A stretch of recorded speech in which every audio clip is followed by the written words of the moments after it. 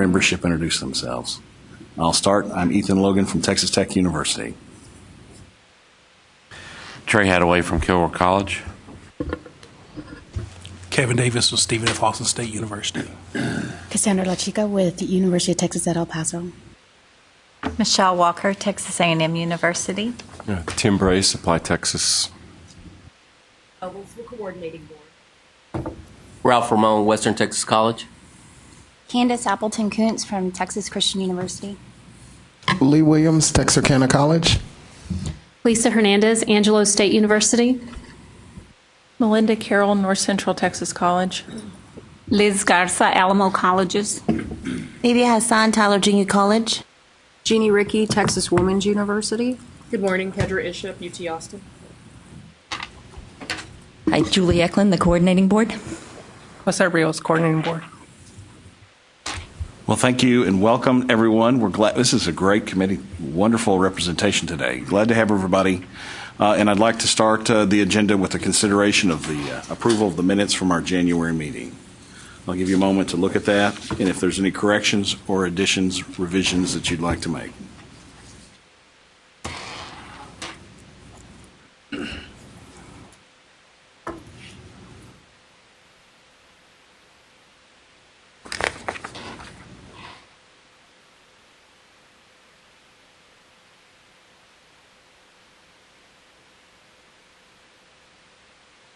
All right, seeing none, I would entertain a motion to approve the minutes as they are.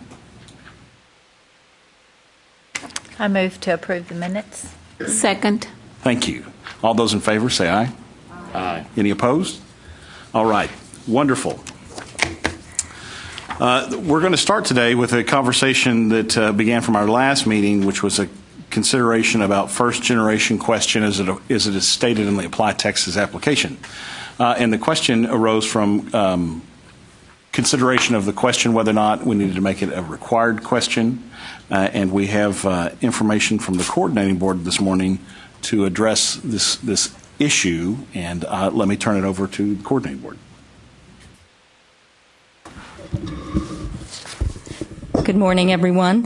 Jose asked me to join all of you so we can talk a little bit about the data that is collected by the coordinating board related to first-generation students. We have information in the CBM-00B, which is actually our admissions report. Sometimes we refer to it as our application report. We have two items in that report relating to the father's educational background and the mother's educational background. And I believe you had a handout this morning that includes that information. We wanted to share that with you. As you can see, we have different levels of background. I think Jose wanted to call your attention to the associates and the bachelor's, a 2-year degree or a 4-year degree. We also have an unknown or not applicable category. Traditionally, we have not done a lot with this information that we've collected because it's been our sense that it has not been that reliable. A lot of students don't have information, or when they are filling out their application, they don't necessarily know information about the parent's educational background. We have, based on the information received, we do have some sense that the unknowns are more likely to be students whose parents do not have college background, just based on some studies that we've done.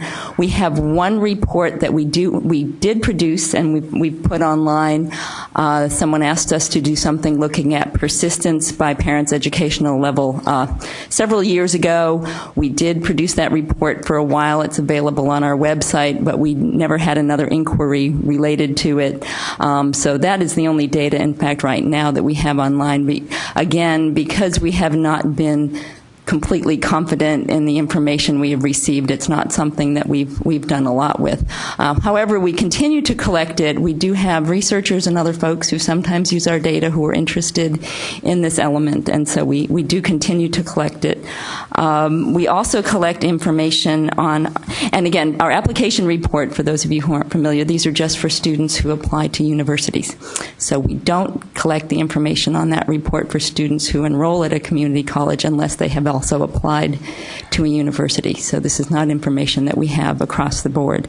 We do have also a data element, and Jose provided that information for you, in our financial aid database system, our FADS database, where we collect information for students who receive financial aid, and that is actually structured a little bit differently than the information that we collect in the admission report.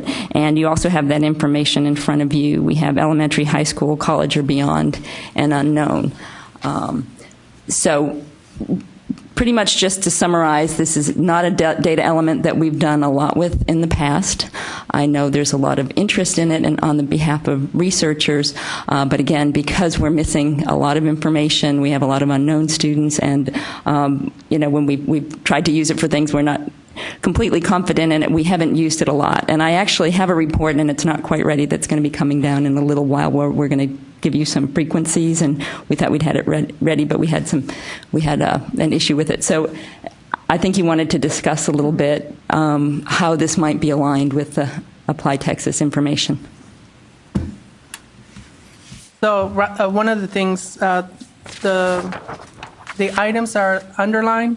Those are the misalignments of the application, the way that we ask the question and the way that we're collecting the questions back. So I'm not sure if we wanted to completely align it with how we ask institutions to report it, or just leave it as is.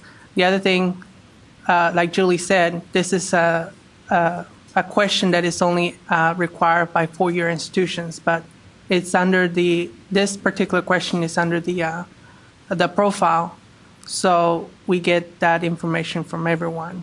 And it's not a required question also. So those are the questions that we need to answer today, whether we want to align it, whether we want to make it a required question, and whether we need to take it off from the profile and put it in the educational background or something, so that we don't ask this question to students that don't have to answer this question.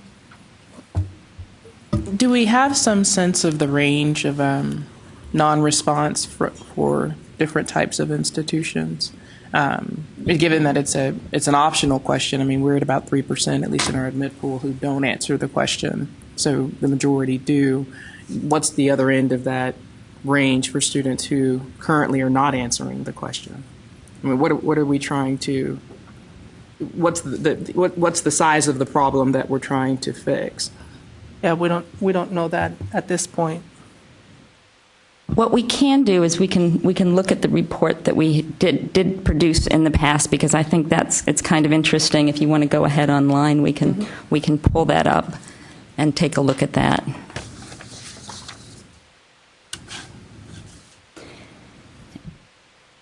And we also, part of this discussion is for you folks to ask the kind of questions that Kedra just asked, if there's certain information that we can go in and look at and see if we're able to determine, what we're seeing.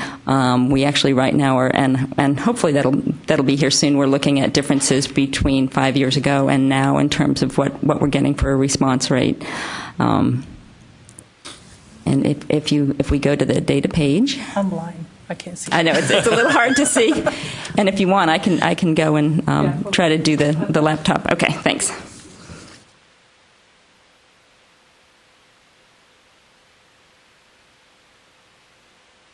I mean, I think in terms of answering the question as to whether they should be aligned, in any regard, more.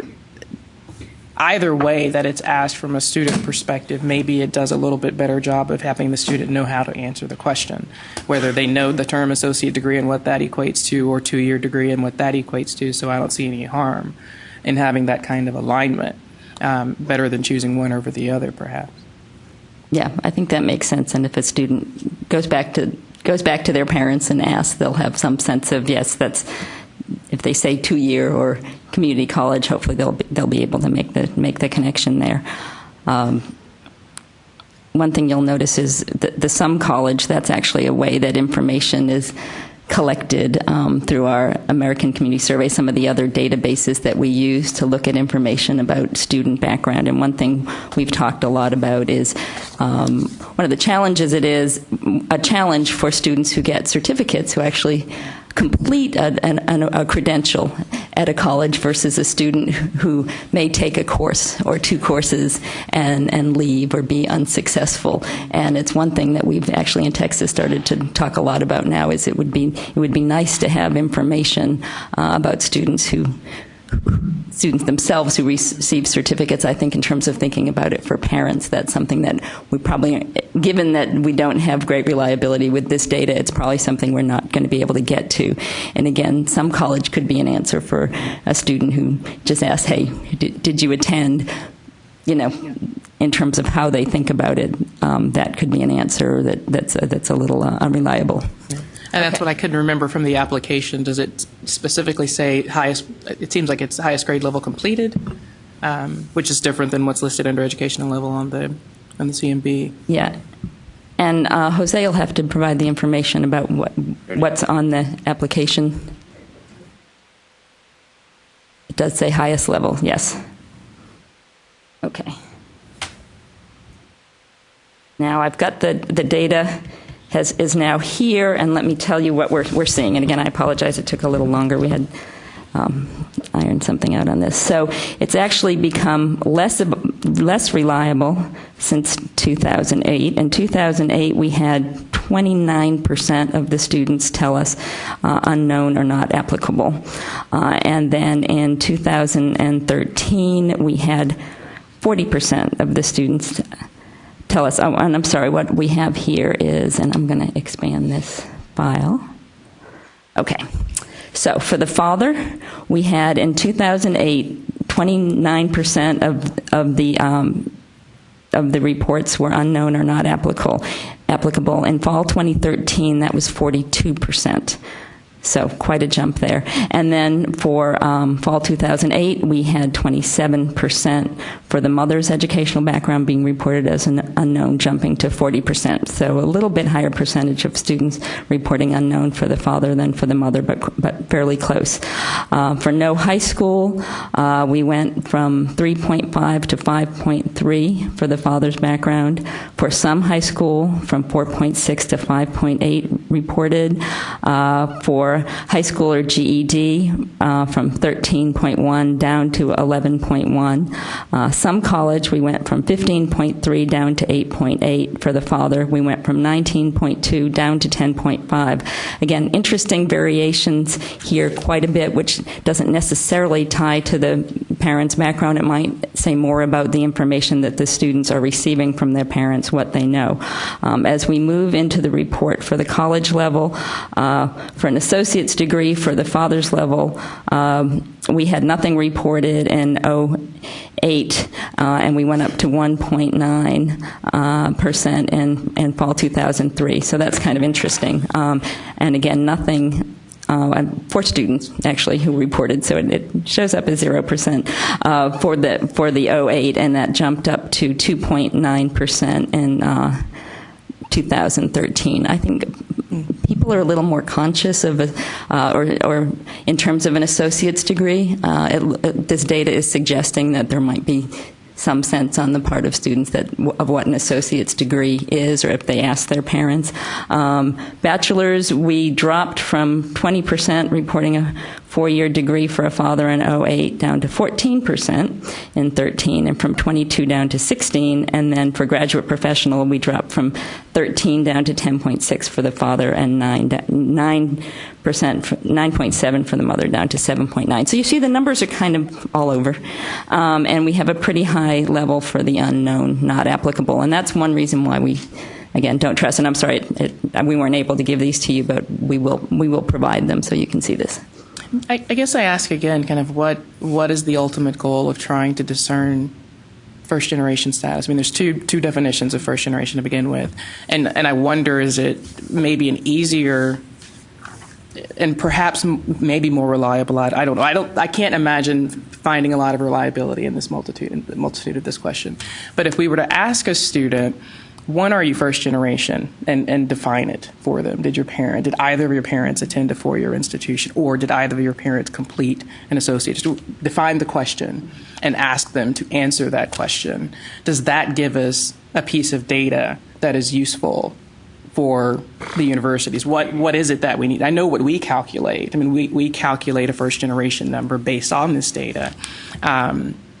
And that's what we put in our SB 175 report. So what is it that we need to do with it? And can we just ask that question and see if we can get more consistent responses to that question than all of the variable of issues that come with asking mom and dad, and if mom and dad are there, and guessing and that sort of thing?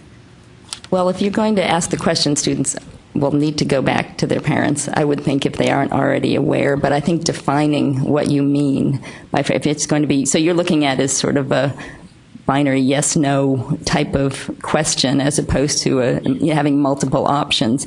And then I think you need to make a decision about at what point would the information be useful, because again, we have an issue with some college where it could mean a class or two and be something very different than a student who almost completes.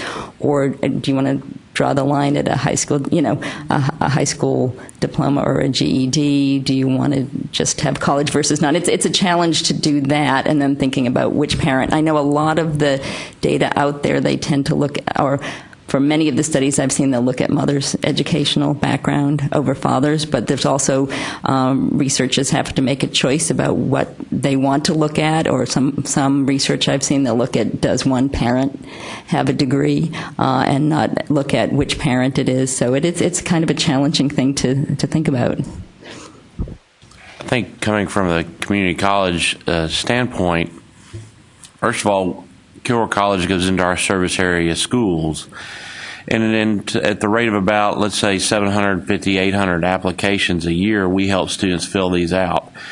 I can just as anecdotally say there is no telling how unreliable this data is, because they're like, I don't know. Either they don't answer or they put something. Yeah. And putting something is just as bad. So from my standpoint, having a former supervisor say, if you're going to ask the question, you need to do something with the data. What would we do with this data? Why ask the question if it is unreliable and we can't use it?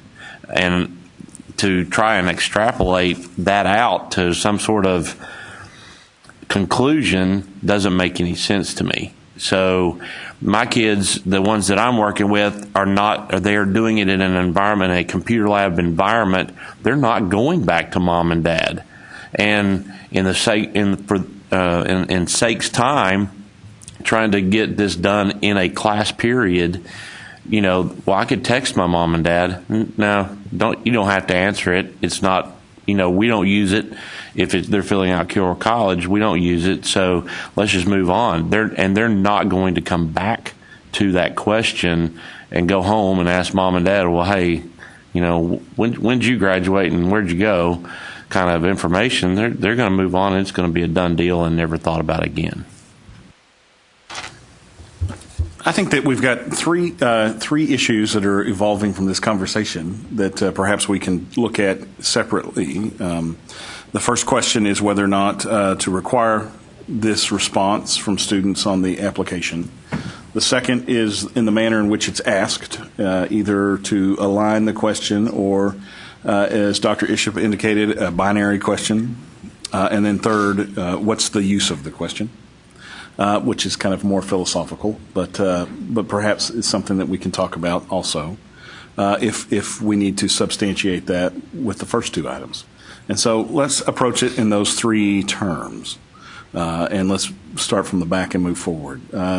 The question about its usage is a very fair question. It has been a question that the coordinating board is required from institutions for research purposes, and I think adequately so, even though it is hard data to prove.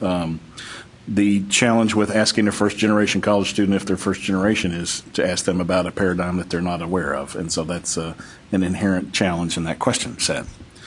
But that being said, for example, at Texas Tech University, we use that information internally to work with our first generation college student program so that we can identify those students as they're coming into the institution. And that's a very base level usage of that information, but it does serve a purpose for our institution. And then a greater needs of the state, and to make sure that we approach the designations that the legislature has given us as public agents of higher education and our friends in private and independent institutions, is to make sure that we're serving the population of the state of Texas, and it's good to know these students as well in terms of how we approach their participation in higher education and closing the gaps. So those are a couple of philosophical elements that I think that we have to consider going forward. I agree with Trey's statement very much so that it is a challenged environment to have adequate and accurate information. So let's look at the question then of how we want this question worded, and we can end with a conversation about if we require this question or not. Let me clarify quickly that this question is not without worthiness. You know, I see the value in collecting that information. It's the making sure that it is valid and reliable for us to use and to help our students. That's the bottom line. One thing I do want to point out about the data it's kind of hard to see it, but one thing that we do see when we collected results for persistence, just based on the percentages for the students who report unknown, because we see certain patterns in terms of parental background, and for students who report unknown, those responses look more like the students whose parents have less college. So it could be that the data is more reliable for students who report their parents with higher levels of education. And I think that in itself, it shouldn't be surprising that often parents will talk about being at college, and they'll make students aware as they're going through the application process of where they went and what degrees they got and that sort of thing if they didn't already know. So I think that even though the unknowns here were at 40% for unknown, we still can see some patterns when we ran this data. You can still see some patterns in terms of the parental background and things like persistence. So I think there's some value.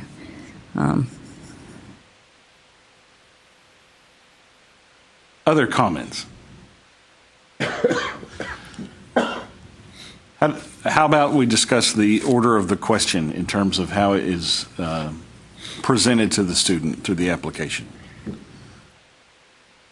The example that is listed on the handout today that is under the title of CBM 00B application report includes the addition of language which is consistent with internal research variable designations, and so better align perhaps that conversation internally.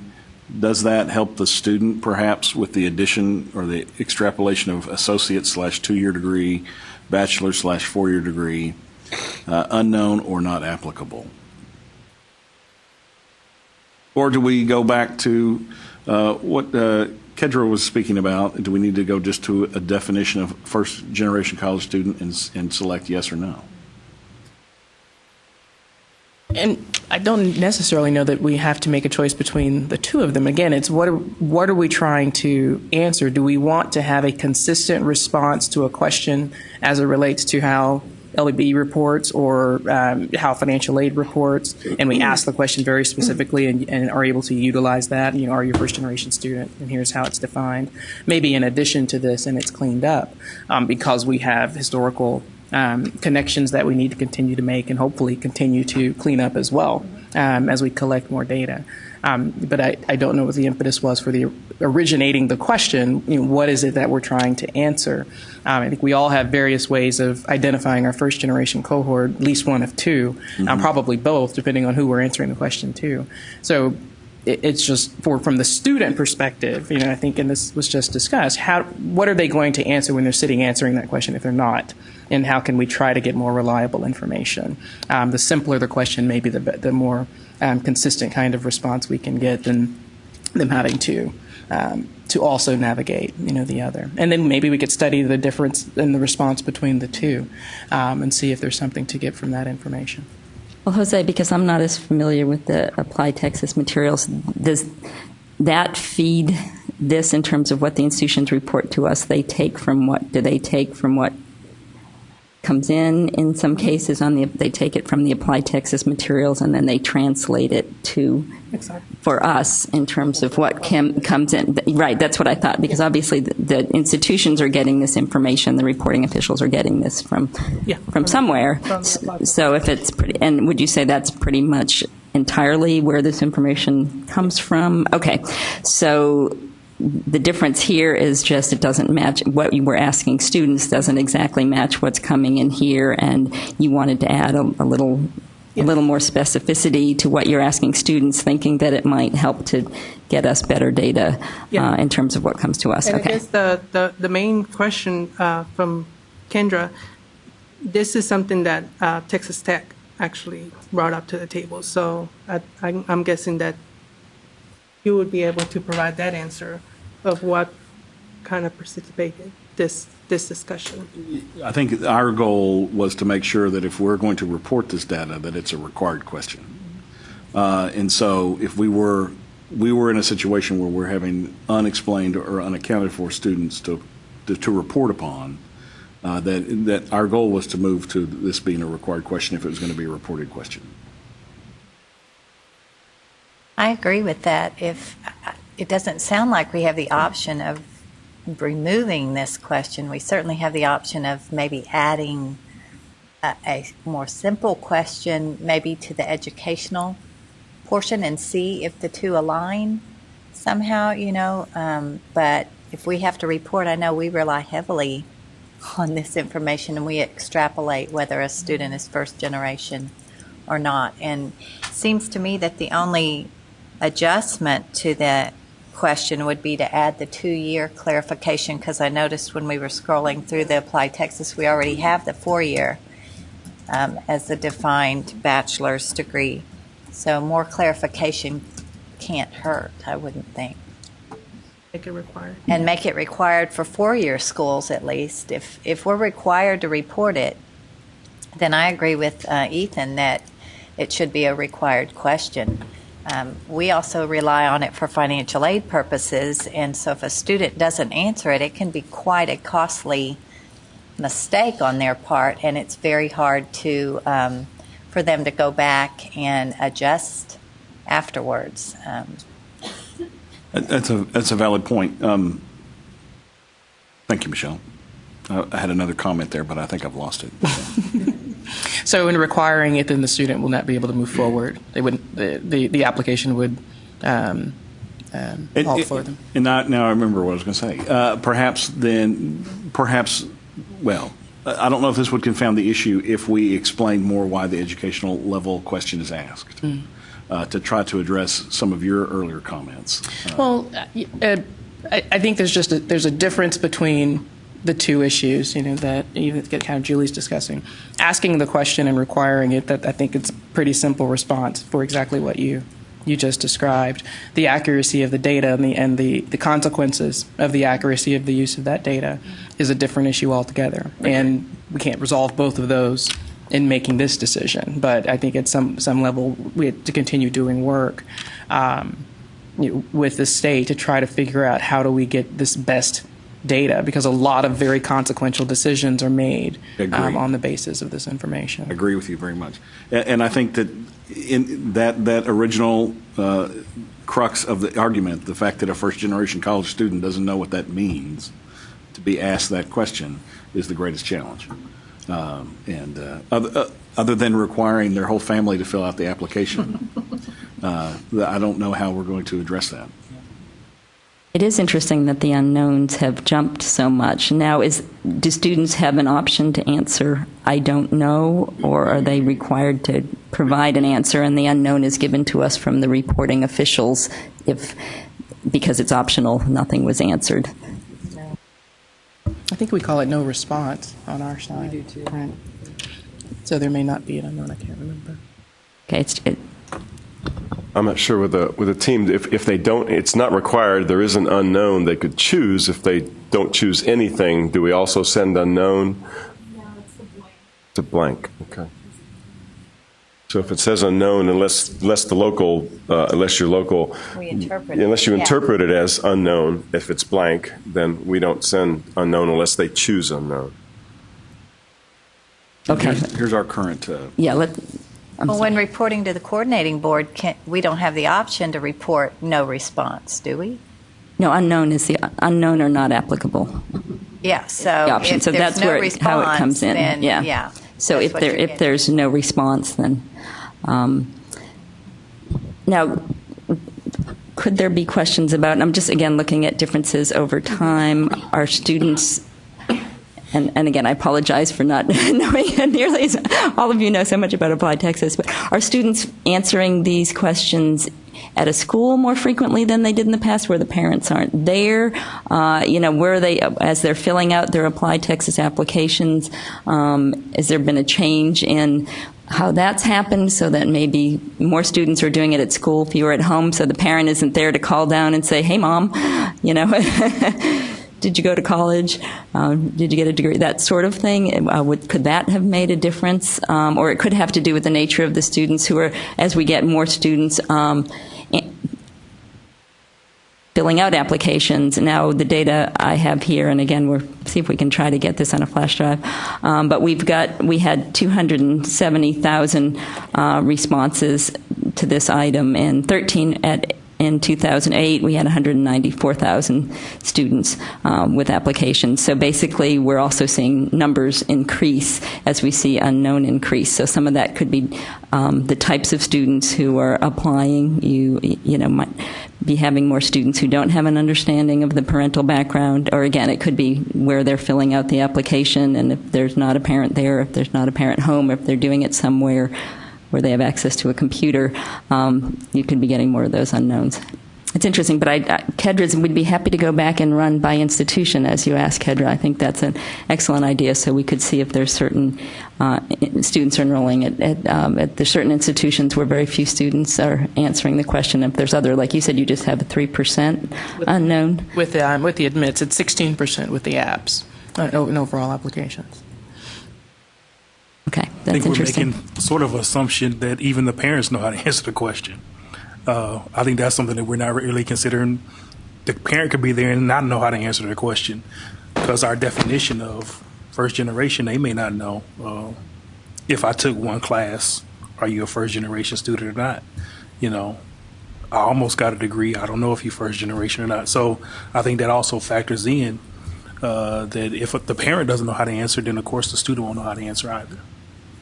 I think that's a good point. In addition, back to your question, I couldn't give you data, like statistically, what the percentage is of applicants who apply without their parent there, but I can tell you for us, we probably have thousands of applications because we have ISDs like Dallas that their career counselors or their business teachers will take the entire class to the lab, and we're filling out applications today.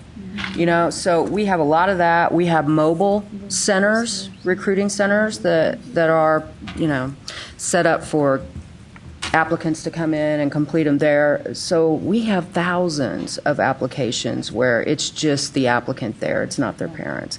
And at the very least, they're just setting up their profile where this resides and then doing their application to whoever or whichever institution at a later time. Right. And they're just copying and copying and copying the same data over. And I absolutely agree with Kevin because a lot of times we use a lot of internal jargon, things that we understand, where a person who hadn't attended school probably would not know when you just throw first generation up there what that means. Yeah.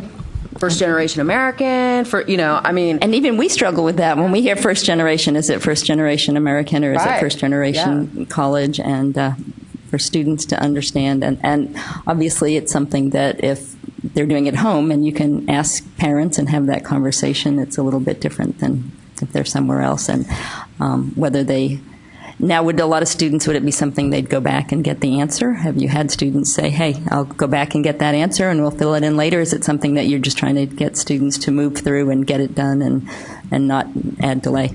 Yeah, I've never had that question come back and be asked to me. So.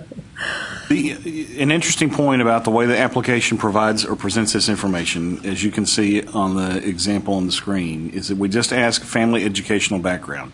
And it doesn't say anything about first-generation college student. Now, we know that that has a financial aid implication. And I don't know if that would be a clue to encourage people to participate or not, or if that would confound the issue. I believe the question is worded succinctly, and I believe that it doesn't leave a lot of room for error interpretation, but it does provide a lot of a lot of ambiguity for a student who doesn't know the answer to that question, and they don't seek the answer to that question. And so that's the challenge right there, because I think the way that it's presented is incumbent upon the applicant. So I don't know if it's better for us to be more specific about first generation college status, all capitalized, exciting words like that, or to leave it in the situation or in the structure that is listed here. But let's move the item through consideration about the way it's worded and about whether or not we would like to require it. Could I also add that because some of our certificate programs also receive financial aid, whether, some type of certification, 1 year, 2 year certifications, because, again, that's reported, they do receive financial aid. I think that's quite possible.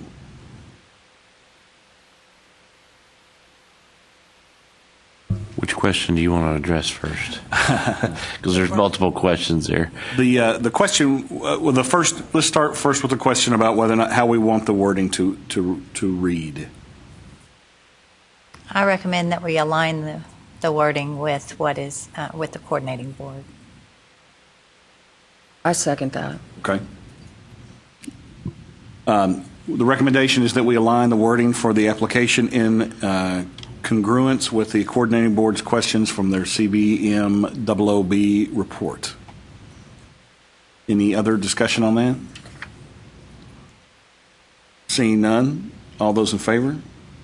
Can I have one variation following Ralph's recommendation and question is there is no discussion on here about a certificate level of ascertainment. I mean, if auto body has a one year certificate program and it's a viable program at our school and many others, and you could go on, but there's no listing of, if somebody gets an auto body certificate and they're working with their son or daughter to fill out the application, there is nothing for them to fill out there.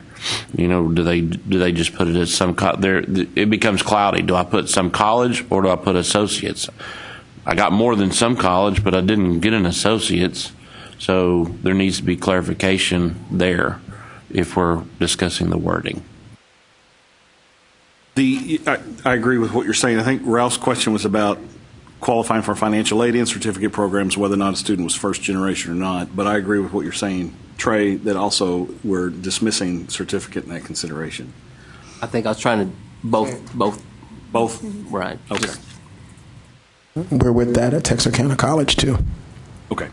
Now, one challenge would be, I think it would be one thing to just add some college/certificate, but again, then you don't get a level of detail. I would be remiss if I didn't think about the reporting implications of adding an option, and I'd want to go back and talk with staff about that if that was going to be raised as a possibility. Again, as I said, for other data that we have, we also don't have information about, even in terms of educational attainment, when we're looking at information about what backgrounds people have overall, we don't have a lot of information about the part of the population that has certificates. Obviously, we collect a lot of data about who's awarded certificates, but it would be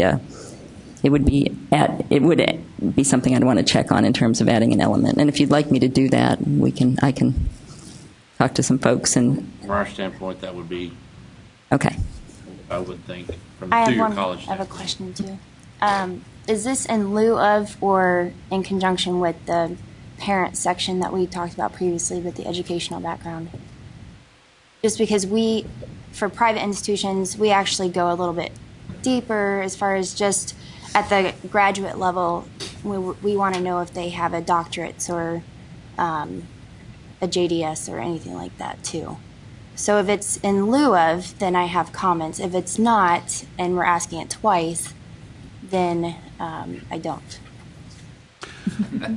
That's an interesting question, Candace. Tim, we had talked a little bit about. Go ahead. I think that's a separate item about the parental information, about adding some questions specifically regarding parental education background, and that's, I think, something we'll talk about later. But this is, I think, a separate from that. The other option would be, if you did collect certificate, and again, I'll have to check and see how all this works in terms of the data coming to us, but if you ask for that, it could be grouped together into some college with what comes to us. As I said before, we have not used this data for a lot of purposes, partly because of the statistics I read, that there's an awful lot of unknown reported, that we don't have a lot of confidence in it, so it's not the first thing we look to if we have some kind of at least internal research to do. Related to student background, often we'll look at if student receives Pell, we'll look at other types of information if we're trying to understand better about the student. So it could be an option that you could collect that information and it could be collapsed for us. So I can check into that also. I just have a question on that because I'm struggling with how you would define certificate for valid responses. I don't have an answer to that whatsoever, but I think that would be a really big challenge. Right? I think maybe on part of just coming from a community college and helping students fill out applications, I think they get lost in some college because, again, like we've been talking about, they think that if their parent has an LVN, I'm just thinking nursing. I know we've honed in a lot on nursing with the application, but that's very related. That it may be that, like we have the dual credit question as optional. It could be that institutions, at least from the community college perspective, are able to add additional verbiage that doesn't really affect the data elements. Because as a reporting official myself, this would impact me if I did have to report this as well, which at a community college level we're not required to, but we do collect it internally for our IR. So I think maybe even if you don't necessarily impact what's on the actual elements that are set, because I'm sure that's a challenge, that possibly have an actual statement that is something that is a group consensus, that it would include the different types of majors. That way it would be clearer to students that are applying to a university and a community college, perhaps. Is there any other discussion on the consideration of the wording of this question? I would just like to ask for clarification. It seems like we're talking about the wording of the answers, not the wording of the question. Is that right? That's, okay. Thank you, Tim, for that clarification.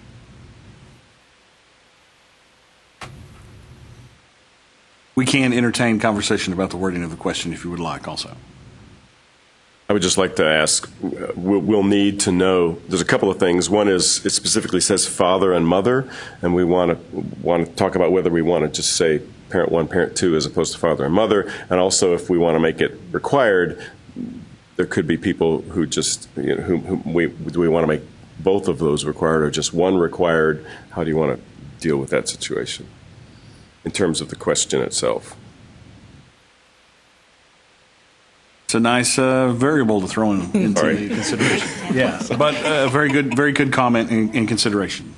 And thank you for that, Tim. As far as the answer goes, that's you're just saying make the pull down match this, and that's simple for us to do. I actually have two comments. One is to the question itself. Can you add completed in there somewhere? Not just highest level, but highest level completed, because that's not there. Let's hold that thought for just a moment Okay. to address what Tim brought up. So let's start first with this question about the answers and the pull down. Then, okay, answers are what Tim said. The answers and the pull down. The question on the table for consideration is, do we change the answers to meet the same standard or the same definitions that the coordinating board uses? Does that make sense? Yes, absolutely. Okay, so let's conclude that conversation. All those in favor of changing the wording of the answers and the pull down to meet the CBM OOB reporting structure questions, which is the inclusion of the 2-year, the 4-year, or the not applicable underlined sections that you see in your handout. All those in favor of changing to that structure, please say aye. Aye. Any opposed? No. Okay, so let's move on to the next consideration, which is then the wording of the of the question, and that includes whether or not we want to keep it to read, to include. I'm going to try to summarize the highest level completed of education, and to change the listing of father's education, mother's education to parent 1, parent 2. Okay. Any consideration or conversation, discussion on that? On the first part. Okay. Of highest level attained. If you don't properly put all of the levels that are attained, that parents can attain, then the question of highest level attained is moot, because there are certificate programs that are not being addressed. That is the highest level. Some college does not say that they completed. A certificate program says it is completed. Some college says it took 3 hours. So it lessens the value of what they did. So we would be not asking the correct question if not all the levels are listed. Where does completion of the certificate correlate in any reporting, whether it's for financial aid purposes or otherwise? It's counted as part of our completion when someone graduates with their certificate program. For the student, but for in this issue of first generation status, going back to financial aid purposes and reporting, does completion of a certificate does it have a correlation? In terms of financial aid, that's counted toward their completion rate as well. Because like if somebody takes a certificate program and that's 40 something hours, that's counted toward their number of, or rather their amount of money they can receive from the financial aid. Right. That's for the student. Mm-hmm. So I'm asking from the perspective of identifying a student as a first generation college student, meaning did they complete, what was their highest level of education completed, and thus qualifying them for some type of aid based on their parents' completion. Does certificate completion have a role for the parent? Does the parent's certificate completion have a role? I'm not in the financial aid that world, so the question, I think what you're asking is a student, a first-generation student, if the parent completed a certificate program? If they completed just some college, that definition makes them a first-generation, if I remember my definitions, which are cloudy at this point. But if you say, I completed a certificate program, I think that takes that student out of the mix of being a first-generation student, correct? I guess my thought has always been it's either have you completed, did the student have the parent have any higher education, meaning completion of high school only, or not, that was one dividing line, and then the other is completion of a 4-year degree. Those seem to be the two issues. So I'm just trying to hone in on the purpose of this question. It's not for the student, it's about the parent. So do we need to have that kind of greater differentiation at the certificate level if it's not for this purpose? Certainly might have other purposes, but is it not for this purpose? How does the coordinating board, how does that roll up with your reporting? Is it considered some college? For financial aid purposes, I'm not aware of how this works in the. But the reports that you're actually. For the reporting, some college is what's reported to us for the parent educational background. Because I don't think it really matters what we have in the drop down, because it's whatever you want to roll up into your definition. Is we could have 17 different values there, and it can roll up into 5 different values. Right. I mean, in terms of what we get now, again, as I said, we can, even if something else was asked, we could have institutions roll it up as some college, if that would be useful for you to have. And again, we get the admission report from the universities only from students who complete an application. So there's a lot of community college students for whom we do not get this information on this report. The PADS report, again, is for students for financial aid. Would it be helpful to have someone from financial aid answer, I don't know, the questions? Oh, she is here. Okay. Jane, do you have any information about the first gen versus the certificate?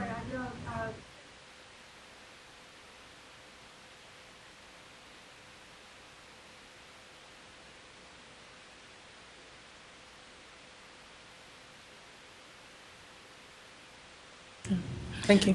I mean, again, like Trey, it gets a little cloudy, but I think there have been generally two ways of answering the question of first generation. Did the student's parents ever attend college? Yes, no. First generation or not?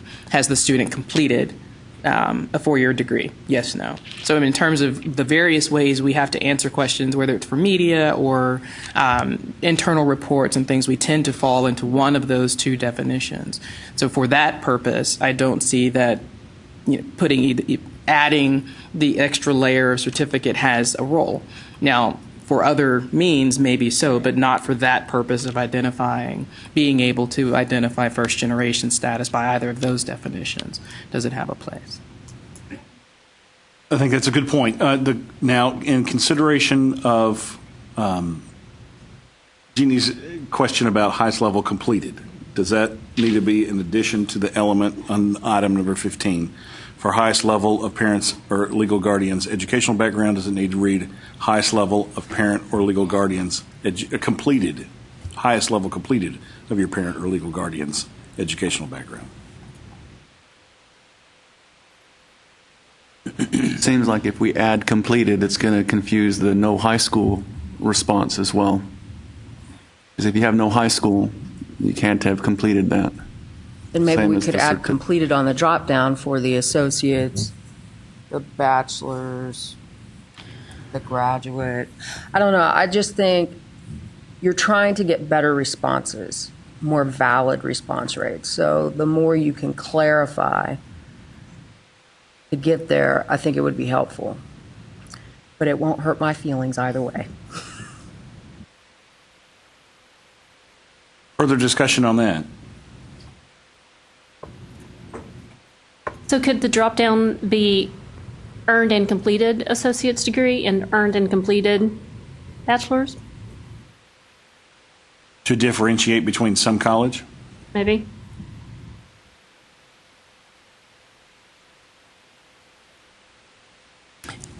I mean, I think in terms of clarity for the student, to say completed in the question, maybe the biggest confusion would be with no high school, but it also is fairly odd. I mean, if there's no high school, there's no high school. And yes, the kids might roll their eyes at us for asking, but everything else, they completed some high school or they completed a diploma or some college or an associate's or a bachelor.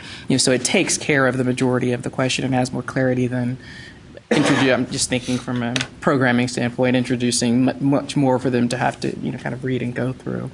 That seems to maybe clean it up a little bit better, just to get the student, what did they complete, as opposed to were they in an associate's degree program, which is really the some college answer, as opposed to the completion of the associate's degree program. That might provide some better clarity. And I think it's probably, and I'll ask those who participate in sitting with students, I mean, when you explain it, I know that's how we explain it, what did they complete, not what did they enroll in. So the coordinating board requires for your institutions to report this information? Yes, you have how we collect it in your handout. Okay, so could we make it that each for your institution make it a custom question in their area and maybe? No. No? Custom question availability. Thank you for the thought, Ralph. I just thought. Did you see the look on my face? Save a lot of problems, I guess. I don't know. So let's try to contain this conversational element or consideration together. So we can talk about adding the word complete in the highest level completed of your parent or legal guardian's educational background. The second component of that, of the question structure, is whether or not we leave it to read father's educational level, mother's educational level, or if that needs to change.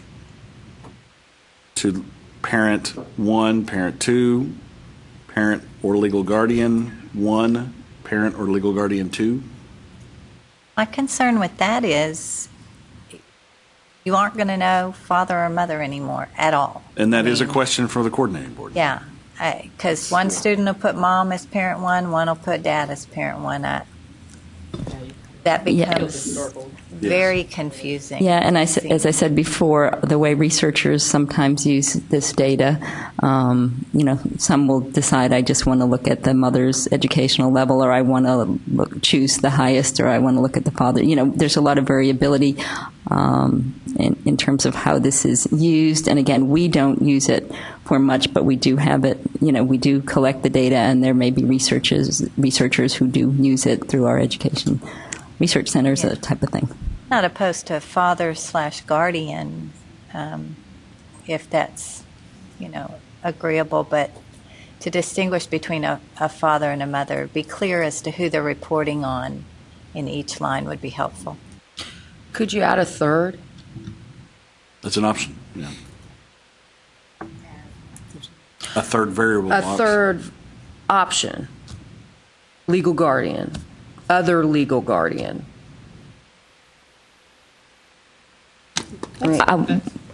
What I would suggest, just thinking, and again, this is just from a reporting standpoint, and that shouldn't drive everything, but since to add a whole nother item as opposed to just adjusting how it's asked, I wonder if it could be father or other legal mother. If there's some way you could do it that way, it might require a little more explanation. If a student has a question, this doesn't exactly fit my family, you could say, well, then use the or other legal guardian. So I can report mother and then other legal guardian if mother and father doesn't fit, etc.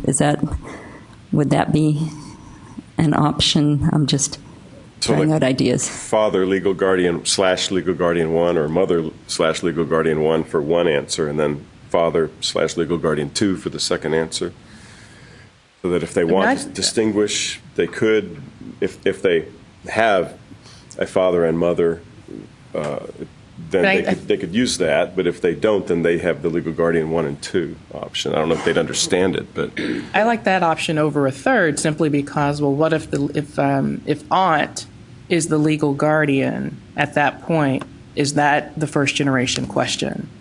Because maybe the correct answer is unknown, as opposed to the aunt that's raising a student for the last 2 years. The influence of the right. On the student's development. Yeah.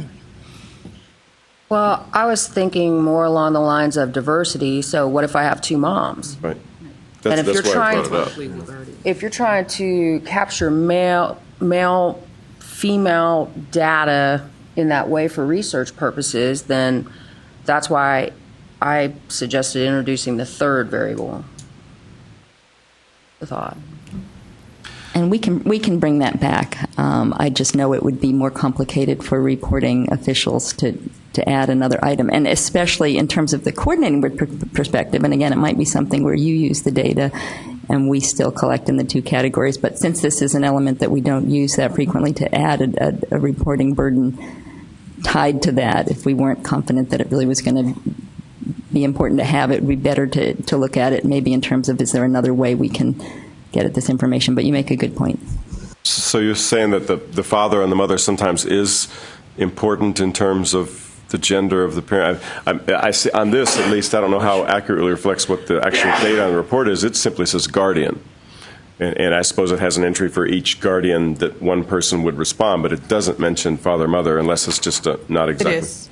It's mother and father. Okay. I took out the you took the it male out. because Okay. it was duplicative. That's fine. Yeah.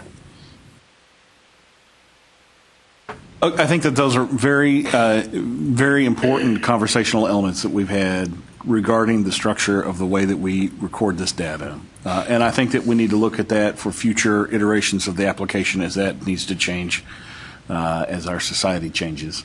And still maintain some kind of value for research. And I think that definitely is something that has to transition in further iterations. Right now, I would draw our attention back to the purpose of the question, and that is to be in congruence or concordance with what the coordinating board is looking for from institutions. And so I would recommend that we keep those two variables the same for this next iteration of the application. I agree. So let us then say, if we add the word highest level completed of your parent or legal guardian's educational background to question number 15, and then keep the variable entry points of father's education level and mother's educational level the same, while the drop-down boxes we've already discussed will be realigned in terms of their matching the questions that the coordinating board report requests. I will entertain that as just kind of a friendly amendment to that previous question, and that's just some kind of sloppy parliamentary procedure, and I apologize. But if there's no objection, we'll carry that forward. And then let's go to the first question, which is the question that started the conversation, and this has been a very good conversation about this element. But the first question in consideration was whether or not we require this question of our students to respond to this. Now, it could be couched as just requiring this of four-year applications, since that's where the report resides. But I will leave that open for any kind of comment from the committee. I think it should be optional for two-year institutions in case this is stuff, or so it doesn't impact our custom questions as well. Similar to how the dual credit question is optional right now.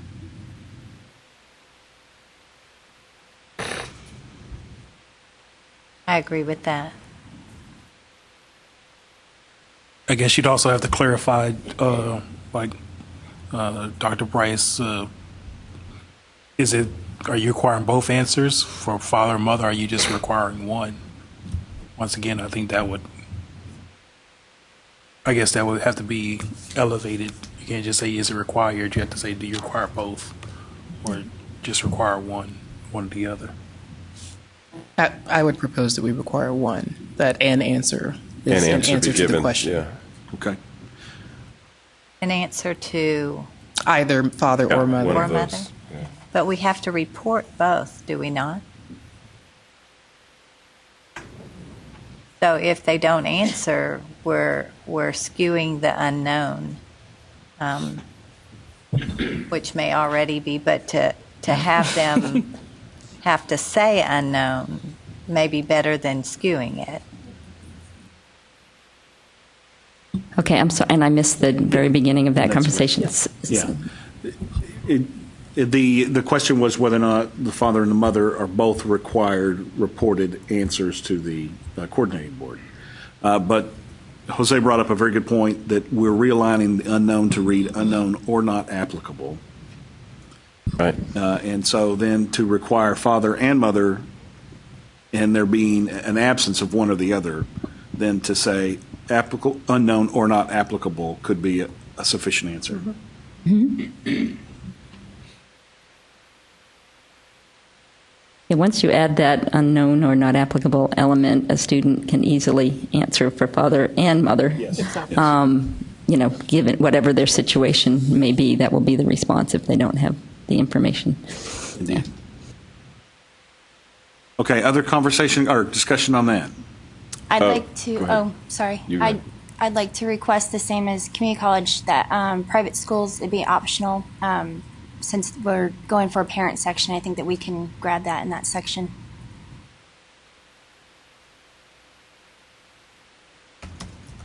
If there's no further discussion, let me see if I can summarize then the question. The question is whether or not we require a four-year institution applications.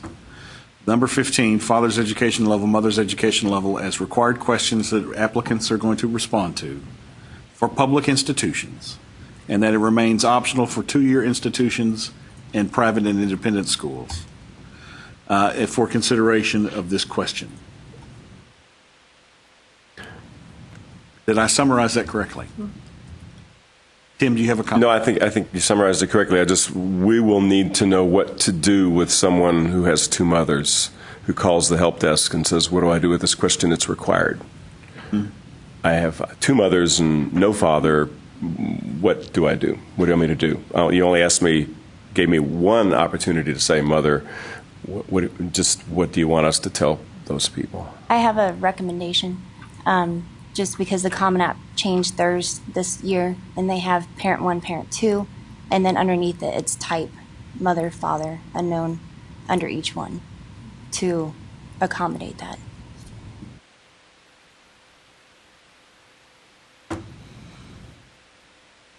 That's a good question, Tim.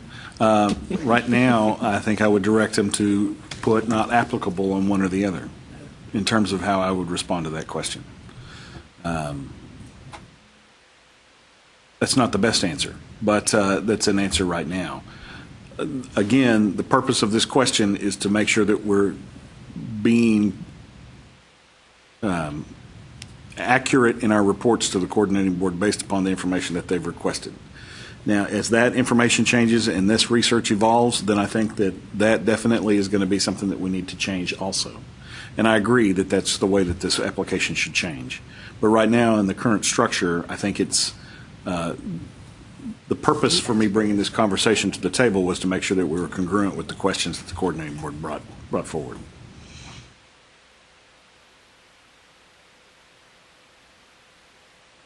Okay. As the question was previously summarized, that this becomes a required question. Father-mother exists as it is currently, optional for two-year in private and independent institutions. All those in favor of making this a required question, please say aye. Any opposed? Okay. That was a very, very good conversation and very vigorous. I appreciate everybody's input on that, and it really shapes some more questions for future consideration from this committee. And I would encourage that to be a continued consideration going forward.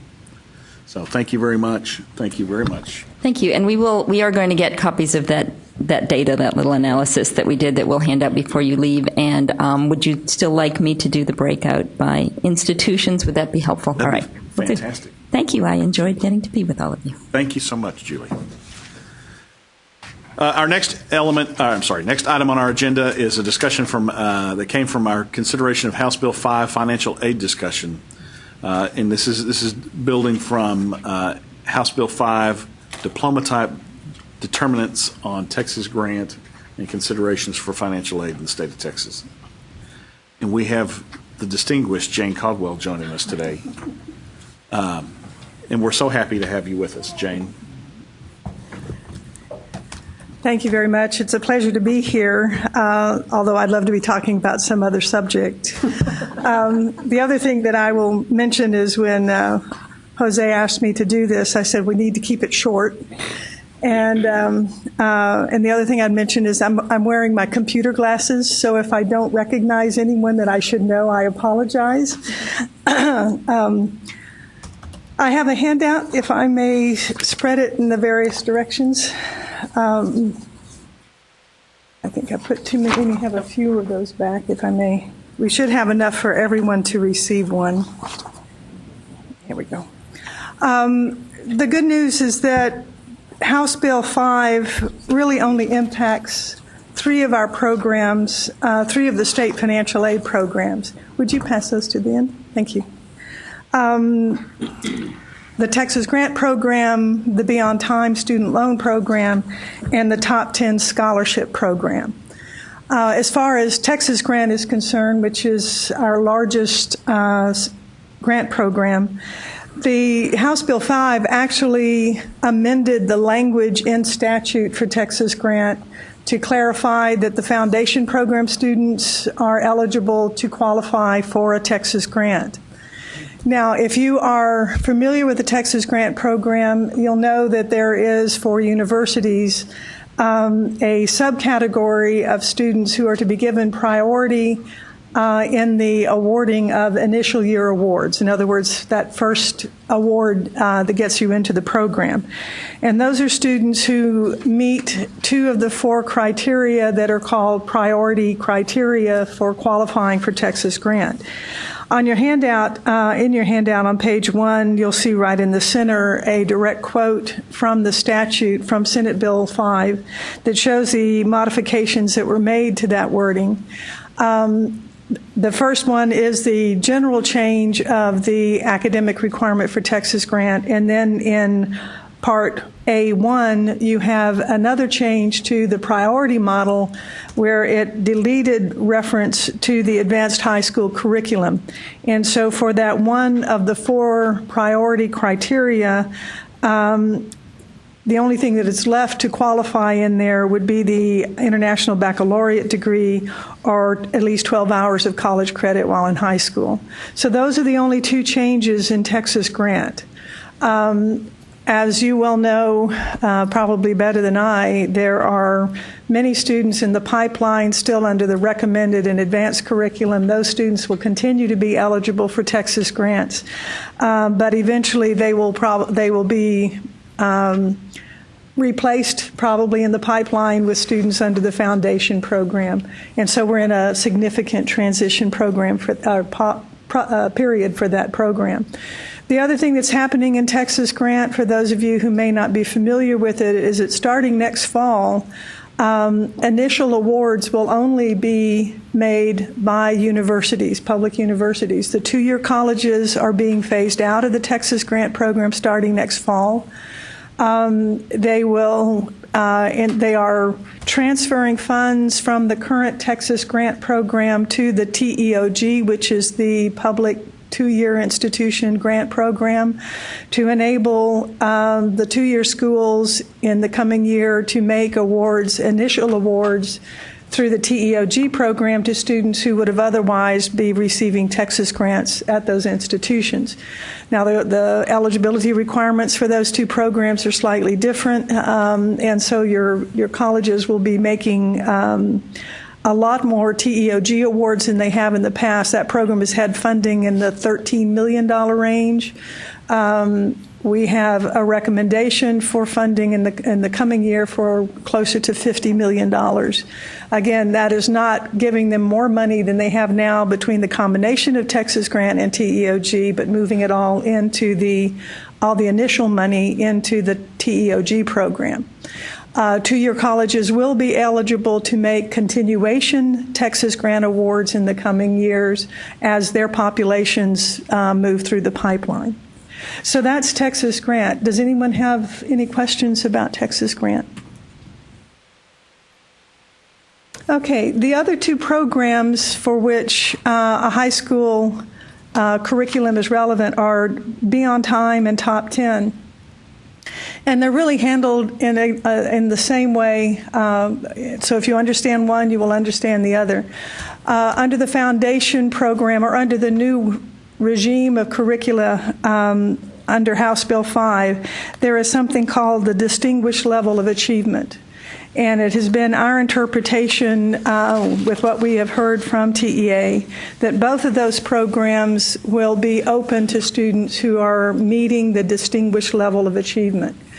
Now, as I understand the interaction between foundation program and the distinguished level of achievement, a student who graduates into the distinguished level of achievement has met the requirements for the foundation program, but also some higher criteria as well.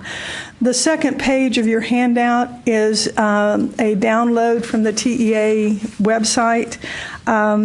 On your handout, where my notes are, on page 2, you have a copy of that site.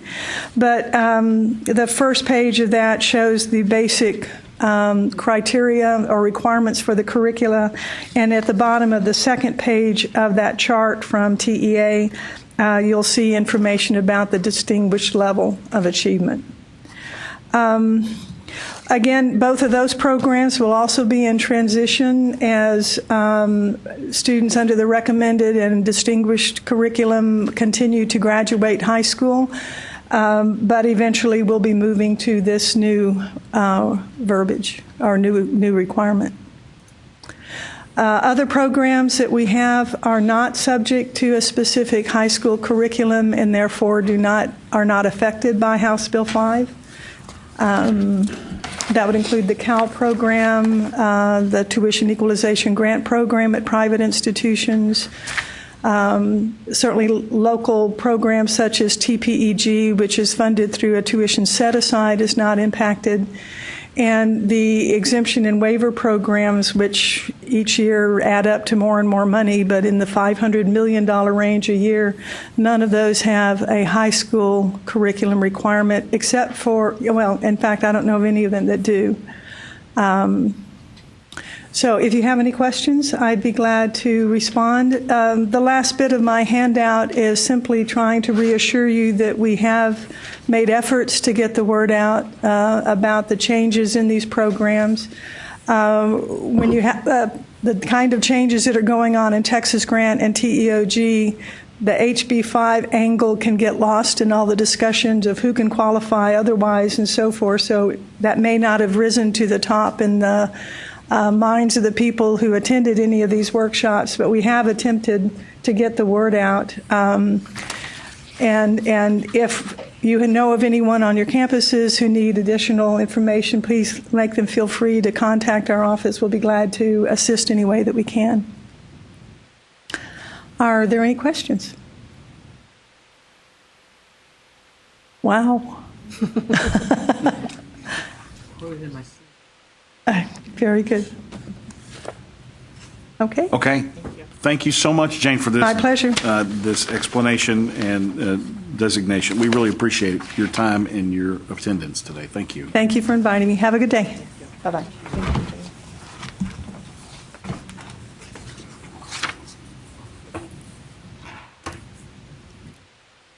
Our next item on the agenda is a report from the technical team. Dr. Brace, would you like to lead us in this conversation? I just have a few things to mention. Some of this will possibly come up in discussions later on the agenda. Just want to mention a couple of things.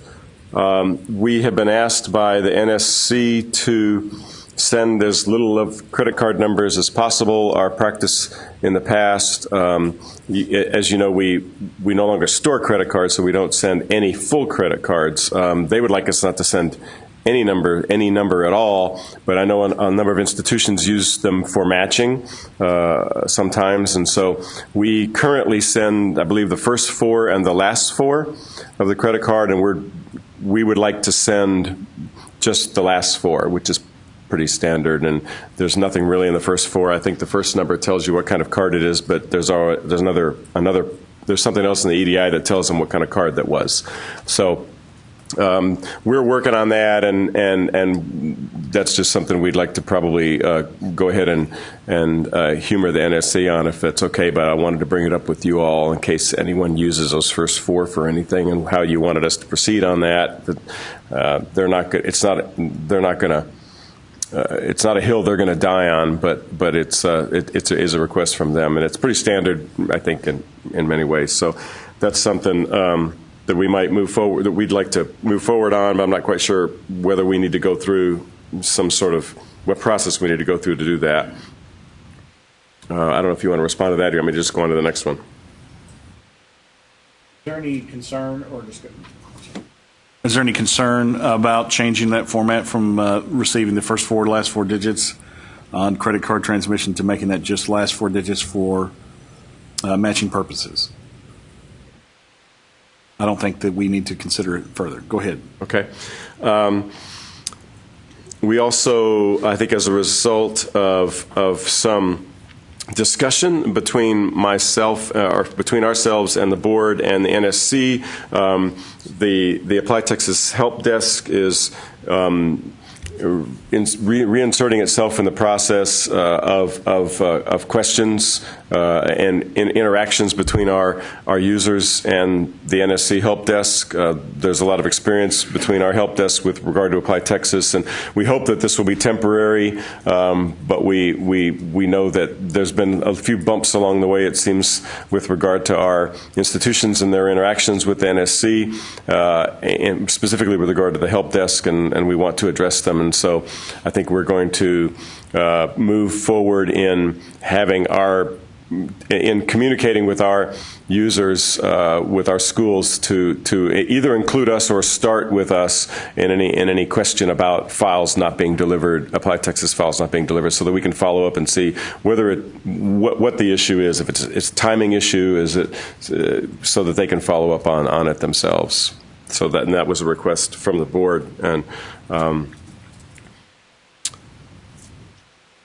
let's see. There's something later on in today's agenda about the prioritization of issues for the counselor suite features. So I can table any. We've already started to install some changes in that, but I'm happy to kind of table that till that discussion. If you want me to wait, that'll be fine. We were asked to add dates to semester pull downs as of the last meeting, I think, and we've done that. It's in test, it's not in production. We'll move everything in production, but we've already done that to just add the dates as requested after the semester in a pull down when they choose a semester. We are in the process, and we have already, I think you already voted last time to add some of the parental information and we need some more guidance on exactly what you want asked, but we can talk about that as well later. But we've already moved in that direction. We moved in the direction of requiring the SSN. That's also a kind of discussion for later on as one of the items, and we can discuss that a little bit further. And the last thing I wanted to mention was just there's been some discussion about collaborating with Facebook for sign-on procedures, and I don't know whether Jose wants to take this up and talk a little bit about that now. I can. We actually have a really good opportunity to collaborate with Facebook, and not just to integrate the login information, but also have the opportunity to have some kind of targeted marketing from Facebook for research purposes. So if we have a zip code or an area in the state that we have low application, Facebook can actually do some targeted marketing just for that area in the state, and then for us to look at whether that marketing actually had any effect in the number of applications submitted, if we have any kind of like historical data on enrollment in that area to see if they had any increase on enrollment. So we do have that opportunity. It also has the opportunity to integrate the application where when a student applies, it would actually ask the student to whether they want to post a status. So it would have this social, in a good way, that social peer pressure to actually follow through the whole process and have that encouragement not just by the counselor but by the person's or the student's friends. So again, this is a really good opportunity in partnership with Facebook. The details have not been finalized, and this is something that we wanted to do even without the research and without the marketing. This is something that we wanted to do because of the multiple passwords that we have, and then students are not able to have their own username and password, assign their own username and password. So we have a lot of calls, even at the agency. We have a lot of calls that students forgot their password, or students are creating a new account instead of going through the proper channels to retrieve their password. So I think that this would be, this is something that we had even before the partnership opportunity to to decrease that instances of passwords. I have a question. Is Facebook already doing this with other states or other educational entities, or would the coordinating board be the first group that Facebook would work with? Apply Texas would be the first group to work with Facebook on this capacity. I think we're seeing a lot of institutions that use Facebook as part of their marketing recruitment strategy for this very same reason, just to start to create those peer groups and associations, peer associations on campuses. I don't necessarily think, though, that at the level of the application, that's the spearheaded through the log-on process, that would be the mechanism that we'd want to use, a partnership that we'd want to use, for students particularly. I mean, I think we all experience significant issues with log-ons and passwords and trying to find ways to reduce that. But institutions have multitudes of partnerships that I think they are already using whether to do their shibboleth work or to, with their recruiting system or whatever they bring in. And we would be introducing yet another one that downstream I think would create even more instances of problems in this regard. Again, I think it's maybe two separate issues from a login perspective versus a how do we get students to complete a process perspective and to get some peer pressure and things associated with that. Mm-hmm. Yeah, I think it is helping to decrease the issue that we currently have, because right now, Texas A&M I think is in the pilot of doing that universal password, but right now, Apply Texas is not in that pilot. No, not with Facebook. I think it was a national pilot. That they have internet. We had a presentation from the group, but they're trying to create a universal password for SAT, ACT, FAFSA, and different type of portals. So this would be the ideal.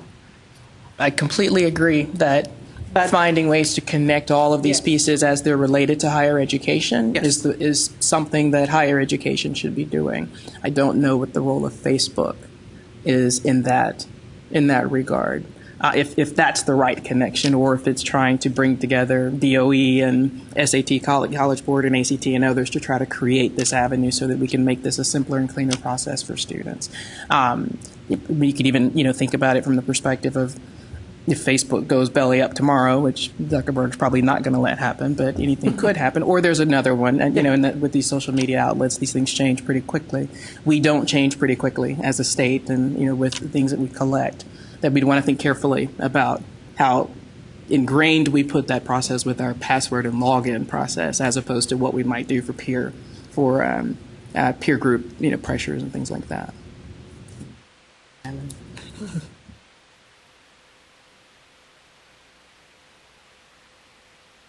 Any other comment?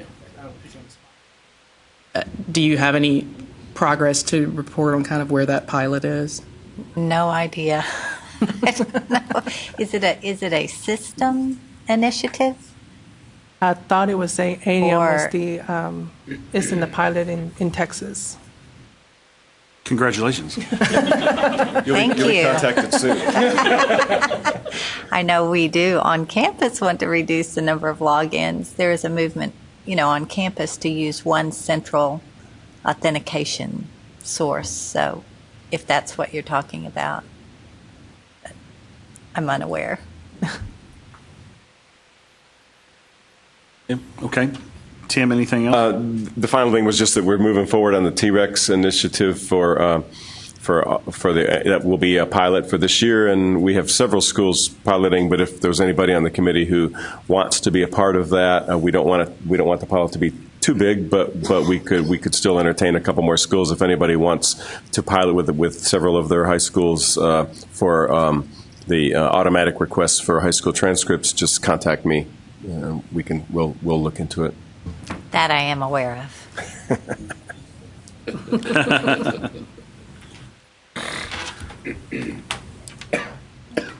Okay, Tim brought up some points that are going to be in consideration when we do prioritization of the application going forward for the remainder of the year for the 2015 piece that we'll talk about again.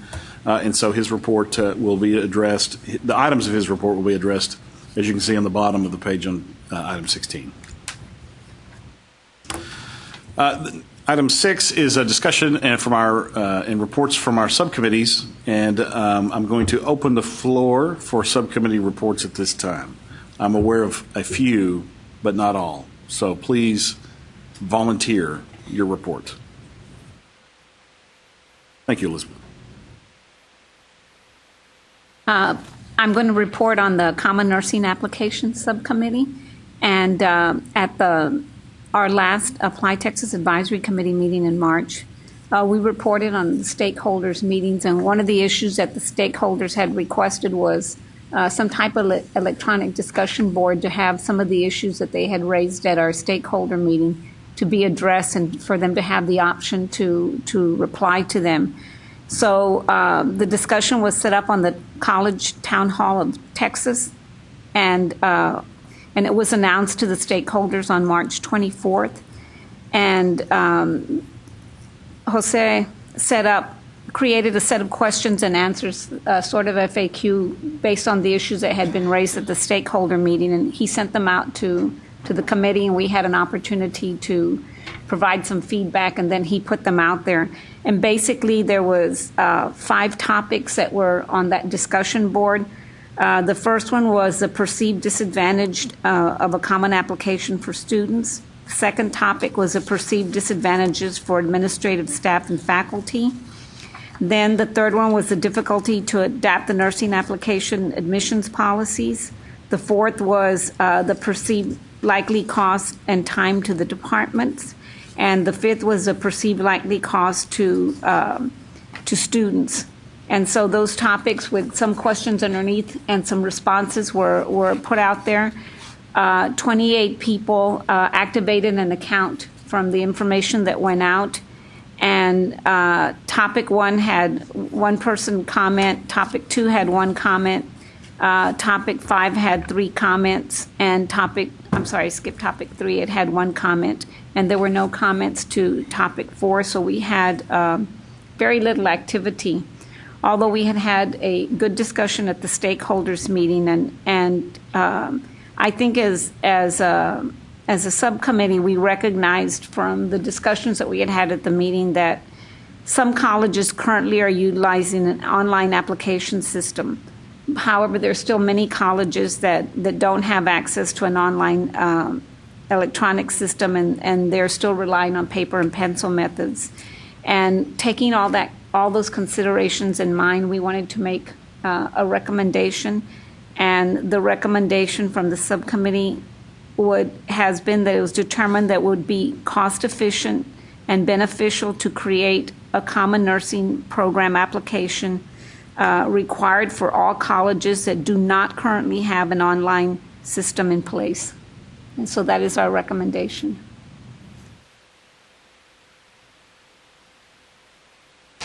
Thank you, Elizabeth. Any discussion on that? So this was an opportunity for the Apply Texas Advisory Committee to serve as a steward for this conversation between our nursing constituent institutions.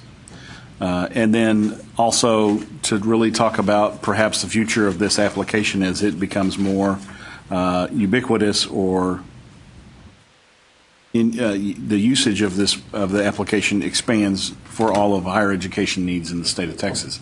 And it had been also the charge to the coordinating board that we look at the feasibility, and I think the recommendation is along those lines that we move forward and explore having a common application as part of the Apply Texas services that we currently have. So we're really addressing a request that was made to the coordinating board. A little clarification. So it is in the discovery of this subcommittee that we consider the future development of another element of our application portfolio, which would be for nursing schools. similar very much in structure to how we provide the information in an application, but not so similar in the sense that it will have its own uniqueness, like an international application or a graduate school application. And so that will be something that will be further developed by the Apply Texas technical staff and become a part of the Apply Texas suite of applications, online applications. And at this point, the recommendation or what's being discussed is to tell, is it the coordinating board or is the coordinating board that's being reported to about this, that this is feasible Yes. to move forward on? But at this point, obviously there are a lot of questions to be answered, but at this point the question just being asked is it feasible to move forward, to tell them to move forward, that we could move forward? Exactly. There's no implementation date. Okay. So the feasibility of and the cost effectiveness of this is, or the major part of this is creating the application with existing time or allow time every year. So if it takes us a couple of years, it'll be okay. And I guess, moving forward, those would, once we get past the recommendation to the coordinating board and move forward, I think those are the elements that probably would come into play. What would be a timeline? Something that we would probably work with your group. What would be a timeline to get it done? What would be elements? And so right now we're saying, yes, it's feasible. Yes, it's cost efficient. And yes, it would definitely be beneficial to many colleges and nursing programs. And so it would be a recommendation to move forward with no timeline at this point. Exactly. I mean, the whole, the timeline even to start creating this application is going to be a little bit extended by the negotiating rulemaking process, because we would have to make a rule, or we would have to change our rules on Apply Texas to basically require the institutions that do not have an online application, to use the Apply Texas. So that has to go through negotiating rulemaking process that it could take a while to even get the rules changed, because we wouldn't want to start the process and the rules not go anywhere. So there is possibilities of places where it could go away as a project for Apply Texas. And cost effectiveness doesn't mean that it might not affect the budget if it were to the decision of the coordinating board and this group. I'm thinking in terms of it just means that if it did affect the budget, if there were things added to the budget, that would be that it would be effective in the sense of being efficient. It doesn't mean that within the exact budget we have now that not a penny would be added. That would be y'all's decision, right? Because exactly. That way cost effectiveness was more to the colleges, I think, that we were looking at it from that angle. Okay. Not necessarily to the budget of the coordinating board, or more to the users. I would like to think that we would have a similar structure in place where there would be an assessment for the use of the application that goes to the institution that would cover the cost of the onboarding of a new application and perhaps support staff to make that feasible as well. Not to be to the detriment of our existing portfolios, development and management. Very good. I don't know if there's an actionable vote that we need to make at this time. That's what I was going to ask. Do we need to vote as a group that move this recommendation forward? There is. So we will vote then on the recommendation from the subcommittee that is both cost efficient and beneficial for the Apply Texas Committee to introduce the opportunity to build out a common nursing application for our institutions of the state of Texas to use at their discretion as a common application for nursing, whereby they don't have another process in place, but to have the option to be a participant in a common nursing application that can be standardized across the state of Texas.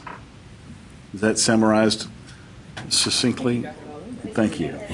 No, I'm going to have to rely on that to be part of the minutes. Yeah. And so I can try, but if you understand what I was saying, I hope, then we'll just move it to a vote, if that is the question in consideration. So all those in favor say aye. Aye. Any opposed? Very good. Thank you so much, Elizabeth. The House Bill 5 Subcommittee. We have, was that Stephanie's? Stephanie's. There was, well, let me tell you what, the one piece that Stephanie was working on as a derivative of the House Bill 5 Subcommittee was to build a process whereby private and independent high schools in the state of Texas could, I'll use a poor choice of terms, pre-approve diploma verification based upon the curriculum standards of the high school for graduation and how those align with the new House Bill 5 requirements for graduate diploma types. And so the question was, is there a way for us to look at the opportunity for those institutions, those private high schools, to have the ability to certify their diplomas for the state as an opportunity to match up with the new aligned Texas high school diploma types. And in that sense, Stephanie, along with Jose, were working on a form that was very similar to what we use currently as a diploma verification form, but a piece that could be put out proactively to these institutions and to have these determinations made because so much is contingent upon the diploma type now coming forward. So we would not have to require every one of these students to supply us with a diploma verification for our in-state schools and some out-state schools as well. And so that form has been developed, and there is a draft of that.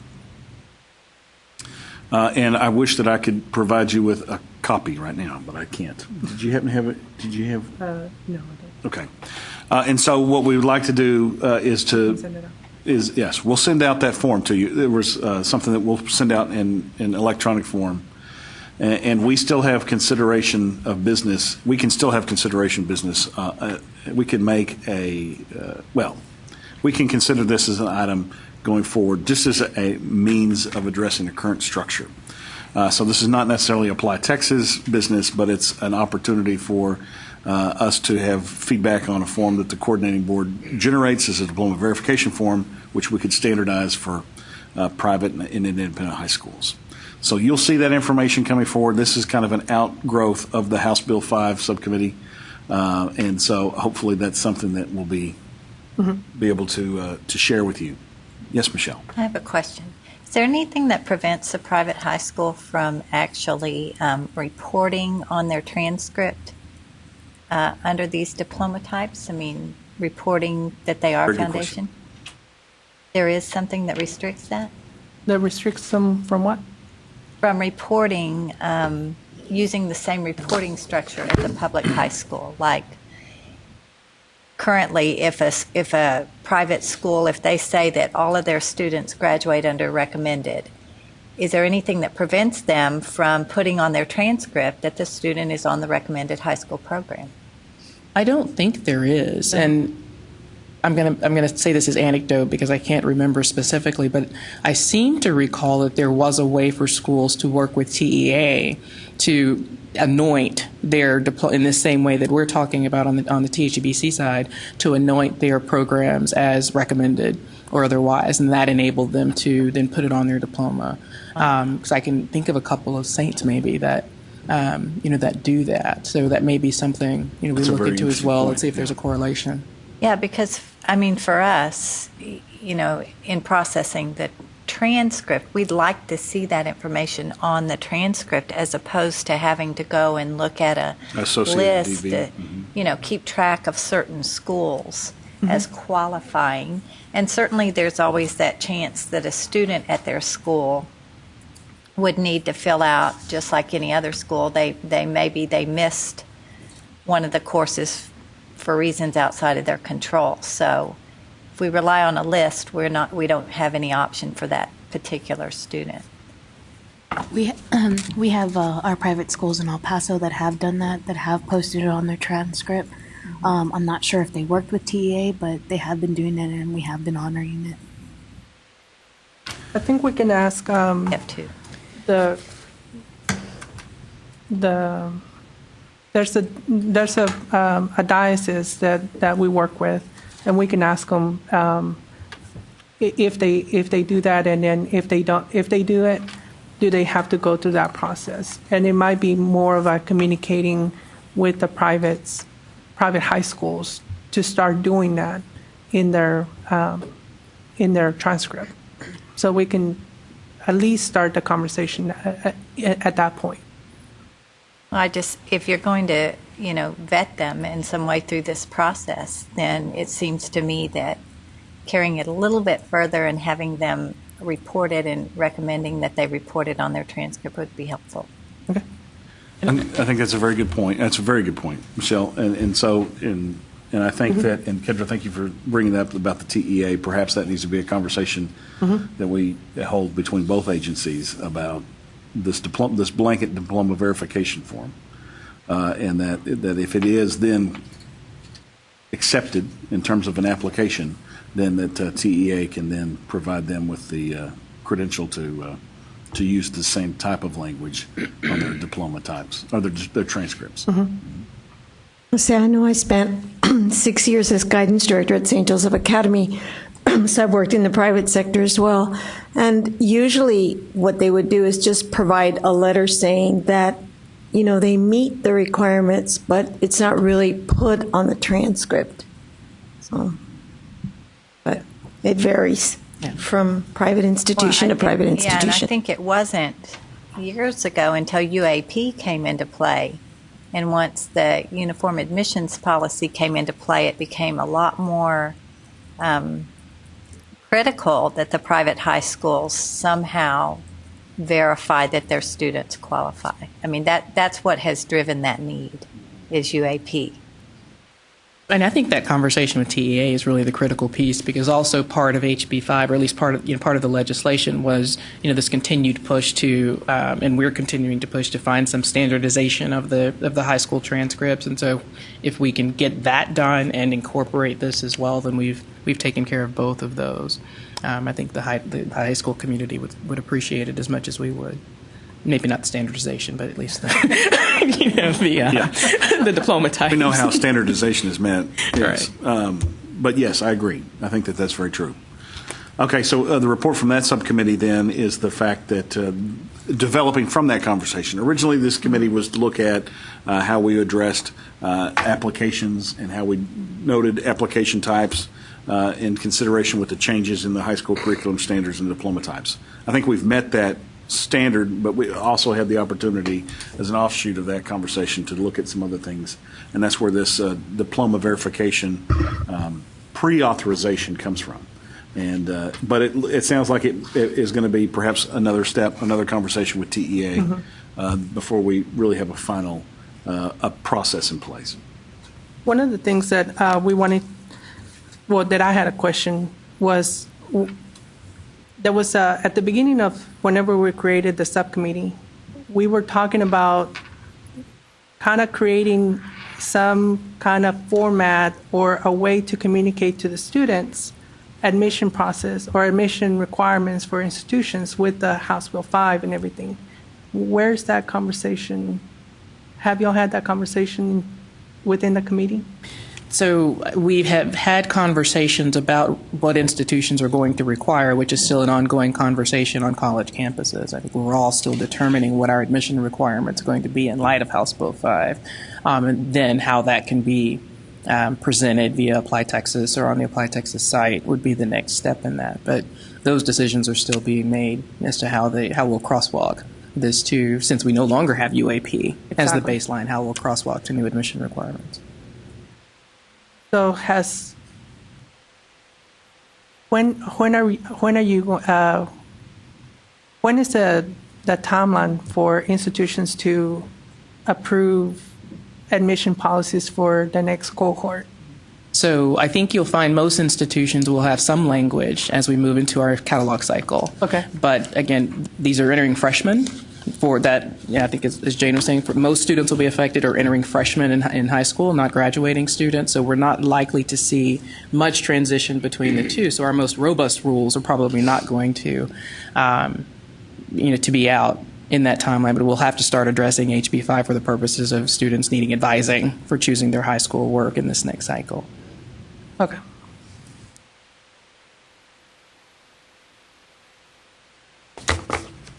Michelle. How'd you know? I do have a report about the graduate application. We sent out just a request for the graduate schools to review what is available on Apply Texas in terms of an application and to give us some feedback on that. I got responses from 4, maybe 5 institutions, and most of the responses we got just were recommendations for a little bit of cleanup on the application, and some of those recommendations I think are very reasonable. Just to cover just a few of them, there was a little bit of issue with the question of first choice school or first choice college, so maybe adding first choice school - college would be appropriate, and first choice major / program. Apparently, I don't know that program is used universally amongst graduate schools, but certainly this one school preferred that terminology to just major. Several of the sections that are currently optional, many of the people who responded said to remove those sections, which I thought was humorous, because they can remove them by simply not enabling them as they set up their application.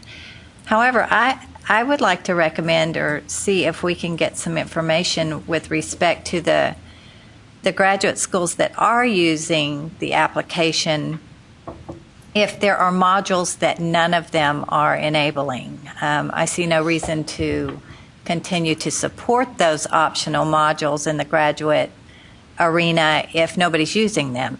And it seems that the extracurricular and volunteer activities, even though it's made available to them, is not being used currently. As far as some of the other changes that were recommended, most recommended removal of the high school questions in the educational background, and if not removing it, making it optional, a standalone module. And then there's a question about initial degree, and then, an ultimate degree. Most of the schools said that those two questions are not necessary, that they just want to know the degree that the student is pursuing at that time. So recommendations for changes there.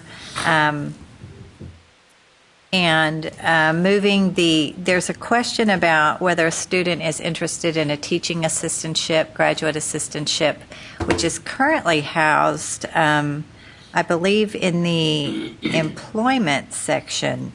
And so the recommendation was to move that to the educational section, where right below where they're saying what degree they're going to pursue, ask them the question there.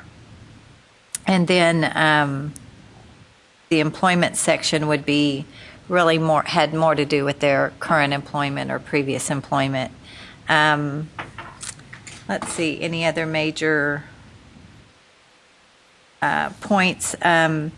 Essays, as far as essays go, they would like the ability to require that the essay come with the application or not, make that an optional feature.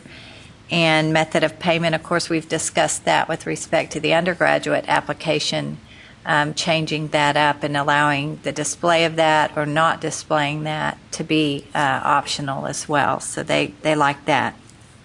One other or two other recommendations they made with respect to just other features is one, they'd like upload feature.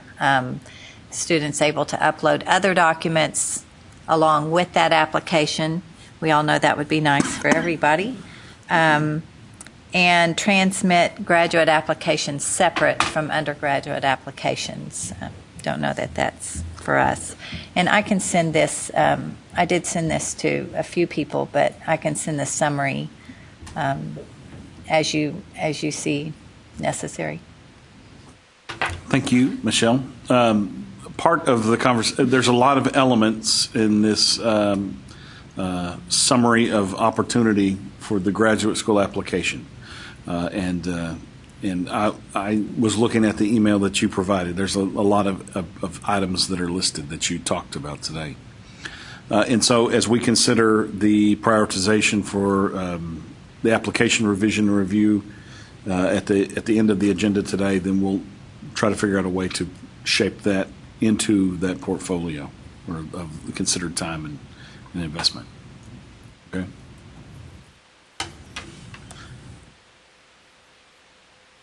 Any other subcommittee reports? I do have one other. It has to do with the extracurricular activities pages. I believe that was I offered some edits to that, and the main ones being some edits to the transfer application pages where the examples would be more applicable to transfer students, and to take out the designations of freshman, sophomore, junior, senior, what appear to be really high school related, to take that out with respect to transfer. And so as I worked on that, I realized if we regroup those 4 sections, then it would mean that we would only have to update, or changes would only need to be made to one page as opposed to one portion of it, as opposed to all 4 portions. So I believe I sent those. I was waiting for feedback before sending the final version of those pages, but again, not quite sure how to proceed with that. And I did notice a typo as I was going through them. On one of the sections, it says hours per week. What was it? Hours per week, hours per year, I think, when it should have said weeks per year. So we'll need to clean that up. Okay. Tim, have you seen this? No. Okay. Well then, we'll try to include that in the conversation about time allocation. And in the meantime, Michelle will share a little of that information with you. Any other subcommittee reports? The subcommittee for the annual Apply Texas workshop met yesterday to discuss the items for the users conference this June 27th, both locally, and we had a few telecommuters who were part of that conversation. I would like to report to you some of that information that we had in terms of discussion for the agenda and for the logistics of the conference. The conference will be held on June 27th, and that is in partnership with TACRO, this will be the 3rd year that we've partnered with the Texas Association of Collegiate Registrars and Admissions Officers, who have been a very I think very influential, very committed and strong partner in this process, and have provided a tremendous amount of support. And I appreciate that many of you are also members of that organization, but I commend them publicly for their volunteering and their interaction and integration of this users conference with their resources and time as we put together this program. June 27th is a date that we have available to us. It will be preceded on the 26th with the traditional Speedy conference. And so I don't have an agenda on Speedy, but the historical process or pattern of the Speedy conference, so the Speedy NSC now conference, and then the following day, the Apply Texas Users Conference. That pattern will remain in place. So June 26th is Speedy. June 27th is the Apply Texas Users Conference. It will be held again at the J.J. Pickle campus here in North Austin, which is, again, a familiar location for this conference locale. The registration for the conferences actually will begin this week, Thursday, on the TACRO website. And so we'll do some marketing to drive people to the TACRO website to register for the conference. Cost of the conference, I believe, is $50 for each. So if you're going to attend both, it'll be $50 for each. But that does include lunch and a continental breakfast and an opportunity to hang out with some of your favorite people. The agenda is slightly altered in terms of what we did last year. You'll see that we're going to continue to do an early bird session, or what we, I think, may change to call a back to basics section. But we're going to couple that, so that's for new or first-time users to the application. We realize that there's not always new schools that are coming on board, but we definitely have turnover of personnel, so we may have new people who are new to the application that can benefit from this session. So we decided to continue to host that session first thing in the morning. But we're going to couple that with a technical open forum at the same time to try to give our technical users more opportunity to interact with the Apply Texas technical staff. And so that's an opportunity for them to have kind of an open forum and feedback session to talk about technical issues prior to the technical forum in the back. Did I call it technical forum both times? Okay. Technical users forum, not to be confused with technical open forum. So that is a more structured and agenda-driven conversation from the Apply Texas technical team. So it's an opportunity to kind of have a feedback or talk-back session early, and then to try to, if there are some ringers that come out of that conversation, that you have time to prepare for that afternoon to present information on behalf of the technical staff. The welcome will be a combination welcome from TACRO, an update from Speedy, and an update from the Apply Texas application. So that's commonly where we unveil the new application changes for 2015. We have the ever-famous Birds of a Feather breakout groups based on CRMs or SIS systems. Did I get Ginger Bar spelled right? I don't know, Lee. Is that spelled right?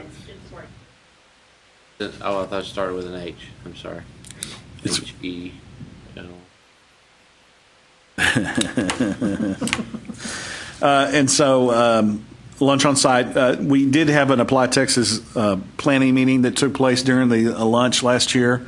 Since we're all together for the conference, I would recommend continuing to do that. I think that was very advantageous for us to have an opportunity to have just one more informal meeting just to plan for the next year. So that is that I really would like to continue. And then the concurrent session blocks, we changed the concurrent session block by taking out the T-REX program and adding a private independent school and Apply Texas application session block during the concurrent programs. Last year we offered that during the lunch. This year we're trying to graduate them to a full-fledged concurrent session. So we're having a very strong contingency of our private and independent institutions who are a part of our Apply Texas community, and we want to make sure we're meeting their needs. You'll see the rest of the concurrent sessions by two-year institution, graduate, and then Apply Texas scholarship applications. We'll have to start adding nursing in the future.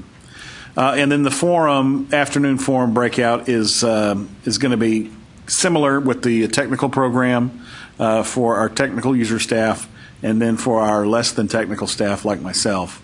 Then there's an opportunity to have a coordinating board and TEA update. Among other agenda items could be House Bill 5, continued conversation. But that is, I think, a benefit to the conference and for users, functional users, or just any staff who would like to sit in and hear that information. Not to steal time from the TACRO summer meeting, which is typically designed around legislative policy updates from the coordinating board. But this is a nice little venue opportunity for the coordinating board and TEA to tag team that conversation and provide insight for admissions officers across the state. And then the wrap up and feedback will be an opportunity to take responses from our constituency and to try to make sure that we're taking their needs and moving those forward, going forward into the next application cycle. Are there any questions about the agenda? I think we need to point out that the names that are associated with all these sessions are from last year. So do not think that everything has been covered and that you will not be receiving a phone call to help participate and join in the fun and frivolity of said workshop. Exactly. Thank you, Trey. Yes, those are, all the names are placeholders, and we will need to find volunteers to either facilitate or to present from our membership during all of these opportunities that you see listed. Or we can bring in other individuals. That's not to say that it is only limited to our Applied Texas Advisory Committee, but we're going to carry the banner for this conversation. Yes, and so what I'd like to do is after our prioritization conversation at the end of the day, that this will be maybe the final conversation element that we have, is to solicit some volunteers to prepare for this upcoming conference in 2 months, because there's no better time than 2 months out to prepare for a presentation. And then we'll move forward with that information. If we can't fill them today, then we'll find volunteers. Trey and I will find volunteers. And I feel very confident in Trey's ability to do that. And so we'll talk more about that, but I wanted to share with you the information about the process. The facilities in place. Lunch has not yet been ordered. We need to work on that. But the facilities in place, the hard points are in place, but now the opportunities for our participation and facilitation of the process of this conference need to be solidified. And so take a look at that and think about that as we go into lunch. And as we go into lunch, if you would like to volunteer, please let me know. If you would like to be volunteering someone else, let me know, and we'll try to follow up on those as well. Any other considerations from subcommittees from the Apply Texas subcommittees? I think Yes, I may have dropped off on some people's email groups because Carrie Ford was on the initial. So if you can make sure that I'm on any and all, because I want to participate. I feel like I've kind of, and I take this personally just because I like to participate in things and follow through with what I say I'm going to do. I did just recently, last Friday, send out an email to a group of community colleges that, for the scholarship application, received minimal feedback on that so far, but if you can just make sure Melinda Carroll is on, if I'm supposed to follow through with something, I just want to add that note because you can put me on anything to help, and I'll certainly be happy to do so. Thank you, Melinda. Ethan, can I ask a question about the agenda? Yes, sir. Just a couple of things. It looks like is the technical or open forum and the technical users forum more or less just two different spots for people to do. I've slept since we talked about this, so it's just, and of course because they're open forum, they can go in different directions. I just wanted to make sure that they're kind of just two open places for the technical staff to talk. Yes, and between you and your staff, decide how you want to present that information. I wanted to provide you with more opportunity to interact. It was my design to have an open forum at the beginning of the day that allowed them an open platform to ask questions.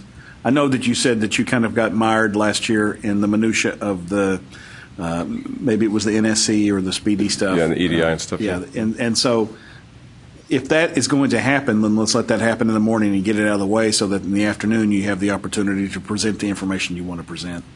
And so, I mean, still barring that you'll need to be flexible and that you probably will respond to what kind of direction the conversation is going.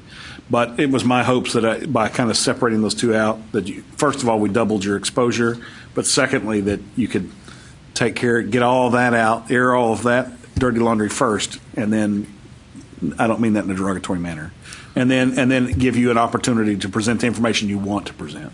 Okay. And the other question is the welcome and overview is an hour and 45 minutes. Is that, it doesn't say specifically, but I'm assuming that includes questions and answers about the updates and about Speedy, NSC, whatever, that there's discussion and not just presentation for that time.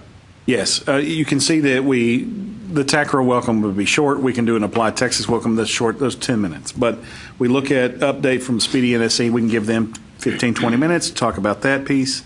And then we can talk about the updates to the application, and that can be a presentation of the format and design.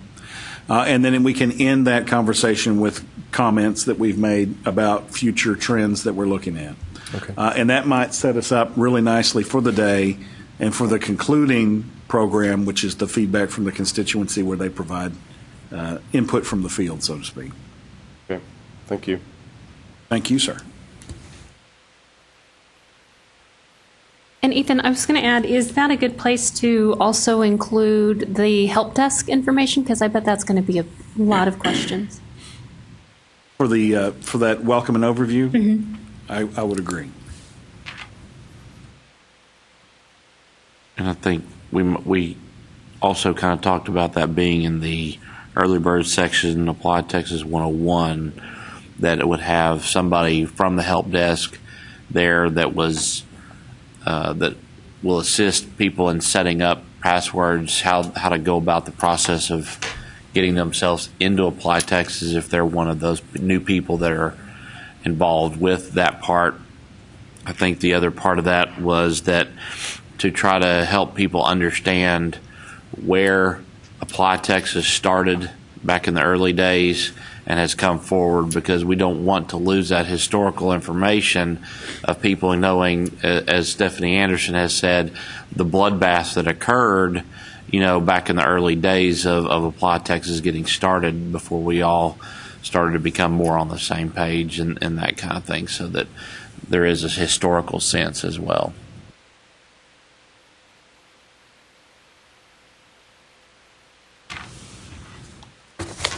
Okay. Well, in essence, I guess really there's a third chance for the technical team to be out there to answer specific questions that may not be in the minutia of somebody that's, we don't want that one person that's coming in brand new, all of a sudden they're knee deep in the Speedy EDI stuff going, I don't even know how to log on yet. What are you people talking about? So we want to try to be able to gradually apply or communicate with those who may be on completely different levels of the system.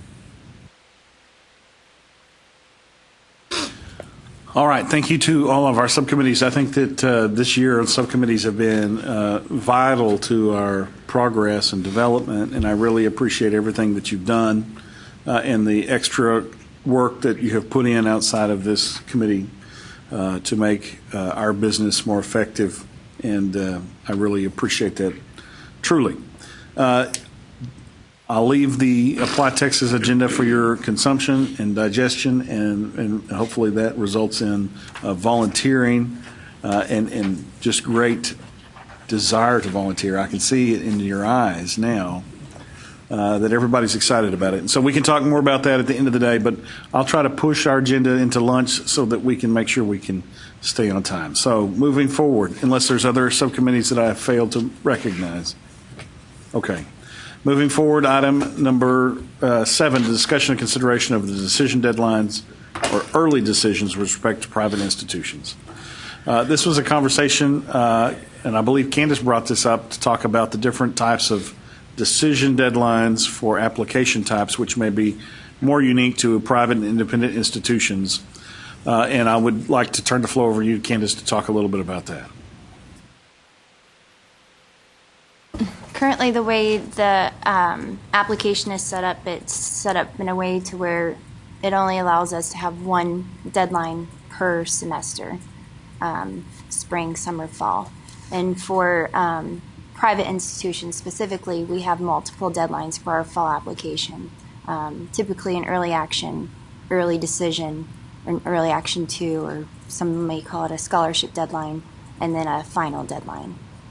So when we receive applications from Applied Texas, we don't necessarily know which deadline they're applying to, so we just make the assumption based on the time that they submit the application, which can cause issues for a student, because if they were applying for the final deadline, specifically because they plan on taking a test in January or so, but submit their app, November 1, then we will complete their application and evaluate them, not realizing that they were specifically wanting to wait.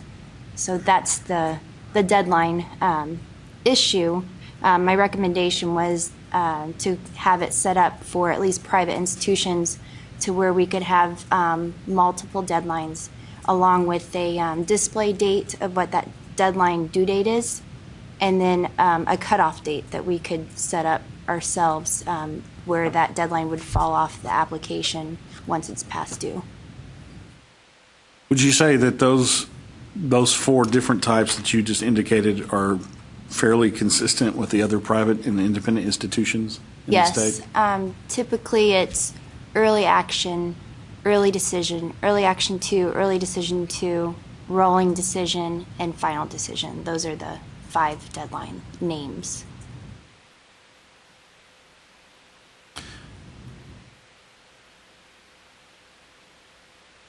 When I asked Tim to respond to that, I was waiting for him to finish his notes he was making there. Yeah. Yeah, I'm going to have to ask technical team to help with this. I don't know how much.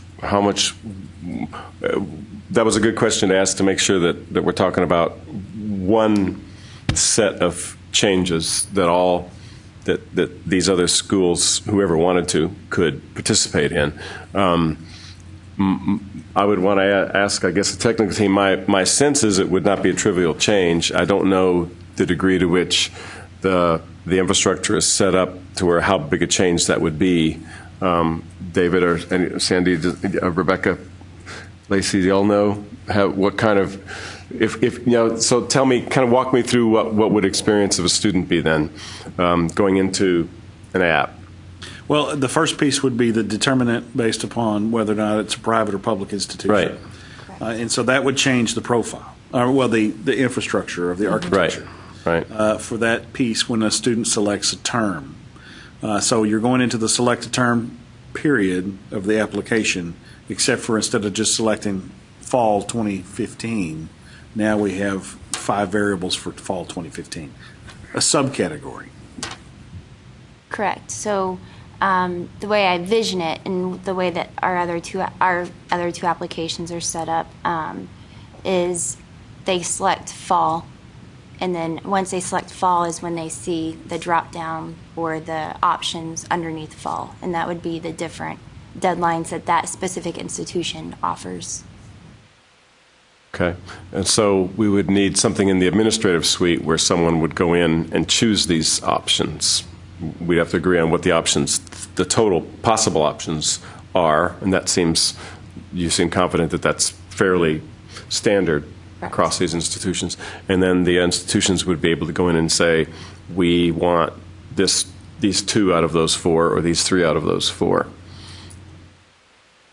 And then as a result, then, if they choose fall, then I guess as they go through it, they would choose the school, and they would choose, so we'd know it's a private school, right? I'm thinking out loud, team, so help me through. They choose that first, and then we would know then that they had chosen TCU, and we would then be able to look at the admin suite and say, they've got this extra things that they want the student to choose from or to be aware of, and so they would then choose a fall semester, right? And then if they chose that, and you had said, we want this more detailed information about that semester as to what they're applying for, with your help, then they would have to choose among several. They would choose one. Right. Okay. Student can only choose one deadline under the semester. Okay. So they would just see the options that are available to them, which deadline to select. And so there's a couple of different things. One is you're talking about an early action Right, which is a type of, they're making a request to you for you to treat the application in a specific way. That action would have a deadline beyond which one couldn't choose that, but it's also kind of an action, it's kind of an application type as well. You're saying, does everyone who chooses an application before that deadline get thrown into that group? If it's, or do they have to say, I want early action? Are you asking about how it works today or how? Sure. Yeah, I'm just saying if I'm a student and let's say it's, it's the first day you open your app and I go in, do I automatically get put in the early action because I'm within that deadline, or do I have to say I want early action? Since there's no option today, and we didn't want to, we have so many custom questions, it just wasn't another one we wanted to ask. It's as soon as they apply or submit their application, that's the deadline they fall into. So if they do it before November 1st, which is a lot of universities' early action deadline, then that's what they fall into. Okay, so they could, so if they're within the deadline for early action, then they get put in the early action group. They don't have to say I want early action or I don't want early action. I know that there are some schools where if you choose early action, you have this kind of an agreement that we're going to allow. That's like early decision, right? Right. Early decision is another type. Okay. Yes. So I would like it for the student to tell us which deadline they're applying to, as opposed to us assuming which deadline they're applying to based on the date that they apply. So for instance, if the application comes online August 1st, then obviously they see all 5 deadlines within the fall. Oh, I see. So it's not based on when they apply. They can actually say, I don't want the early date. Correct. I'm applying for the deadline for this type of app, which is early date 2 or early decision 2 or whatever. Right, or the final deadline, correct. Right. But even though I'm applying the first day, I'm telling you which one I want. Right. Another thing that we run into with students is if they apply early decision to other schools, they are contractually not able to apply early decision you can only apply to one for early decision. So it also allows us for them to pick a different deadline, so early action.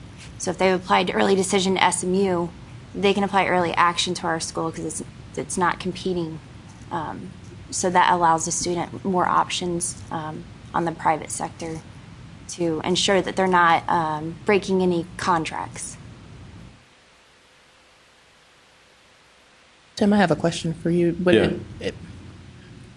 Is it a more feasible solution to resolve this by separating the private institution from the public institution, or creating that drop-down infrastructure? Because these are standard early action, early decision programs, private or public, if you have one, and maybe none of the publics in Texas do.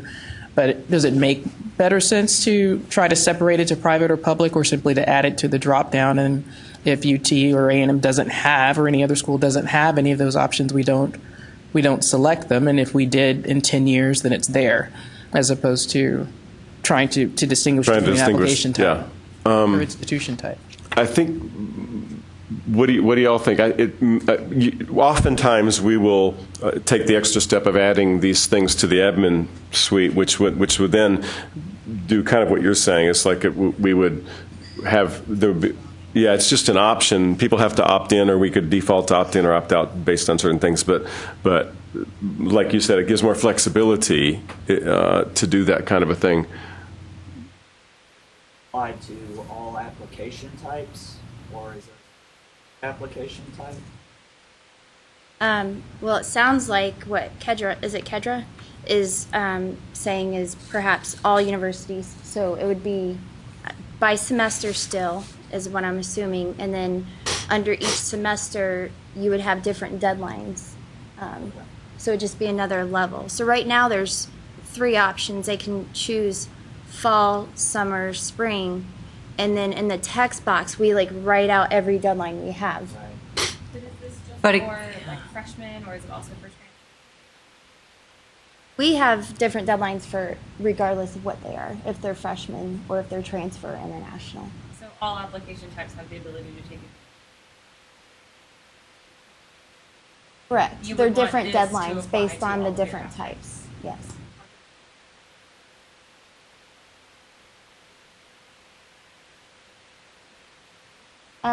Well, we personally have a deadline for our nursing, like for transfer, but we just name it a deadline. We don't do it based on the major. That makes any sense.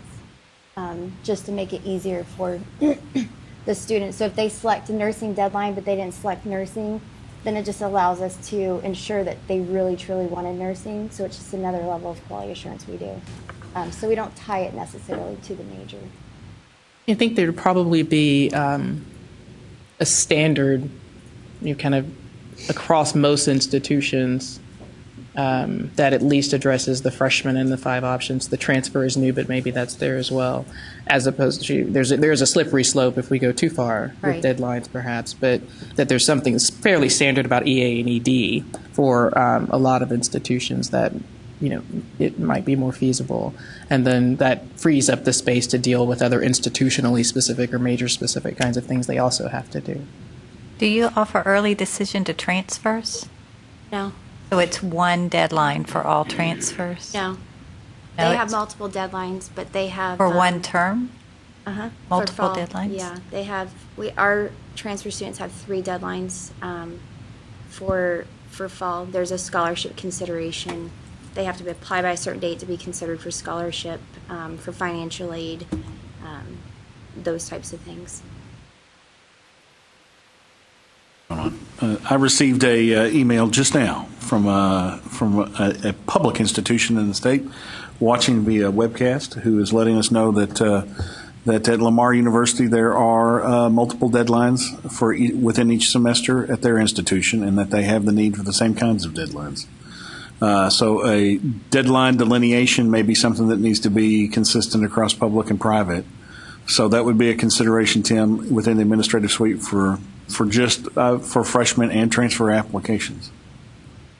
And I think, it may be this issue of, so there's the question of things that are fairly consistent like EAED, and then maybe as a separate question, these issues of many institutions have multiple deadlines, and what is the feasibility for drawing that out or enabling that process at some point. And is the terminology consistent? I think in between the two, for EAED, yes, but for the other, absolutely not. Yeah, so it's almost open, kind of an open. Yeah, it would all for be an open variable. And that may be the better. I hate to say that. That may be the better way to do it, just to keep it all open. And then that provides institutional selectivity and uniqueness. Okay, so that's the discussion and consideration based on early decision or early decision making, but we'll change that to say multiple deadline designations within an application for a specific term. And so that's consideration.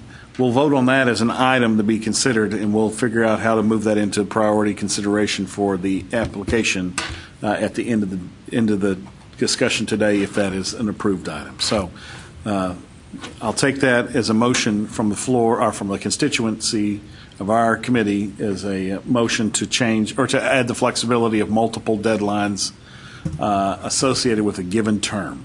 Is there a second to that? Second. Thank you. All those in favor say aye. Aye. Any opposed? All right. Thank you so much. We'll move forward with that, and we'll get it in there somehow in terms of where we work it. Next item is a discussion and consideration of Apply Texas listserv. This is not necessarily an application consideration, but for the Apply Texas Advisory Committee consideration, and for our constituencies, our constituents, to have an opportunity to interact on a listserv, not unlike listservs that you see with the professional associations that you already have a membership within. And so I'll let Tim talk a little bit about where that conversation had gone. And I'll, as always, reserve the right to be corrected by the technical team. We have a listserv. We have an email list that is maintained at UT Austin that has about 300 members on it. It's very lightly used. I think I looked at it over the last several months, and there were only a couple of emails that were even on it, and it was mostly, they were announcements by us, by the help desk to people. I don't know how people got on it. I don't know if the people on it are still, their emails mostly are still valid, but I don't know if they're still doing that job or involved with Apply Texas at all. I think that it might be a question as to whether there needs to be a different listserv, especially if the main purpose of this is informing the community from Apply Texas, the help desk, or from Apply Texas as to issues that it wants the community to be aware of, as opposed to a forum where the users can chat back and forth over Apply Texas issues, and whether this could be a use of this, since it doesn't seem to be used very often for anything else. But it could also be that TACRO might be a better place for that kind of to sponsor that kind of listserv, in which case it would be something new, I think. I don't know whether TACRO has, I mean, they probably have several listservs. I don't know if they have, I don't know how active they are, and I think, we would certainly be willing, we being the help desk and the technical staff would be willing to lurk on some of these and jump in when it would be helpful. I could see that would be useful. So that's kind of what I have to say about it right now. My computer just died, so hopefully it'll come back to life.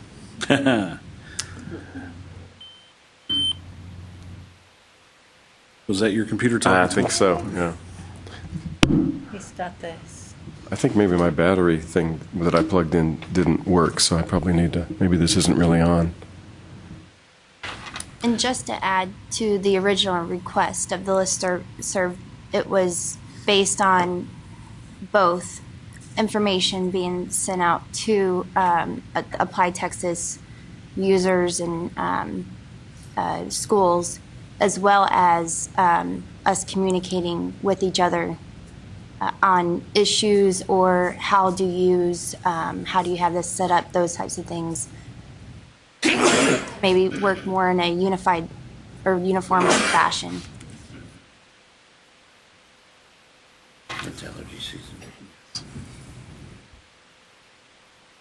So that's okay. So then the consensus is to go which direction with the listserv? Okay. Yes. Yes, that is this question. Yes. Okay. We're perfectly willing, I think, to use this. Problem is, I don't know how up to date it is. We don't. I found 10 or 15 emails on it when I went and looked. Mm-hmm. I have,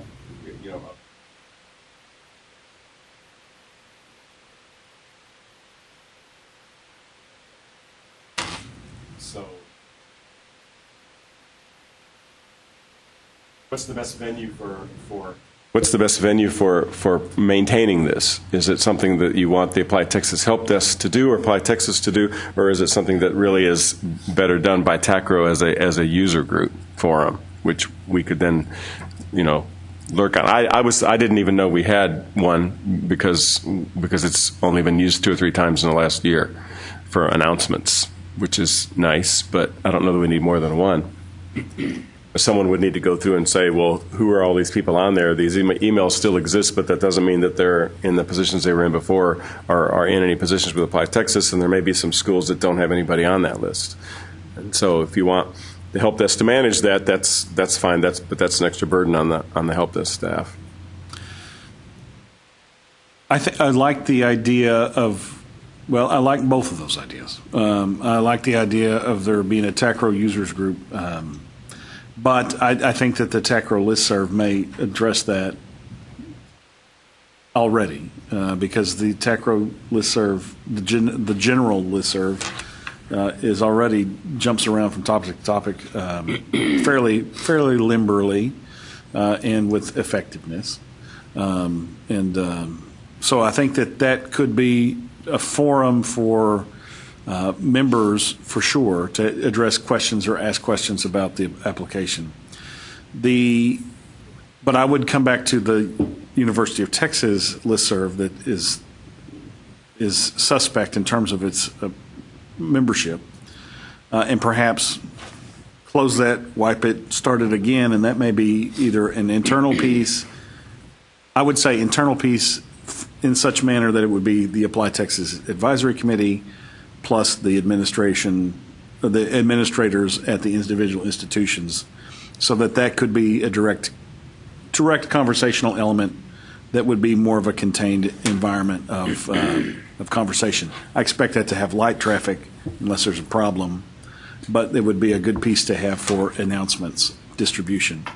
And so that would be what I would recommend going forward. But I would be happy for TACRO to have a designated specific user group for that, but that would be presumptive on my behalf to say that. I would have to approach the membership and see if they would be interested in that. Currently, that listserv is housed, I believe, on the Texas A&M Commerce servers. So obviously, there would have to be some permissions granted, via their administrative staff or technical staff. For the TACRO listserv? Now, it is my understanding that they both house TACRO and the Texas Common Course numbering system. Correct me if I'm wrong, Melinda. I think that's right. And I believe it's kind of like what we're talking about, a users group that is a subsidiary of TACRO. It's a specific group within that group. On the administrator pieces that we enter whenever we create users, is that what we're talking about, creating a separate listserv with those people associated with it that's not?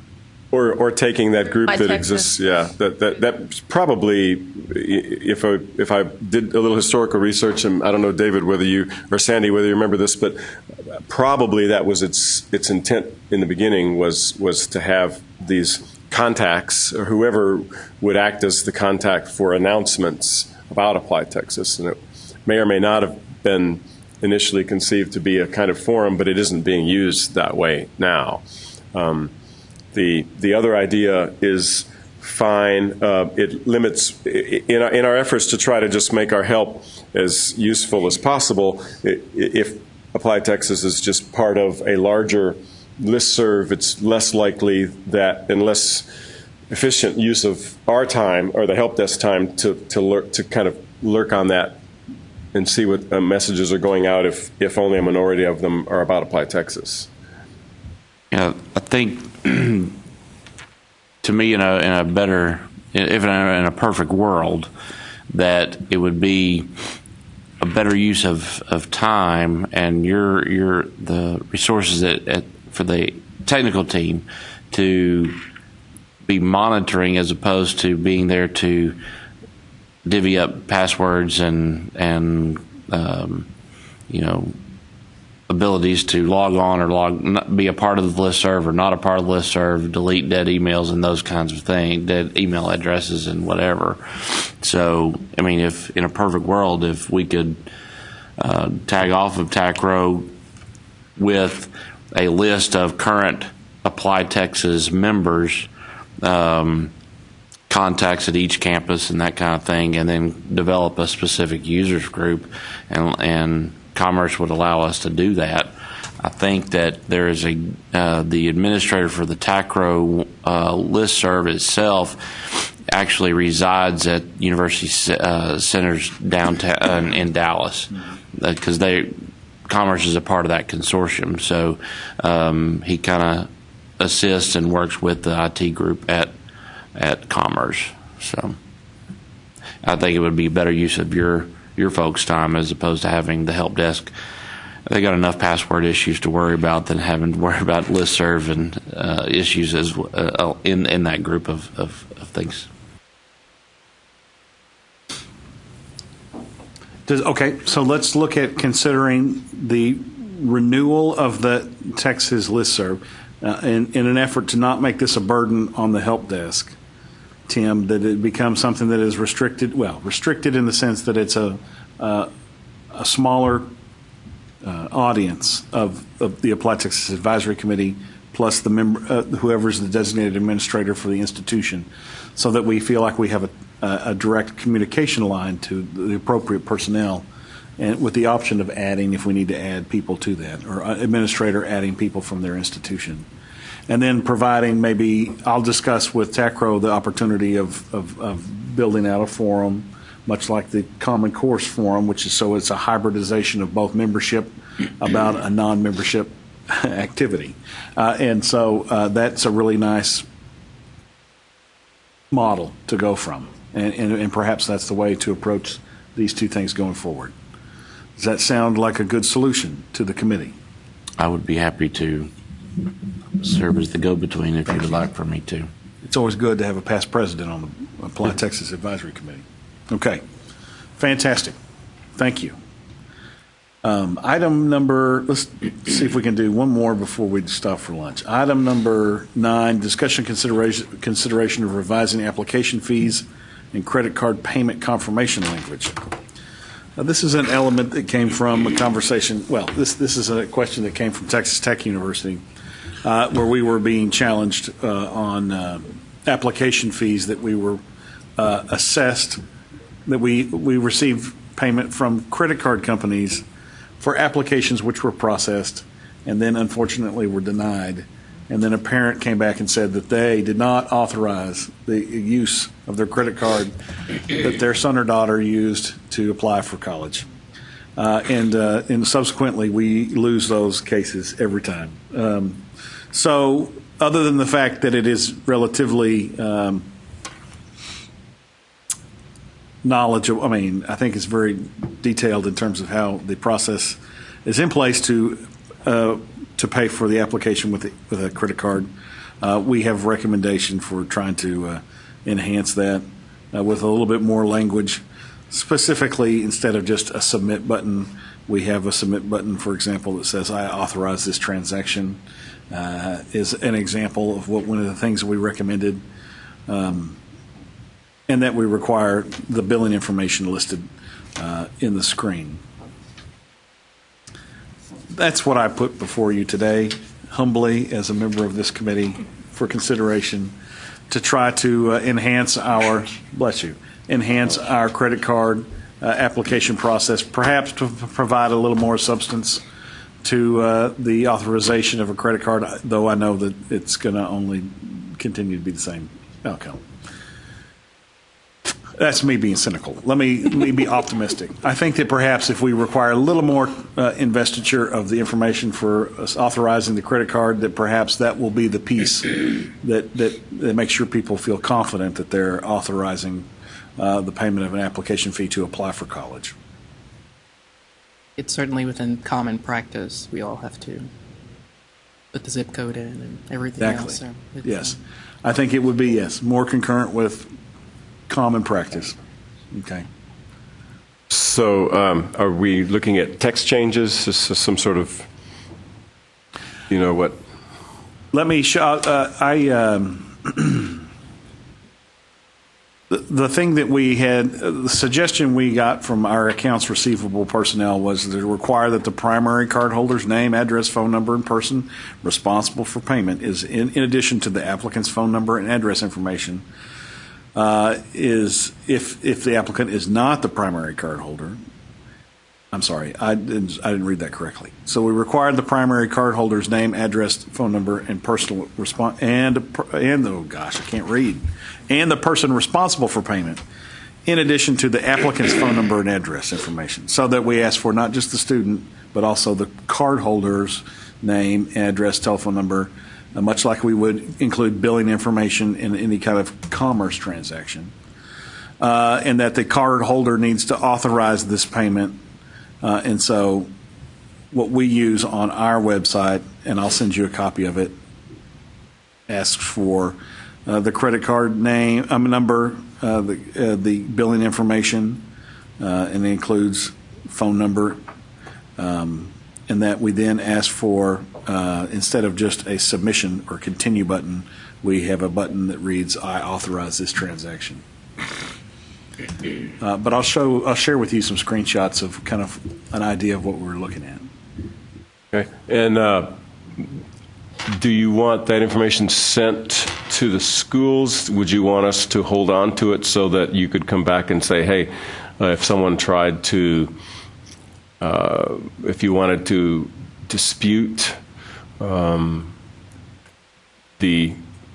refund, you could say, oh, we have it on file via Apply Texas that you authorized this. What would you want if we gather this information via the addition of a few fields? What would you want done with the information after that?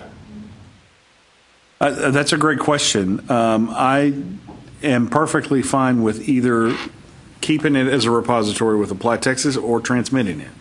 I don't know if I have a preference there. And so I would ask, does anybody have any comment on that?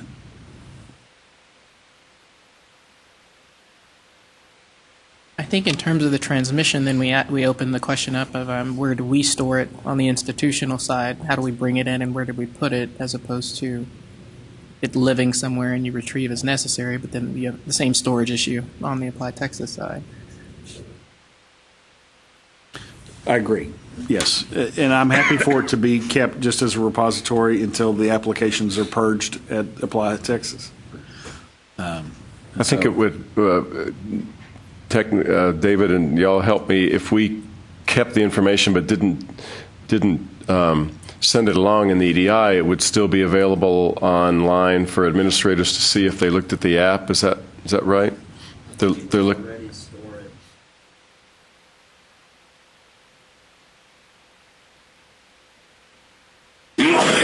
Bless you. Oh, really? We do? Okay, so but we just don't have we don't have a statement.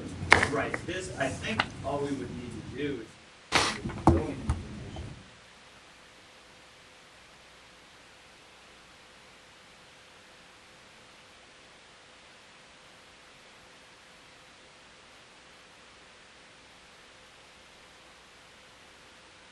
What prevents the parent from saying that their student punched that button and they did not authorize? I mean, how is that really getting you anywhere?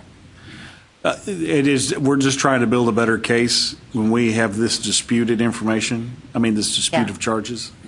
Like I said, it's not something that we have been able to benefit from yet. We have always had to refund these charges. I doubt the sincerity of the people who are refuting the charges. Right. So I would like for them to make more of an investiture in the submission of that information.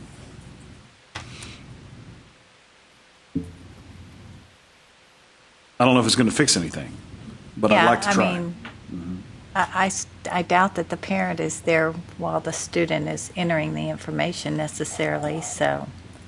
I doubt that the parent would refute the charge if the student was admitted to the institution. Correct. I agree with that. Yeah.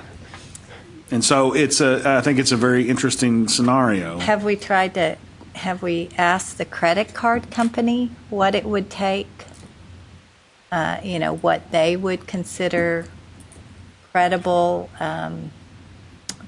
proof that the payment was made in good faith and intentional? No.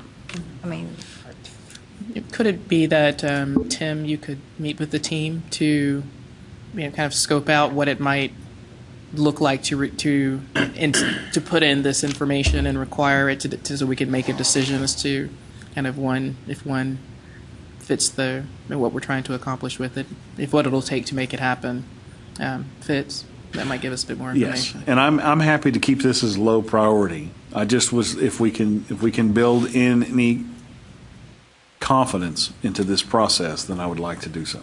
Yeah. Okay.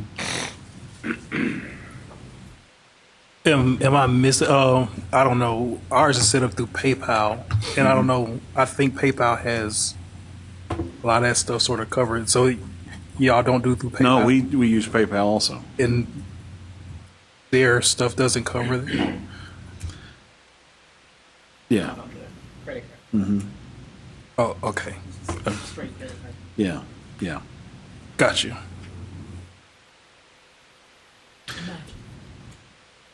I mean, you could put something as simple as a box that just says, I recognize, and then have some text, and then you couldn't proceed unless you check that. It wouldn't necessarily do anything except make them take an action that nudges them in the direction of saying, I am committed to paying this money, and then we may or may not need to tell anybody about that. If it was required, then they couldn't go forward unless they said they were going to actually pay the money. Right. And then we know that they checked it or they wouldn't have been able to finish the app, but we may not need to send any extra information. It's just a possible option. Definitely. I agree with that 100%. We have a custom statement in there like that. And we also have a policy that there are non-refundable fees. So they have to acknowledge both of those or they can't move forward. Ours is also non-refundable, and yet we have refunded. Okay. We have not been successful in any kind of refute of the payment, and I find that distressing. And so I want to try to build a stronger structure, because regardless of the fact, there are certain cases that are legitimately unauthorized, and I appreciate that. But it is ironic that the only ones that I've had to refute are students who have been denied, and so. That could be a simple correlation, or it could be a pattern. But it's not a great volume, but it is still a concern of mine. So anyway, so if we can do anything, I'm very open to it in terms of how we adapt that process. And so I just wanted to just provide some more strength to our application for payment. So let me then say that that's posed as a question to the committee. Do we work to try to and that is very tenuous in terms of comment, because I've got no structure or idea of what that needs to read as of today. But if we just work on trying to, if the question before the committee is, can we try to build another authorization statement within the application? I, being the person who brought that forward, would be very happy with that, as ambiguously stated as it is, to be a consideration for the application committee. I think if we elevate it to, kind of what's consistent with common practice as it relates to the authorization of credit cards, maybe look at Common App, et cetera. We should. We're authorizing a lot of money, through this process, so it makes sense to look at it in that regard. Thank you, Kedra, for bringing some strength to my flimsy foundation. So I would entertain a second to that if anybody is interested in that going forward. Thank you, Michelle. All those in favor, say aye. Aye. Any opposed? Okay. Let's break for lunch. Thank you. And then but I'd like to just kind of keep lunch to 30 minutes if we can, so we can get back and finish our lengthy agenda for today. So we'll stand in recess for lunch, and we'll be back in 30 minutes. 12:30. That's 33 minutes. So 12:30.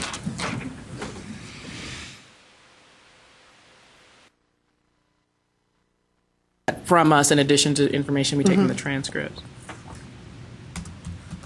Initially, when that came, this question, how it was requested by the Financial Aid Advisory, is that on the transcript in years past, there wasn't an indication they were on track and distinguished or recommended. And so it was difficult for the Financial Aid Office to wait until they had a final transcript, because they needed to award, and then they disperse once they get a confirmation.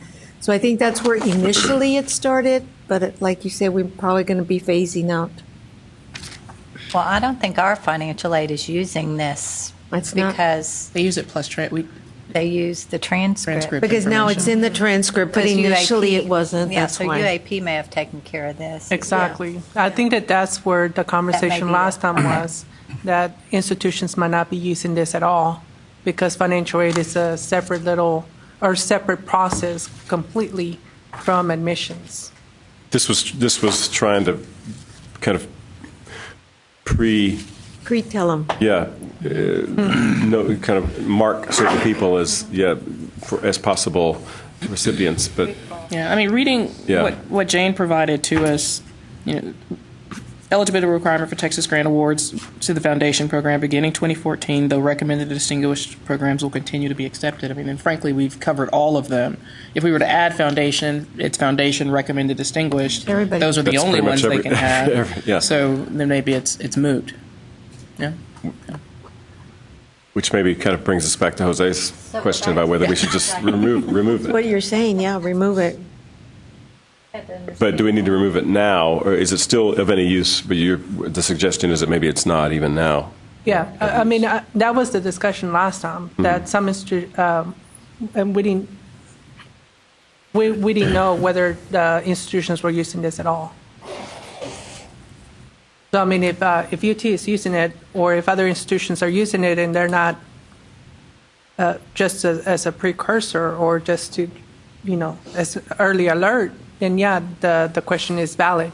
But if it's not, and if the transcript is taking care of this question, then is it valid to even ask it? I think on our side it becomes moot with the addition of it. If it's the only graduation option, we still financially gets the bulk of their data from the apps, the transcripts. The transcripts. So I guess this is open to the four-year institutions, whether we need to delete it or not. So the question on the floor is to strike both the decimal point for the college credit piece and to strike this question from the educational background session. Any other detail or discussion, on that topic? All right, then I'll entertain a motion to move that question.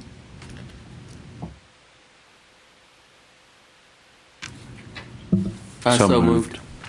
I'll second. Thank you. Moved and seconded that we strike the decimal point and the the determinate Texas grant eligibility question from the educational background. All those in favor say aye. Aye. Any opposed? All right, we'll remove that item. Number 11, discuss consideration of the validation of birth dates to catch atypical or erroneous entries. I think we're just looking for some examples and perhaps some direction on audits. I believe we're talking about the month and the dates for birth dates are pulled down, so they're fine, but there's just a 4-digit entry for the year. I believe that the bio page enforces a 10-year-old minimum. Because I think we get so that someone just can't put in 2014 just by mistake. And I know that we found at least one 8-year-old that's in college in the country, but that doesn't. But they didn't go through Apply Texas, so we're just kind of looking for some. But we do have audits. You could put, I believe, a birth date of that might be somewhat ridiculous, and we want to catch it of a certain when people get of a certain age, say 120. Can we make the assumption that nobody 120 is going to apply? Should we catch it via audits? Another suggestion that we talked about on the team would be a little sort of something that would appear on that page that would just show what their age is based on their entered birth date, just to kind of as a catch in case they just. An audit might catch if I put in, 1890 instead of 1980, for my birth date, but it might not catch if I put 1981 by mistake, or 1982. But if it pops something up, not pop up, but a little message that might say, "Oh, you're 18 or you're 21," I might go, "No, I'm not. I'm 19. I must have done something wrong." So we're kind of looking for a little bit of trying to catch errors that are reasonable, but leave it wide enough open for people so we're not tripping people who actually might be very young or significantly above average age. like I was able to put in, I don't know, 16 something on the profile, but I wasn't able to actually go into an app and do 1600 something for my birthday, which is a slight exaggeration. But I wasn't able to actually get past the bio page on an app with that. There was the audit caught that. So really, we're just looking for, do you want us to dynamically be a little more work? But I think we could dynamically say, okay, what year is it now? Subtract a reasonable number of years from that to say anybody over X number of years old is probably making a mistake. Or set dates, which we'd have to go back and revisit every once in a while. But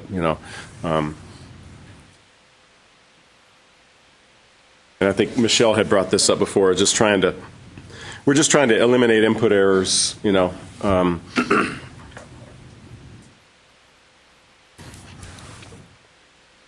Okay, thank you, Tim. Any discussion? Anybody have any preferences on the way that we approach this question? Maybe you can do just similar to the address, like when the address is validated, you just give a message, say, I don't know, if it seems like it's out of a certain parameter, you could be like, are you sure that's your birthday? I don't know. That might be a sort of easy fix. I don't know. We could, like I said, I think we're probably looking for typos and things, trying to catch typos, so, what point, I believe I wrote down, and y'all correct me, I think I wrote down right now, if you put before 1850 as your birth year, and you can't, and I guess so it'll catch you at that point, but is that, that's pretty old. Yeah. We could obviously tighten that up easily, but what would we tighten it up to, and what would it catch? Obviously, it's probably would help if typos are a problem. Somebody born in 1981 might put 1891, and we could catch them if we move that audit from 1850 to 19-something. So we're open. The team's just open. Would like a little direction in terms of how you want. Where the cutoffs would be. Do you want us to just kind of use our own discretion and tighten it a bit, and hopefully it'll help catch some errors? When you tighten, can you tighten from the standpoint that you alert the person, but you don't necessarily prevent them from going forward? You just say you've indicated that you are 88 years old. That's something we talked about doing, yeah. Congratulations. You're the 88-year-old. There may be some special funds for you. But, that was something we talked about before, about just something that just kind of says, And even comparing the age with the graduation, high school graduation date. And this, there's some differences between if they're applying to a four-year school versus a community college. Community college may enroll 12-year-olds on a routine basis, for all I know, but we do not. So somebody who's 12, it would be problematic for us. Hanging around middle school. Do you think, Tim, answering your question though of what will the net capture? I mean, could it be that a simple confirmation? Kind of might be to represent them what they said, either by age or by date. Are you sure this is your date of birth, and represent it to them? Because it certainly won't address someone who puts 0509 instead of 0905. Get their mouth, and that's I don't know where this came from, but when we start matching for financial aid purposes and things, we have serious problems when those things are misaligned, and there's no net to capture that other than requiring them to kind of revalidate it and see it again. And then you don't have to, try to cast these wide nets of 12-year-olds and 90-year-olds. Just see it and confirm that this is your date of birth. Do we allow, I guess, team, we allow them to change that from the profile to the app? That would be, okay, so there's a couple of ideas. One would be just a notification, just so that hopefully they would notice if we say, oh, you're 17, or you're 17 years and 4 months, based on what you just put in, but what you're suggesting would be a separate step possibly, which would be for them to verify, take a step of verification that would say, I verify that this is my birth date. How is date of birth entered? It's pull down for month and day, and then the year is just free form entry. So they would actually see May 9. They would see that, and then we could show something back that would say, yeah, they hopefully would. They could enter obviously a wrong year, a month and day, but that's still available to them at that moment. Hopefully they would see that. I like the confirmation idea better than maybe putting parameters in. I like to have, you know how you have to put your password in and then you have to type it in a second time. I mean, that kind of confirmation, not that they put it in twice, but they put it in once and then maybe you pop it up again. Pop it up again and say, please confirm your birth date.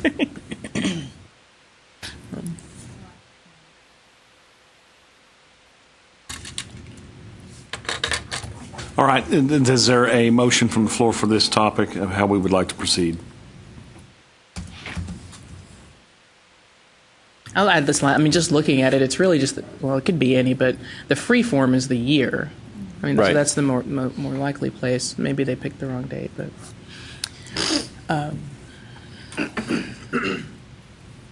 The question is, I guess, for us would be, are you going to interrupt the flow for them to verify that versus just having some audits that make it reasonable,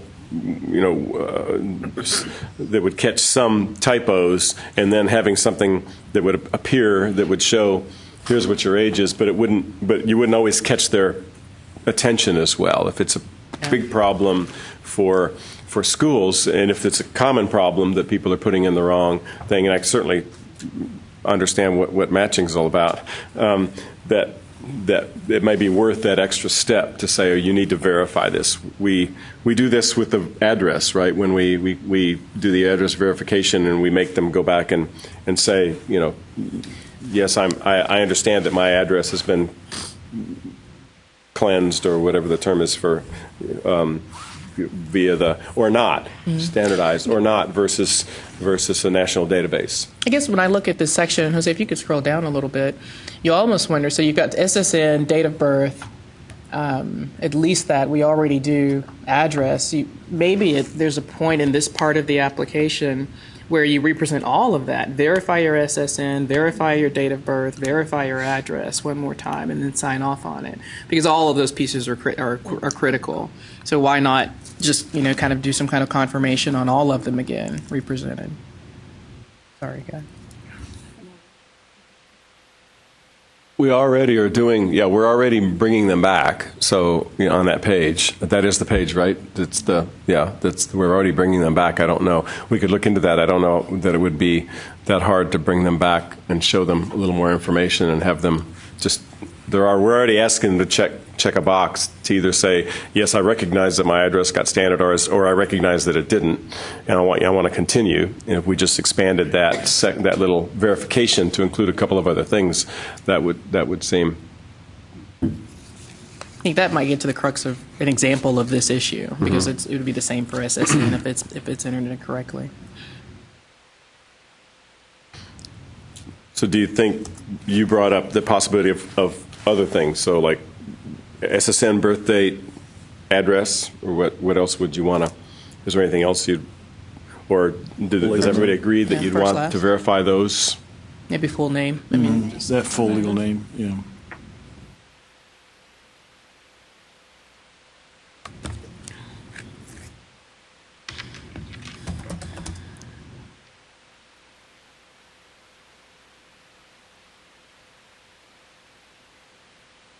Is that the end of that page, number 5?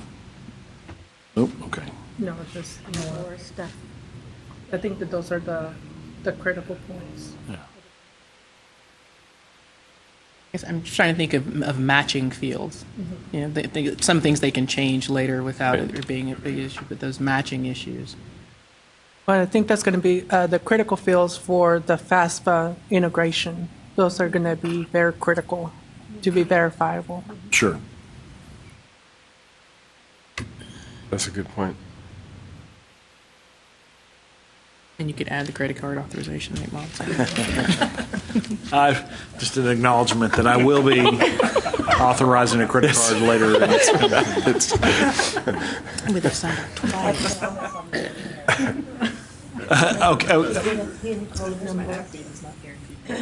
That's right. So let me try to summarize the conversation that we put a two-step process in where we're going to have a verification of submitted information in conjunction with the address verification piece that is already part of the protocol, which will now be expanded to include the address or the cleaned address, name, social, date of birth. Did I miss any of those things? No. And then those will all be a part of that second verification. Okay. Did we add? Did you say SSN? Yes, sir. Okay. Sorry, my computer went black again, so it doesn't like me today. Anybody move that question? Okay. So moved. Second. Thank you. All those in favor, say aye. Any opposed? Fantastic. Thank you so much, folks. We're just adding to our lists.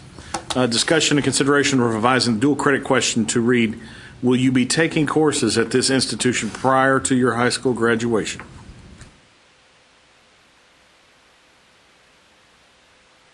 What does it read currently? It's got a paragraph now, and the request was to try to just say that and get rid of everything else. What is it? It only comes up on certain schools, right? So probably wouldn't be on every school you might look at. But I don't know if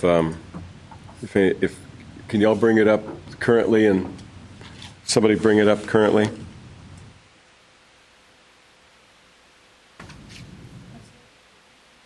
At where you're sitting. Yes.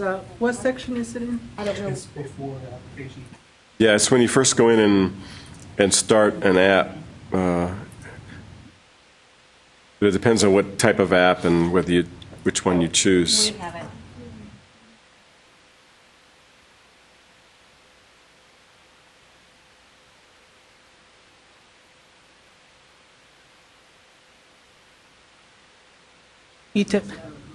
I think that question is not going to be in one of those.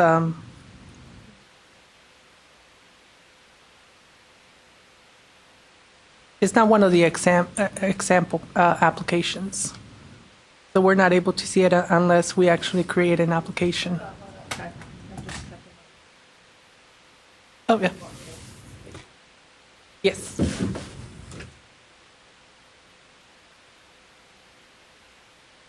I don't want to reset my password.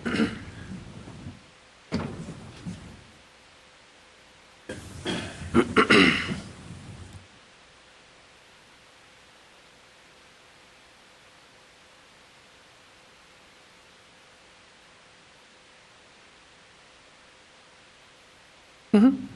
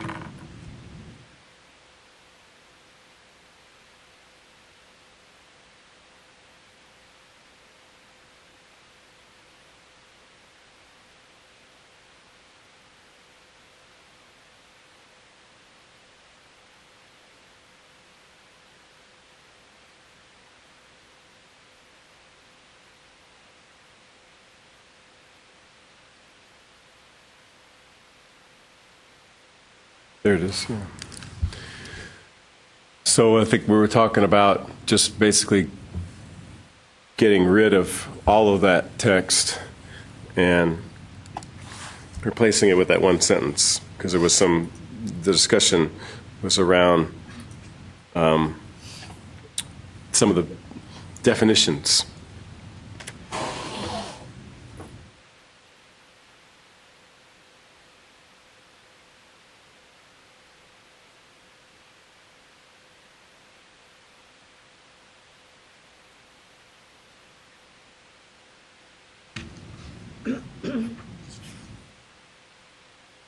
I know that in our district, we are now going to have 6 early college high schools, and 5 of them, we're testing 8th graders, and then they're going to have to all do the Applied Texas for where they're going to be getting their dual credit. And so looking at this, I mean, it's going to be where they attend. So I think it's a good idea. Yeah, because I think this question actually, it gives them, it tells the system to derive them to the dual credit application. Yeah. So yeah, thank you.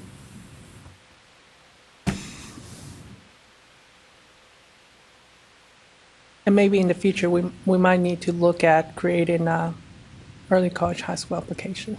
I mean, little 8th graders. Our middle school counselors they're not used to living in this world, because everybody's going like, now they have to take TSA, and now they have to fill out Apply Texas. But who's going to in-service the middle school counselors to help the 8th graders fill out this application? Challenge. It's a challenge.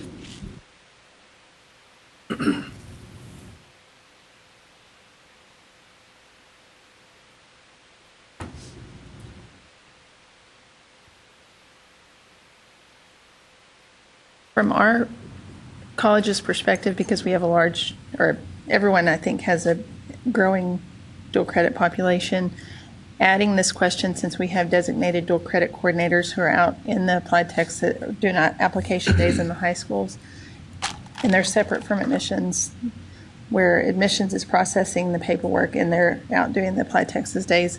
This question, I believe, has helped our institution get appropriate data whenever they are applying, and I would recommend shortening it to what is being recommended today, just so there's not, as we know, our students and applicants aren't always reading everything, and I think the more concise, and I think that's what, so I would move to add the question as presented today. It's moved and seconded. We change the existing language to represent, will you be taking courses at this institution prior to your high school graduation?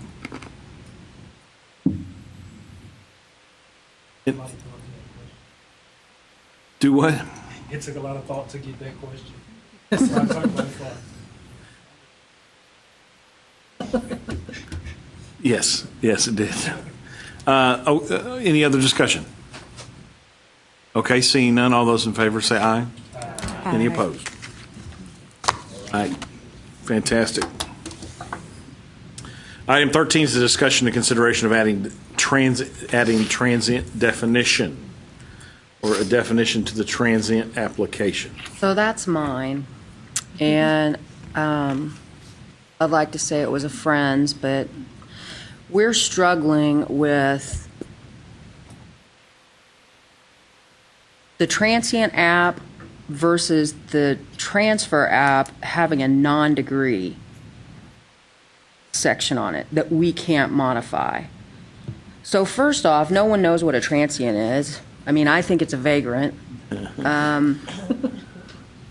So, yeah. So that's the first struggle. You literally have to go into the transient app, which if I don't know what it is, I'm not going into it, to see the definition of transient. So if we're going to keep transient as an option, then on the section where we're actually choosing the app, I think we need to give the definition of transient there so they know exactly what to choose. And then on the opposite side, and I looked at a few websites. I didn't have time to benchmark all the public schools, but why do we have, unless our definitions differ, as they sometimes do, why do we have a non-degree transfer app? Isn't that transient? Okay. All right. So we have different vocabulary again on that. No problem. We'll strike that one out.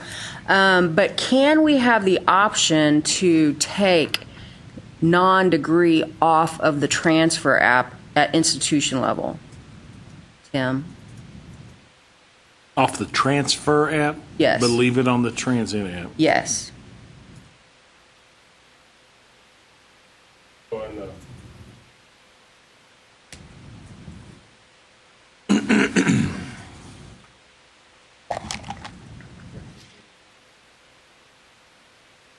And are we the only school like this?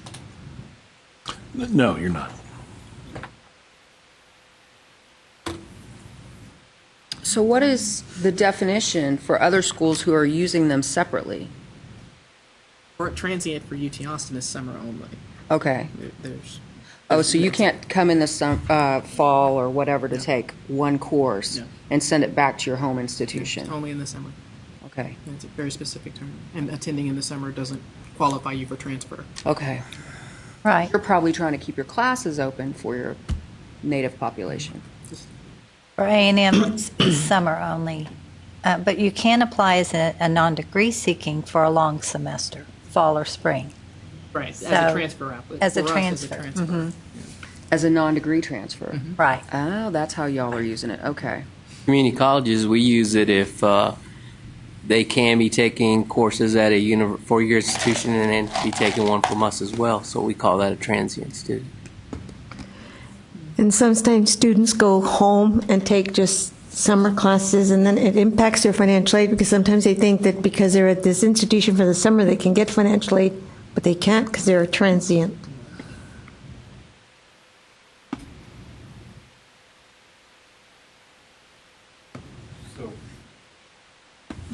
So we don't really have a real good process for like just eliminating a question by destination.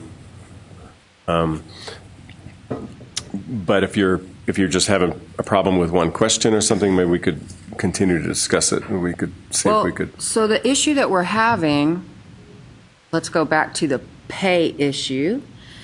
When we say your app fee is not refundable, and you apply as a non-degree seeking transfer, and we have different rules for them, right? So we process you as such, and then one term later or even before you register, you figure out, oh my gosh, I have a program. I was supposed to have a major. We're not going to reprocess your application. You need to reapply because there's different evaluation going on. So that's what we're running into, or these people can apply, they'll apply as transfer non-degree. And what they really meant was transfer whatever degree. So if we could just take that off. Well, do you offer opportunities for transfer students to be non-degree seekers? Or is that not an option for students? Well, we were trying to decide, we absolutely could, but right now we have a population that is confused, so they're going in both directions. So we need to clarify for them to help them. So we could do anything that would work. Those are just some of the things that we thought about. If we could take that off the app, that might help. If we could define transient better, that might help. Or not better. The definition is good. It just needs to be where they're selecting their application type. So that having that definition of transient only be on the transient application. You're asking maybe for that to move forward. Maybe there's a sub definition within the transfer page. If you intend to do X, Y, and Z, you need the transient app. Right. Or something instead. But also, Kedra, like if you go out to create an app, your choices are, freshman, transfer, transient. Right. And there's nothing right there on that page that tells you exactly what that Exactly. means. It's once you go into the application, it says, this is what transient means. So that's one option. So the challenge there would be to identify across a range of institutions that use the definition transient differently, what transient might mean, as to why they might Right, need to, because they don't use it the to same. look at that, because we don't use it the same. But that would be the place to do it.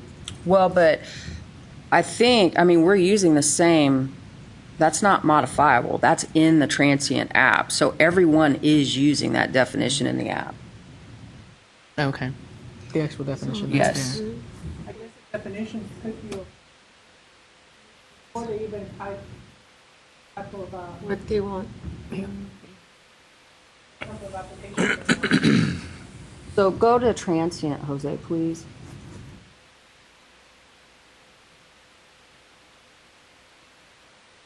And it should come up with the. Oh, pick a There it's semester. all Ross, so. Texas Women's, I think, had something already. Yeah, there was some text you had there.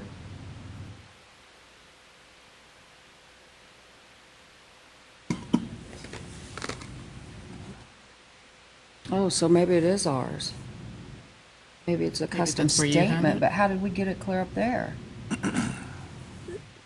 It's on the, after you select a major, where it says where you select school, there's a message that says transient applicants are visiting students who do not plan to pursue a degree at TWU but want to transfer TWU course credit to another institution. So I guess that's a custom message that y'all can put. It would be something, something entered in the admin site for this page. Gotcha. So how can we move that up where the choices are? Well, you couldn't easily, since the definitions are different for a lot of different people, right? Yeah. You would have to. That's it. Can you not custom question that earlier in the process? Possibly. I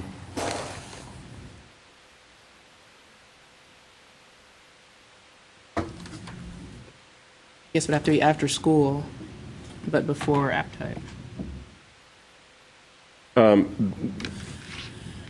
David, look, if you go through, you hit the Texas Woman, and then you do the transient, and then the next thing is to select a semester, and then you get that message. Is the message then semester based in the admin suite? So they could put up different messages for different semesters. Right now, on this page, there's not another question. If you moved it to the selection page, For different things, yeah. So Yeah. the thing to do might be to add a new. Yeah.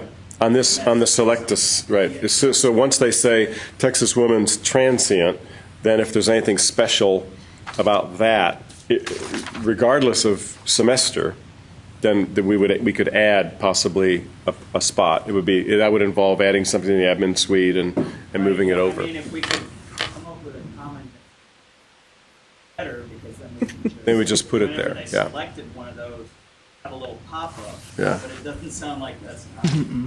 Yeah, y'all work on that and get back to us. Yeah, okay. All righty. That I think the does, if we could do institution- that. The institution has. So what do you guys do with people who apply as transfer non-degree who really aren't non-degree? Do they have to reapply? It depends on the program for us. Okay. So it depends on the program, and if there's a separate admission requirement for a degree seeker, non-degree seeker.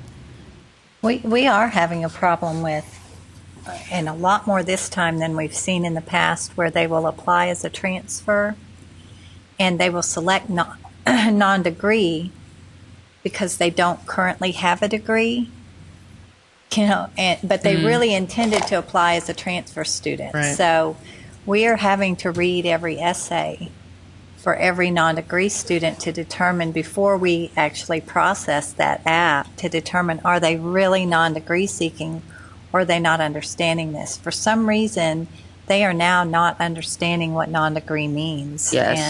And I guess on our side, we are generally a non-degree seeker has to meet the same qualifications as a degree seeker. So the same standard applies. They're read and reviewed in the same way.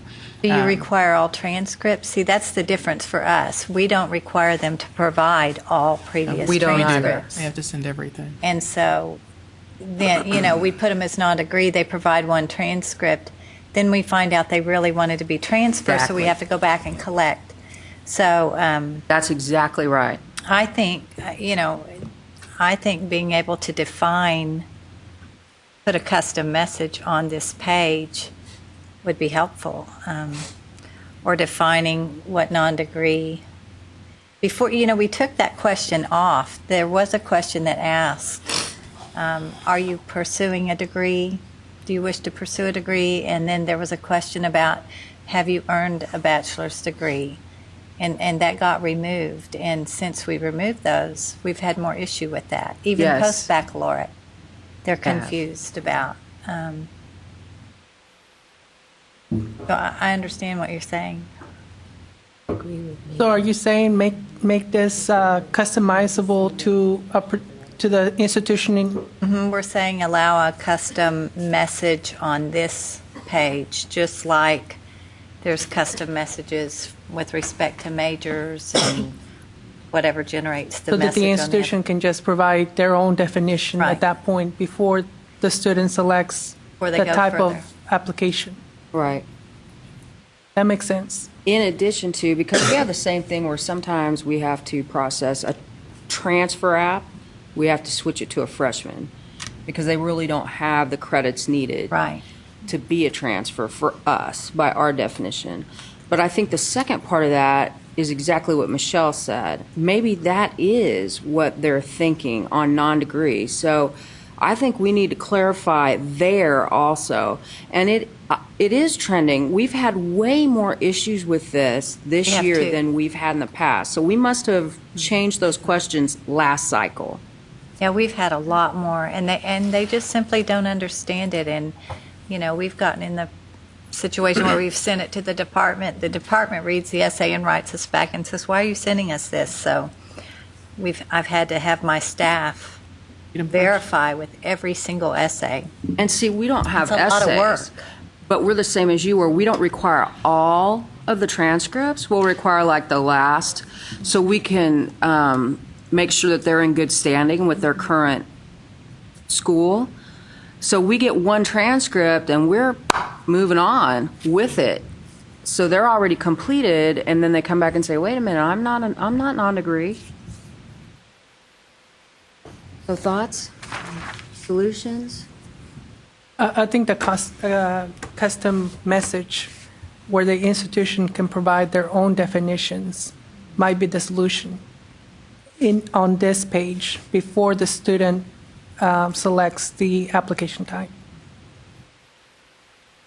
But it's up to the institution to make sure that message is updated every single time that your own definition changes. Yeah. Yeah. No, it's not here. I don't know where that. Yeah, non-degree seeking is not in that drop down, so. Well, it's because they don't have an application open. Oh. So it's all like institutional driven. Is I don't know whether this is where the non-degree shows up. That would be once you maybe choose. It may be based on choosing a semester. I think it's number one on educational background. Okay, first you choose your school and then you get. I think non-degree choose a transfer app, and then they define themselves as non-degree based on the answer to their question. So. Those are applications. Yeah. Right. Right. But once you go into transfer, it's on educational background or whatever. It's question number one. Mm-hmm. Yeah. Speaking of the issue of a person applying as a transfer who's really a freshman, we had something we were going to try to verify high school graduation. And we have that issue where, not verifying it, but basically alerting a student if they've applied as a transfer and they have not yet graduated high school, you know you've got a problem. Yeah. Well, and that came up before because we're going to begin seeing, if we haven't already, high school people graduating from high school with a 2-year degree in hand. Yeah. The definitions then get a little squishy. Now,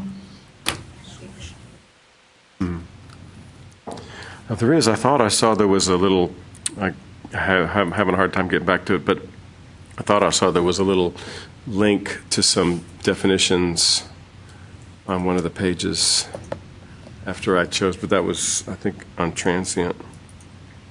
There's a special application information page prepared by Texas Women's University. This was on the page where you select a semester. So it was the page after this one, before you select a semester, and there's a specific link place where you can provide a link to more information that is generally specific to your institution. And I guess everybody has that capability of putting that link there. Yes. And then you're in control of that information. But they don't click it. We could have a pop-up They that don't says, go "You didn't. there." Did you click that link?" Yeah, I can see how they might not. I know what I'm doing. Okay, I don't know where that question's going now. Well, I think one thing is that one option is that we get the ability to actually put a message on where the selection is. But then on the second one, I'm not quite sure myself where that was going with the non-degree. Oh, you should wait. I'm okay with that. So do we want to go back then to just a place to provide a definition? So are we talking like the TWU example of providing the definition of transit once you go to transit or before? Before. Okay. On this. Yes. Okay. On this screen. Okay. Yeah. All right. So then we'll move that question if there's a second. Okay. Thank you, sir. All right. Move to second. And we add the addition of the transit definition on a create a new application for admission page. All those in favor say aye. Aye. Any opposed? Wonderful. And how are we going to get that definition? Who's going to give us the definition? We would make it. It's the institution would make that. Okay, so Yeah, you're just basically giving them the option to customize a message yeah, I'm just on this page so that institutions can put in their own definitions. Okay. They won't have chosen the university until they get to this page. So coming into this page, we don't know what they've chosen. We have to Exactly. figure out another way to do it. Once they choose the page. Rebecca. Yeah. That doesn't mean once they do choose it, you can still take some action on that page, but they would have the capability of immediately hitting continue and going on unless we interrupt them in some way. Are you sure you're a transient? Exactly. Are you sure you're that age? And every page they just have to be sure that whatever they told us before is still true. Exactly. Never hurts to double check. That's right. We have one more item on the agenda before consideration of the prioritization for recommendations of changes, and that's discussion and consideration of prior Apply Texas contract savings. And I'll let Jose tell us a little bit about that. Okay, this is the first time that we have a saving cost from the last contract cycle, and we have $100,000 that are in savings. So one of the things that we wanted to do is have a discussion of what to do with that money, and not just this instance, but just in general, what to do with any cost savings from previous contract cycles. Currently, before we had a 3-year contract with UT Austin. We upped it to 4-year cycle so that we don't have to go through the whole negotiations and and back and forth. And then again, throughout that cycle, we're at the agency will be monitoring and doing financial monitoring on that contract. So it's not just giving 100% of the money to UT Austin without any type of financial accountability. So that's the part that we had the savings. Before, I think it was always rolling to the next cycle without any kind of discussion. So this is the first time that we have this type of conversation, whether we want to just reduce the cost to the institutions for next year or use that money for other additional initiatives or ideas that the committee wants to use that money for.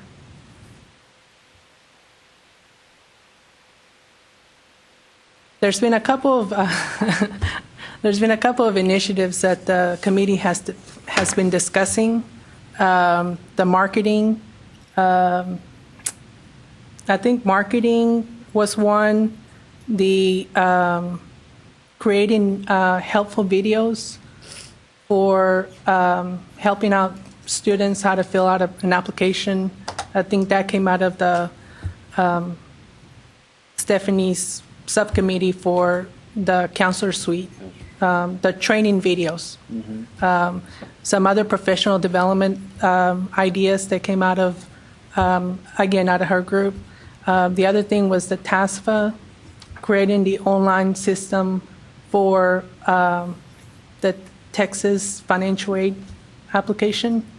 Right now it's just on paper, and institutions are getting that information and doing all the data entry. So that population is still on paper.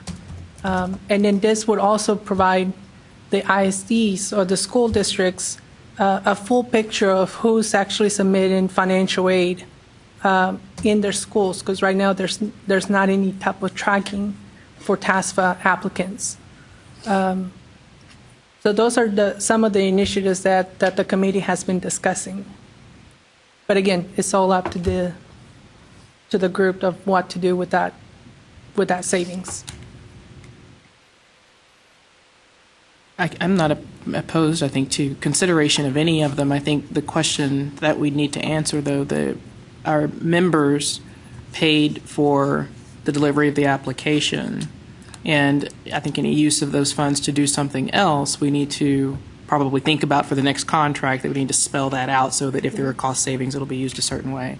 And then for this interim period, get the vote of the membership to spend their funds that way. Otherwise, it seems that it would roll into the next cycle, or I can't imagine a refund, but at least roll into the next. So to make sure that all are in agreement that their funds will be spent that way, because that's what was agreed to initially.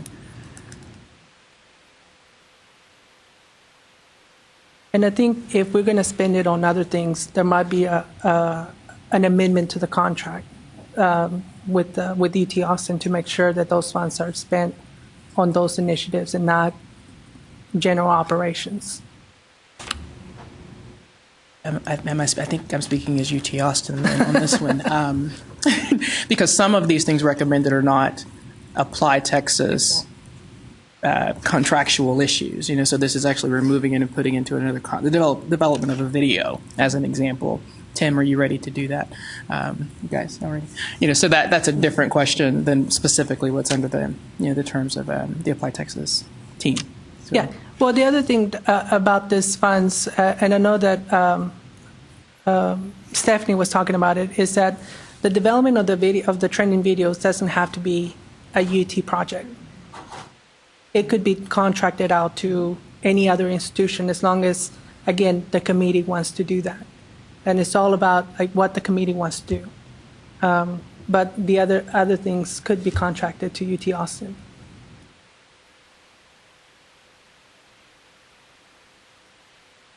I think a way to approach it might be, since we've identified that there's a savings this year, we don't know if there would be one in a future year, in a future cycle. Mm-hmm. But if we were to amend with the membership that if this was the way that we wanted to go, that there were, where there may be cost savings, that you pilot initiatives of the Apply Texas Committee, whatever those are.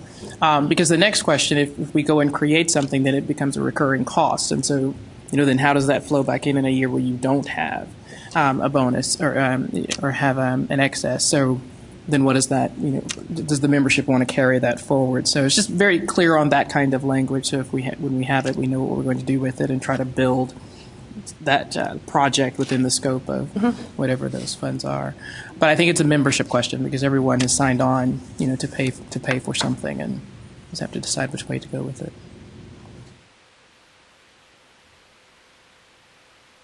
A very good discussion. So do we want to take this to the assembly of users at the Apply Texas workshop? I mean, is that a good forum for this conversation?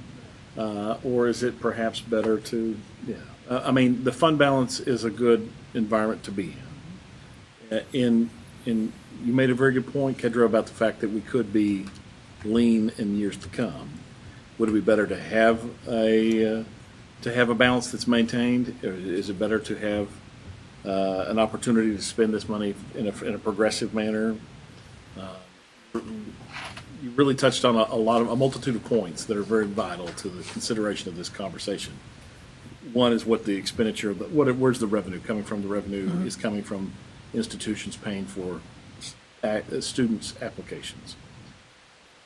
So interpreting how well we apply this fund balance forward to benefit those constituent members who have provided the fund balance, then we need to make sure that we're doing so in such a manner that we're encouraging application or invigorating application or enhancing application or building efficiencies into application. And so that's very true. But I also liked your idea about having input from the constituency. I don't know if that's a good venue for it or not, or if that's just asking for for a lot of disparate information and ideas all at once. Well, I wonder if it wouldn't be useful to even, I don't know, as people register to have a list out there and they prioritize them or identify the top 3 even from the list we have, just to even narrow it down. You could build it into a conference evaluation.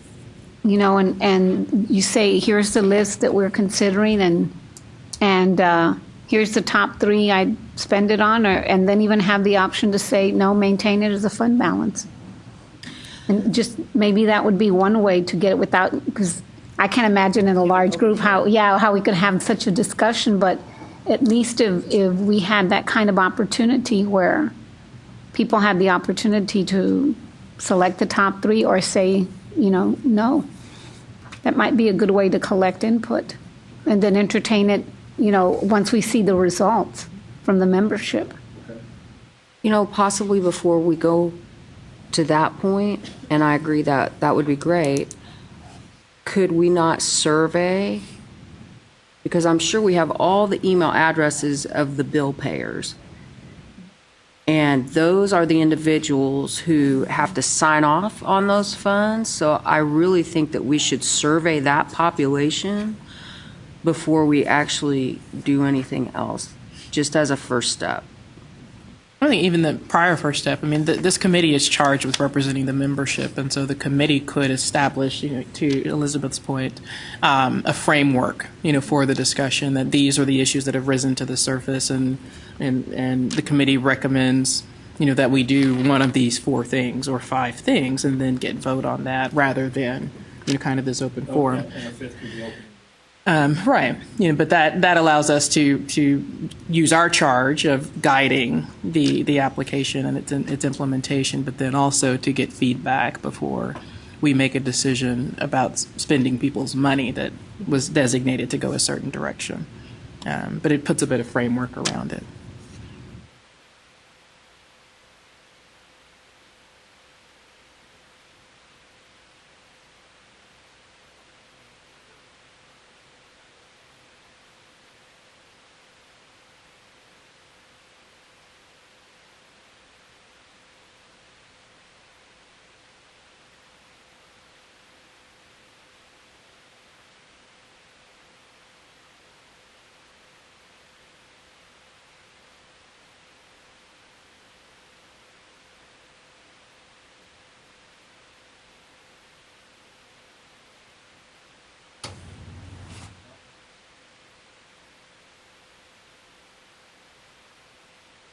Where are we with the possibility of just refunding the participants proportionally?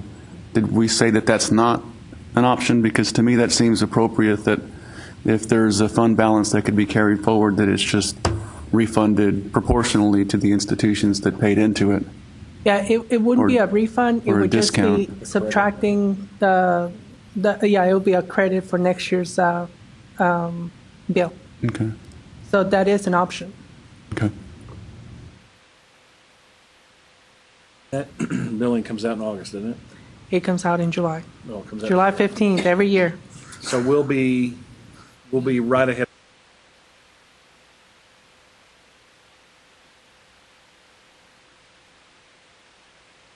Well, now I've got another question. How did it end up with the fund balance so high? Sounds like the invoicing wasn't accurate. Not the invoicing. We have the contract with DT Austin, and then there's salary savings throughout the 3-year. There's other things that didn't occur. So that's how you come up with the fund balance. Throughout the year 1, year 2, they have the carry forward, any kind of carry forward, but we're still contractually obligated to pay them that year's fee. So that's how the amount kind of build up. And I think it was over several, maybe even contracts, and predates my involvement and maybe Jose's to a certain extent. That it was just kind of hung on to, and then someone was just kind of like, "What should we do with this?" So let's just give it back to the coordinating board and figure out what to do with it. Then I think it was probably a matter of maybe several contracts having some extra money and. Like you said, personnel changes. You get changes in wages and the people involved and different things. Do we know a ballpark of the total contracts that this amount is equal to? I mean, is it 1% of the total contracts, or is it 10% of the total contracts, or is it $600? So our contract is now between $600,000 and $700,000 a year. Yeah, so that prior cycle was 1.8 million, so it's 1/18 or so. Okay, thank you. not that high. Thank you. This cycle, because it's a 4-year, 4 years, yes. it's a $2.7 million contract.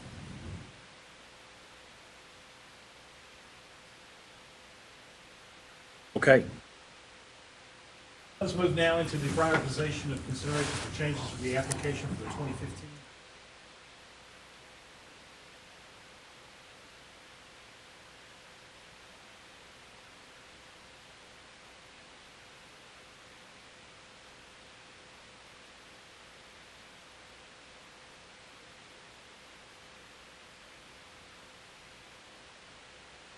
I'm not sure you're on. Are you on? I'm sorry. I didn't mean to. I hate to have to repeat that. Thank you for the notice, though, that I was not on a live mic. Now is the time for consideration and prioritization of the 2015 application. To that end, we will review those items which are listed in under 16 on your agenda. So those named events are considered changes to the application, including the subcommittee information that was brought forward today, as well as the action items that were chosen today during the conversation of our committee during our normal meeting time.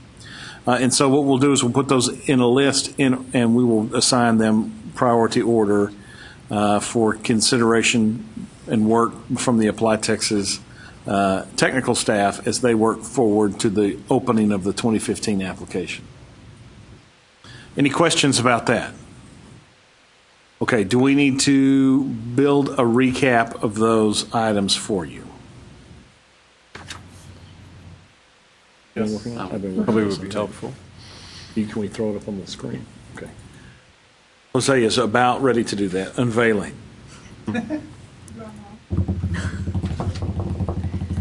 You need a second? Yeah.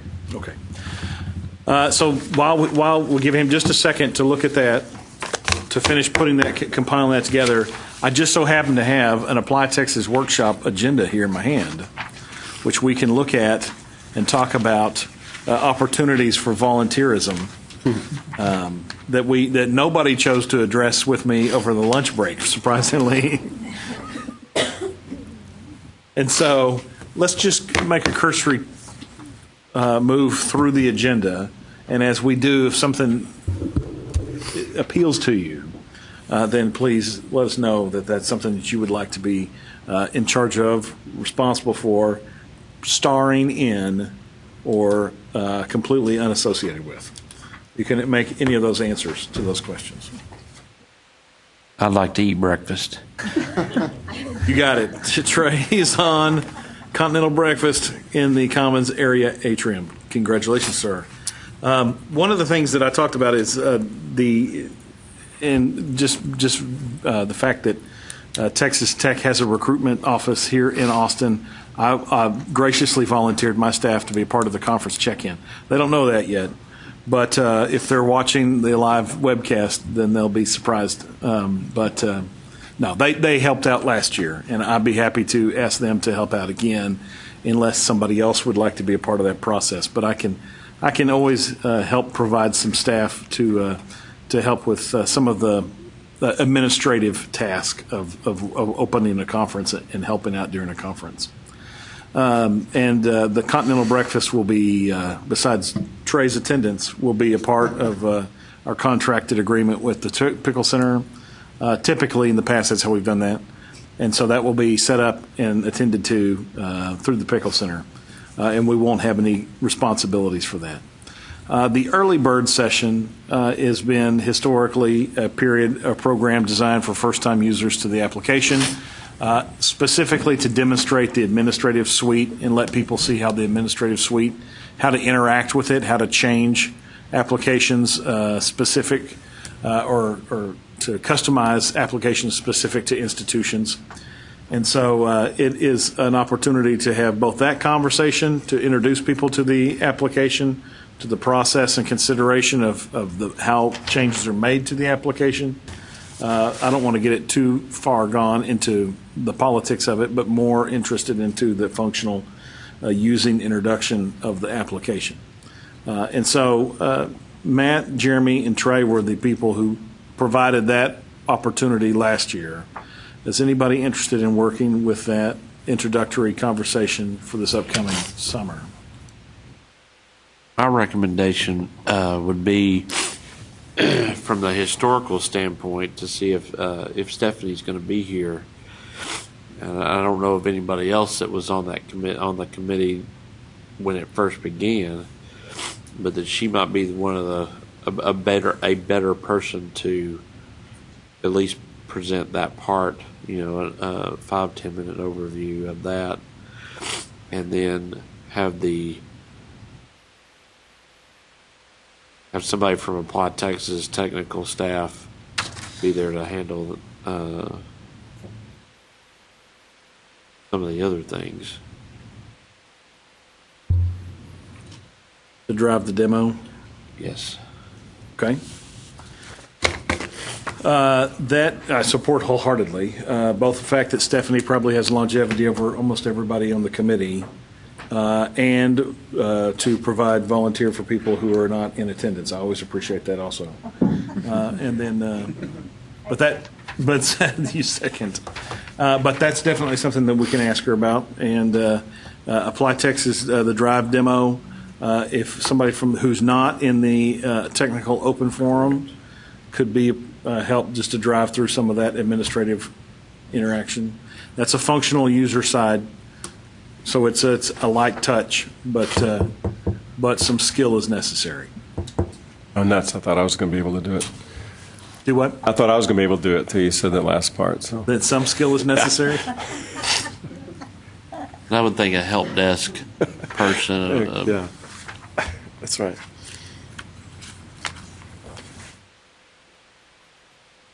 And we don't need to, I won't worry about the technical open forum, Tim. I'll let you decide about that. Let's look at the Birds of a Feather discussion group period. Does anybody want to take the role of facilitator for any of these CRM, SIS groups?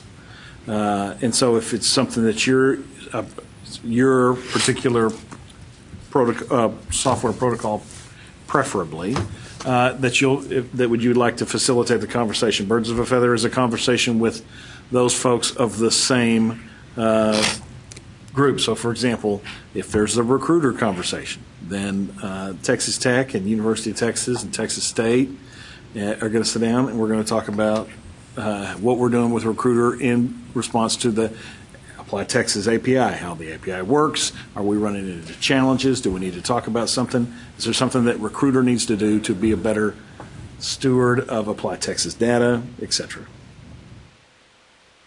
I'll take Poise, Jenzabar.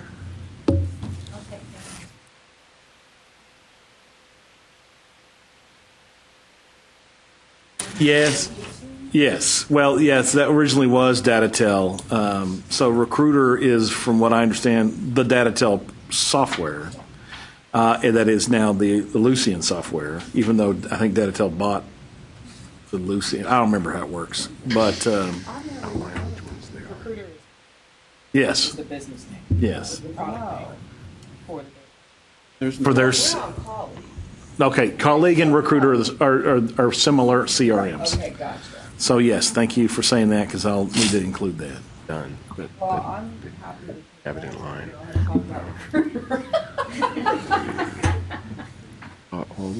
And then I'd suggest that we put formerly colleague or something because the schools won't recognize Recruiter. There is this prospect there on Recruiter for colleague schools. Or do we have a separate? Yeah. If they chose 3 number ones and we've already done them, we can just say Between Recruiter and Colleague? Recruiter and colleague are basically not where we are. Right. We still need. So should you have another Birds of a Feather group? We can. We can do. We can find a place. We'll find another place. Will be soon. The ITIN. Counselor Suite. I've got 4 or 5 things we've already added to it. Yeah. Frames has already been done. Turn off the payment section is pretty much done. We'd want You and I, Texas State, Austin College is coming on. to be fleshed. Anybody else using Recruiter? But they won't. Where do they want it? Surprised you guys aren't. Past last I'll time do we still Banner. have enough Get me Yes, down. I got you for Banner. Thank you, Michelle. I'll tentatively. Thank you. Not me. I'll tentatively volunteer staff member. Thank you, Kedra. Yes. And Jeannie, I got you down for Colleague.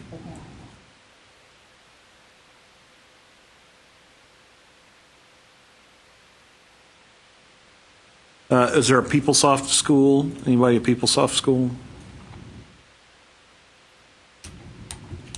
I may. Okay. Is anybody from TCU? Okay. I'll just put TCU, and you let me know who can do that.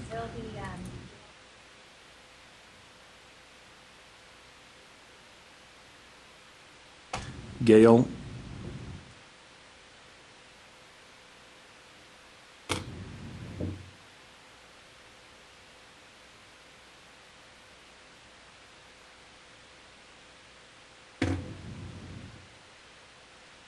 And then the homegrown conversation. We still have any homegrown pioneers or outlaws out there?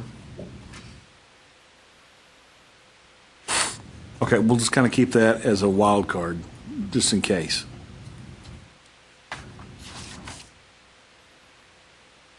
Okay, let's continue because we're almost finished with that then. The concurrent sessions, would anybody like to take the role of facilitating the conversation between constituent members of the concurrent session groups?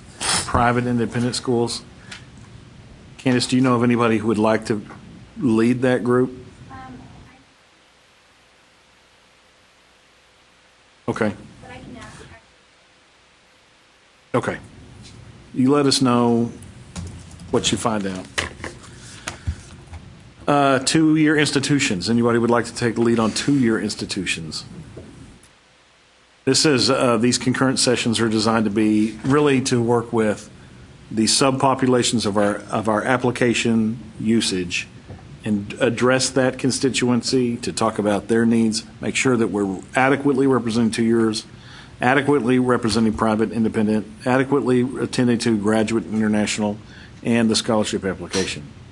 So any new information that was released about the application that's indicative to these subgroups, or to also have the conversation about, are we meeting the needs and do we need to champion something from each of these constituent subgroups? So it's a combination of both, just an open presentation, but more of a Q&A and a feedback.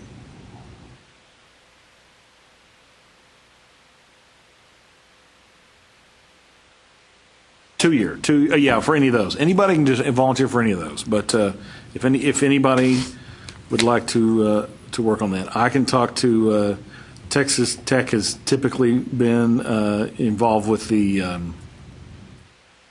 scholarship application. Texas State did it last year. I'll see if I can put together somebody to come to the scholarship application. I'll certainly check it. Okay. At Reyes for the Graduate International. Okay.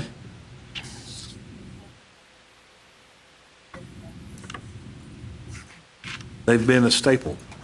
Mm-hmm. Anybody interested in the 2-year facilitation? You can put me down to help with that. Yes.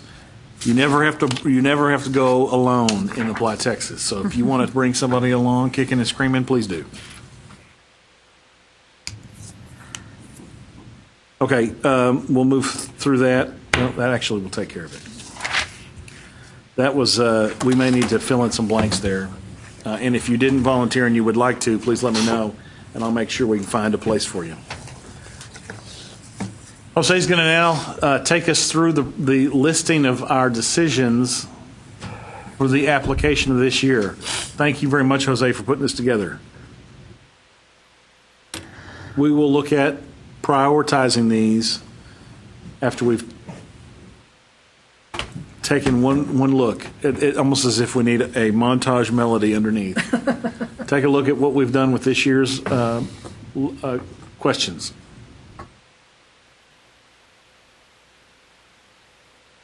The first generation question, which we talked about today, I'm going to try to read these to you. The revising of the application credit card fee confirmation language, the educational background change, validating the birth dates, revising the dual credit question, the definition, customized message for types of definitions for the transient, is that what that one is? Requiring SSN, adding taxpayer TIN number, residents, for non-U.S. residents, counselor suite features, which needs to be further delineated, training videos, clarifying semester timeframes. Is that the same as multiple deadlines? No, that's different. The multiple deadlines. That is different. That's correct. That's for mid-semester or mini-mester or any of those hybrid semester times. The ability to turn off payment section, create institutionally optional section for parent information, which we need to define, and then the nursing application and the graduate application edits. And so those need to be further defined, but those can be defined based on prioritization. And one of the things that conversation that I have had with Tim, and this is in response to your report, Michelle, was about negotiating what we can do with the graduate app requests and what we can't do based on prioritization. So we may not be able to do that whole list, but if we can do some of them for sure. Okay, is that the conclusive list? Or the okay. So if you look at, we've got one item marked as low priority, and that's the confirmation language for the credit card. And I'm fine with that. The recommendation and some stuff that I sent to Tim and some of the conversation we had about that perhaps is something that will evolve more organically as it's reviewed and considered. What I want to talk about, is there anything that the committee feels is a must-have for this next year that has to be completed? Requiring the SSN? I agree. That would be a very good point. Thank you, Elizabeth. And so let's put that as let's list that as an item 1, or we'll move it to the top of the page. And so requiring the SSN, and then so besides, yes, let's look at just first priority first. Some of these will be able to be added to a top priority just because they'll be the easy fixes, and they can just be lumped in. And I would agree that we would bring taxpayer ID number, TIN, up with that. Mm-hmm. All right. As we look at that list again, is there another item that needs to be a must-have this year?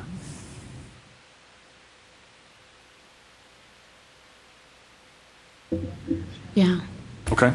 That's one that I had high on my list as well. I think that serves us very well to have that at the top of the page. From the private institution standpoint, I'll just bring up the parent information and the deadlines. Yeah, Turning off payment section would be great. I don't know how easy that is, but We already, I think, have done some things with that, which we hope will satisfy that. David, do you want to tell us a little bit about that payment thing, what we did? Yeah, we added an option to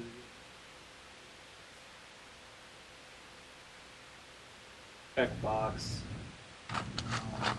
And page comes up, option comes up next to your option.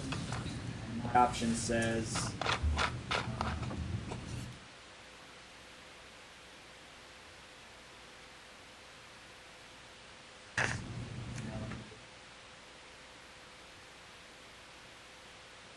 So that will take an action on the part of an admin.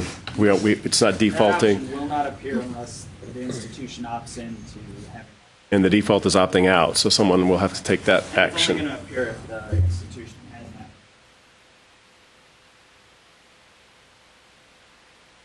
So we think we've taken care of that. Yeah. is it in test or something that I can look It's in at? test. It It's is? only in test. Okay. Yeah, if you want, Candace, if you want to send an email to me or something, or to the Applied help desk or something, maybe we can get you. We can send some screenshots. We can send some screenshots. Okay, Actually, I think I actually have some available, but I don't know how long it would. If you want to take time looking at them now, but I've got some you could see. But then the other thing you mentioned, we just need. I think that's non-trivial, but certainly not a huge project. The whole parental information. We just need information. We just need some real details. What fields do you want? How many individuals are we talking about collecting information for? Are they required? Which ones are required? We'd need some to really flesh that out somehow to get that done this cycle. Is that a private school only initiative, or is that going to be open? That would be something people could opt into. Yeah.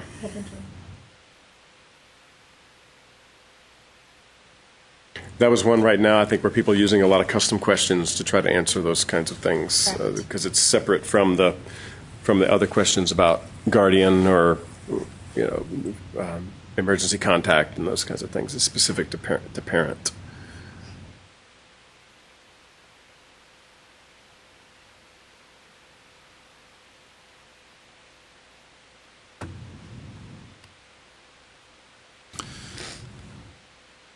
All right. As I'm looking at that list, there's some that we'll need to further define, and that's counselor suite features. Do we have a copy of that, a list of counselor suite features that Stephanie was working on? I have, I don't know whether I have the same list anybody else has, but I have some things I've written down. And let's see, I'll ask David to help me on this, but we added the projected high school graduation date to the student listing page in the counselor suite. We added the completed versus total apps in the student listing page, so it used to just summary didn't have both of those. The download functionality has been rewritten to be easier to use. It's now got sortable tables after when you download it. Also added sortable columns on the student app listing page.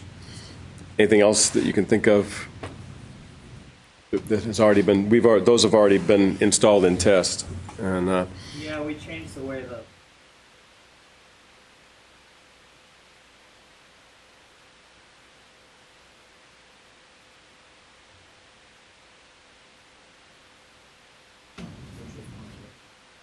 Press. It's basically downloading what you're seeing, right? Yeah, so you sort it however you want, and you choose whatever, you do whatever selection criteria you want, and then you download, and it downloads not just everything, but what you had on the page there. But for the most part, it sounds like you've addressed all of those.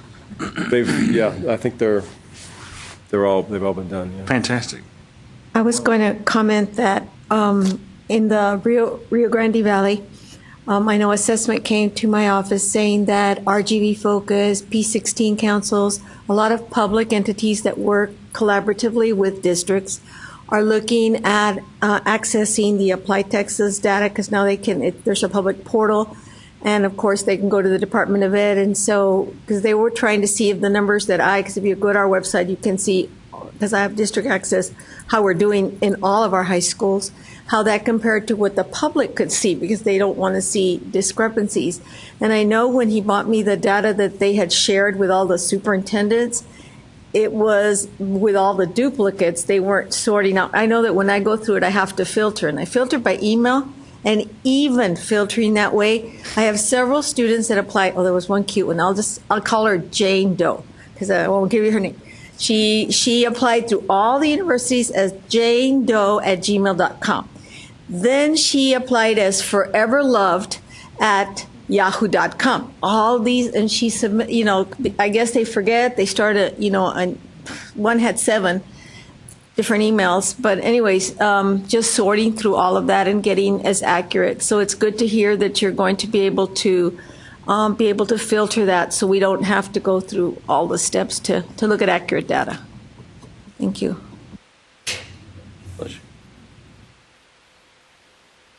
I don't know if there were any still requests that hadn't been addressed. I think everything that we'd gotten before has been addressed. And are we done? We done with that in test, all that development, or we still need time going forward?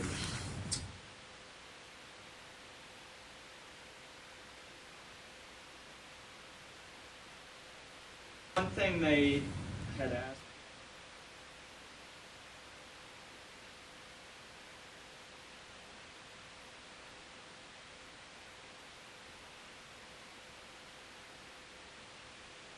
Yeah, there was something, I have something written here about mouse over help and a summary page and a possible tutorial, and those are great ideas, but we don't know exactly what people want, so we didn't move forward on those. So if that is wanted, then that would need to be prioritized with everything else going forward, as it has not been addressed yet, and we'd obviously need some help and someone to guide us on what you want, what they want. I think the counselors, it's hard for them to download reports. They look at the information, and so maybe an area where the new changes might be explained to them would be really important, I think. Do we provide an FAQ or a changes for the council this week? There is an FAQ. We can.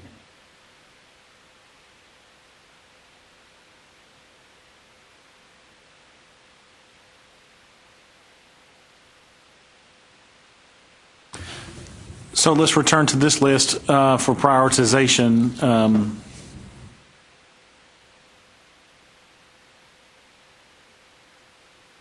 Is there anything else on this list that we would like to move to the top? I'd keep that first gen question up at the top. Perhaps a dual credit question? I was looking at that one too, thinking that it's probably relatively easy to edit, and for that reason as well. As long as we have, to move clarity of exactly what you want, which I think we do, don't we?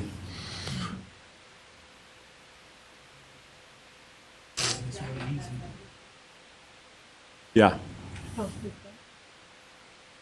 Don't tell them it's done. We may need some padding somewhere else.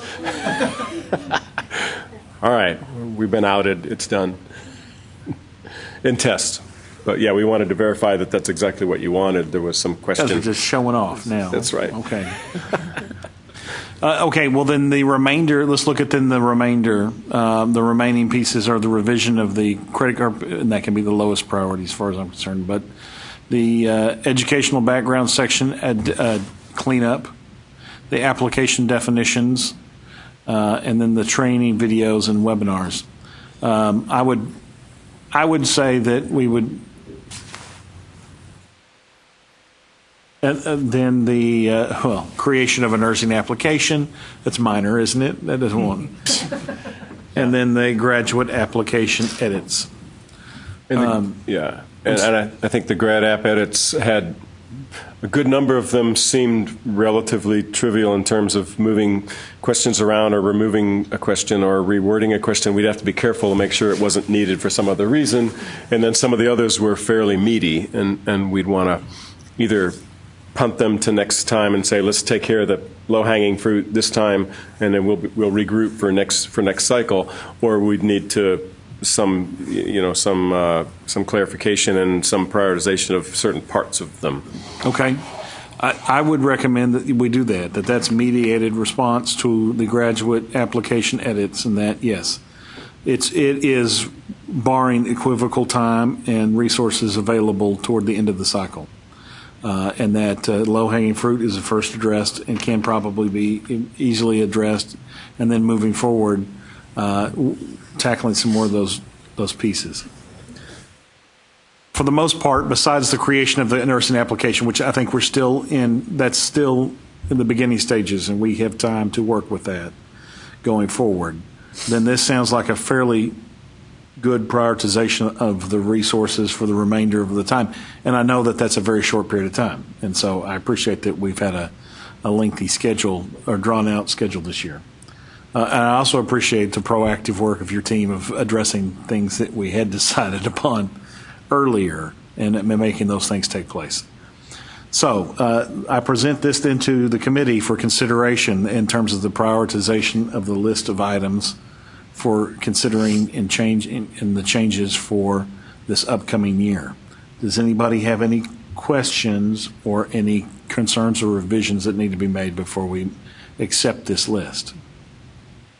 The dual credit question is still at the bottom. Is that? It's already done. It's already completed. Sorry about that. The yellow ones are done. Okay. Pretty much. Are we still doing anything more on the requiring the SSN? Not quite finished with that. And I think the ITIN is kind of a second part of that, which still needs to be done. Those are kind of together, but we're not quite finished with the SSN. Sandy?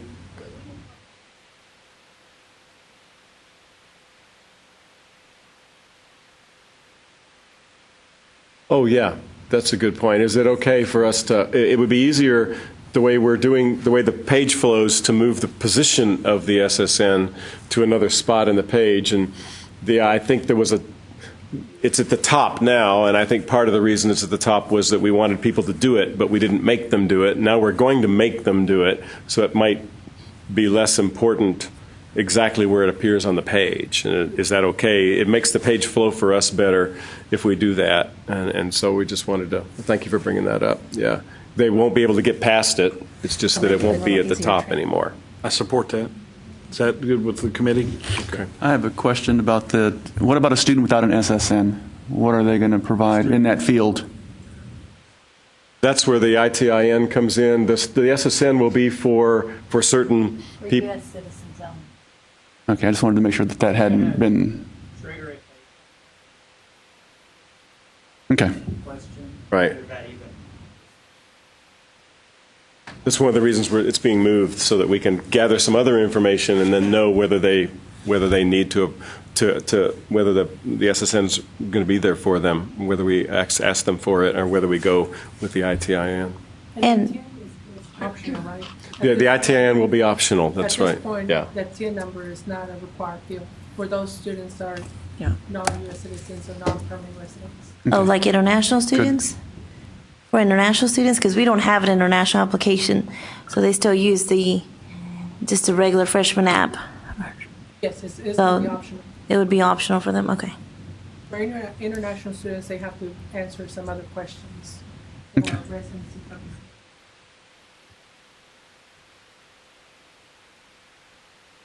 That's a question.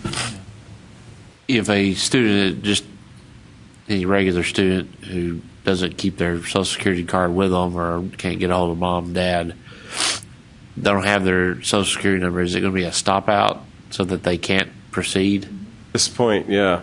I mean, that's the request, is to make it required. We were getting 85% compliance with it not required, and that included international and grad. That was like everybody. So we were probably getting well over 90% anyway, possibly because of the placement and other reasons. But yeah, that's the request this time is to that would be a stop. If you don't know it, you can't go any further until you put it in. Tim, do we have any verbiage on it where we would want to deter anyone doing 1, 2, 3, 4, 5, 6, 7, 8, 9? It's very hard to match your records, et cetera, et cetera. There are many reasons why this would be a bad idea if you did not put your correct Social Security number in this section. The field itself has validation. Okay. So they can't put just a fake number. So it has some validation with it behind Okay. the scenes. Great. And we've also added the Validation, confirmation. Exactly. Right, we've added that other screen that's going to come back, and that, and I think the team was talking about that.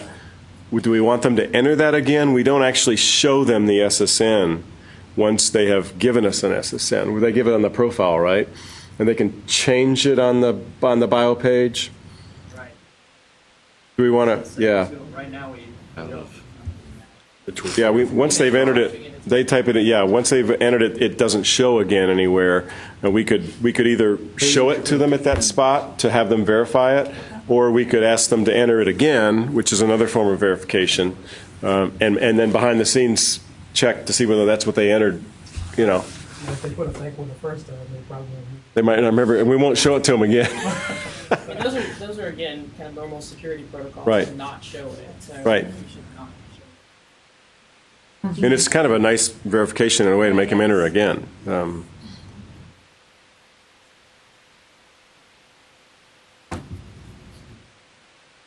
All right, I didn't mean to get us off on a different subject there. And just so I'm clear, the stop out will stop basically right then and there, won't stop them from submitting. I mean, completing the rest of the application, they can't won't be get allowed past to go that any further page. past that page, correct? Right, okay, thank you. I think it will be imperative, though, that we make sure that we're communicating that to our counselors and We certainly don't want to push them in the direction of putting in bogus numbers just to get past the page. That's opposite Right. of what we're trying to Sure, accomplish. absolutely. But you don't want these investing time and then you have a bunch of incomplete junk out there too. So anyway. All right. If there's no other revisions, then we'll leave this as the priority list for 2015. All right, Ethan, Yes, have I'm sorry, two Lisa. questions. At our last meeting, we discussed two future agenda items, one being the no college credit, and then the student would answer, no, I don't have any college credit, and then they would list that they went to a college. And then the other one was the question for like second 8 weeks or mini-mesters or any of those. I think the mini-mesters are addressed in this list under, where did I read it? The clarifying? Or is that where we just said it would be from August? Yeah, through- that's where we just added Yeah, that's what I dates thought. to the pull down to clarify, but that's not a mini master thing. That Okay. was just Okay. a gross, this is fall, this is spring, and these are the dates those mean. But it's the same for everybody. Okay, well, I'm happy to entertain those two topics. The The first one is in reference to earned college credit prior to high school graduation. I think we have done something to this effect with a kind of a show hide thing. Rebecca, can you speak to that?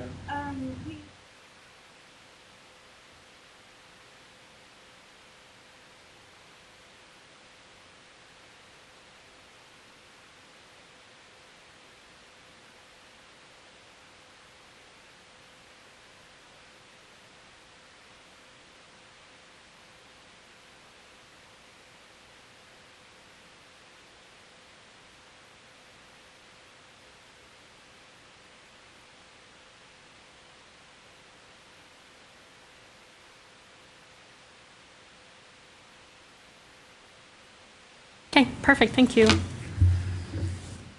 So that addresses the first one, Lisa, the first question. The second one, though, about the mini-mester piece or the variable entry terms that are unique from fall, spring, and summer? Correct.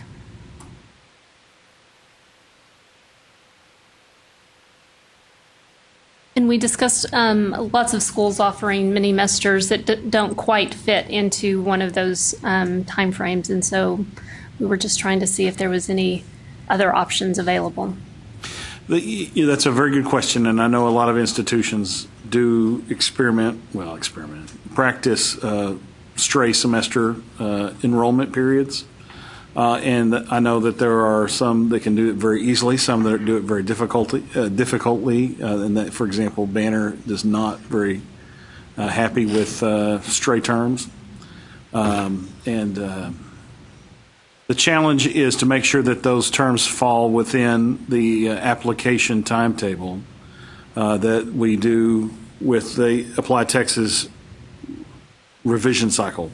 And so that we would have to be something that would be able to fall into in 2015 year would be August 1 of 2014 because that's when that 2015 app was going to be live. And so is that the end of a spring semester of the 2014 or a summer semester of 2014? I'm confusing myself now.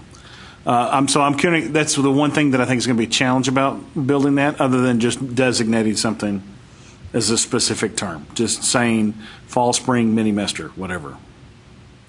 But that's just my initial thoughts about that. Tim, do you have any ideas about that? No. To be frank, no. Okay. I'm not sure. You'll see mini-mesters. You'll see May-mesters. Yeah, I've done winter term. I think we did. Yeah. We have May-mesters, at least for international, for our international office. We have been building those into an existing term for an application if we need to. We don't do it very often, but we could certainly take a look at the way our system is built and what it would take to move out of the semester frameworks that we've got and what it would take to make that more flexible, and we can certainly take a look at that. Okay. But I don't know. I can't. It doesn't sound. I don't think it's necessarily. It's trivial to just add another semester, into what we have. But unless the team tells me it's not, it's trivial. But I don't think it's probably going to be. But we could at least do an assessment and then see. Could we then ask that you guys look at that and keep us posted on what you think about that? Okay. That's great. Thank you. Thank you, Lisa. Okay, let me then return to the prioritization, its list. I'm going to have that affirmed with a vote of the committee if that's the way we want to go forward. Okay, all those in favor of this prioritization say aye. Aye. Any opposed? Fantastic. We'll move forward with that piece right there. All right, friends, that covers the majority of our agenda topics for today. The group announcements would be anything that you would like to provide. I will continue to accept offers of volunteer or facilitation for the Apply Texas annual workshop, but I would love for you all to make a point to try to attend if you can. And then we'll try to make sure that it's of value to our membership, that they feel like this is a strong and engaged committee is important to their confidence in our ability to do our work. And then secondly, it's an opportunity for us to have a planning meeting, albeit briefly. It's still a chance for us to have a planning meeting as we go into the next cycle. And so with that, I open the floor to any other announcements or communication concerns, comments. I have just, and maybe you said this and I just blanked on it, but are we, I guess if we, as we work our way down this list and we have questions, we're pretty late in the year, which is fine. I think there's a lot of these they will be able to knock out. I'll just take credit for it. As we get to things, if there are questions, I guess there won't be another meeting of this committee, right? So if I have questions about,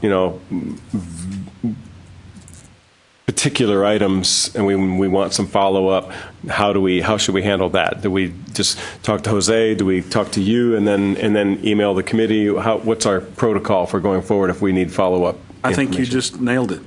Yeah, okay. I think so. If you'll include both of us. Okay. But yes, and then we can put stuff out for the membership to have input on. Okay. So I agree.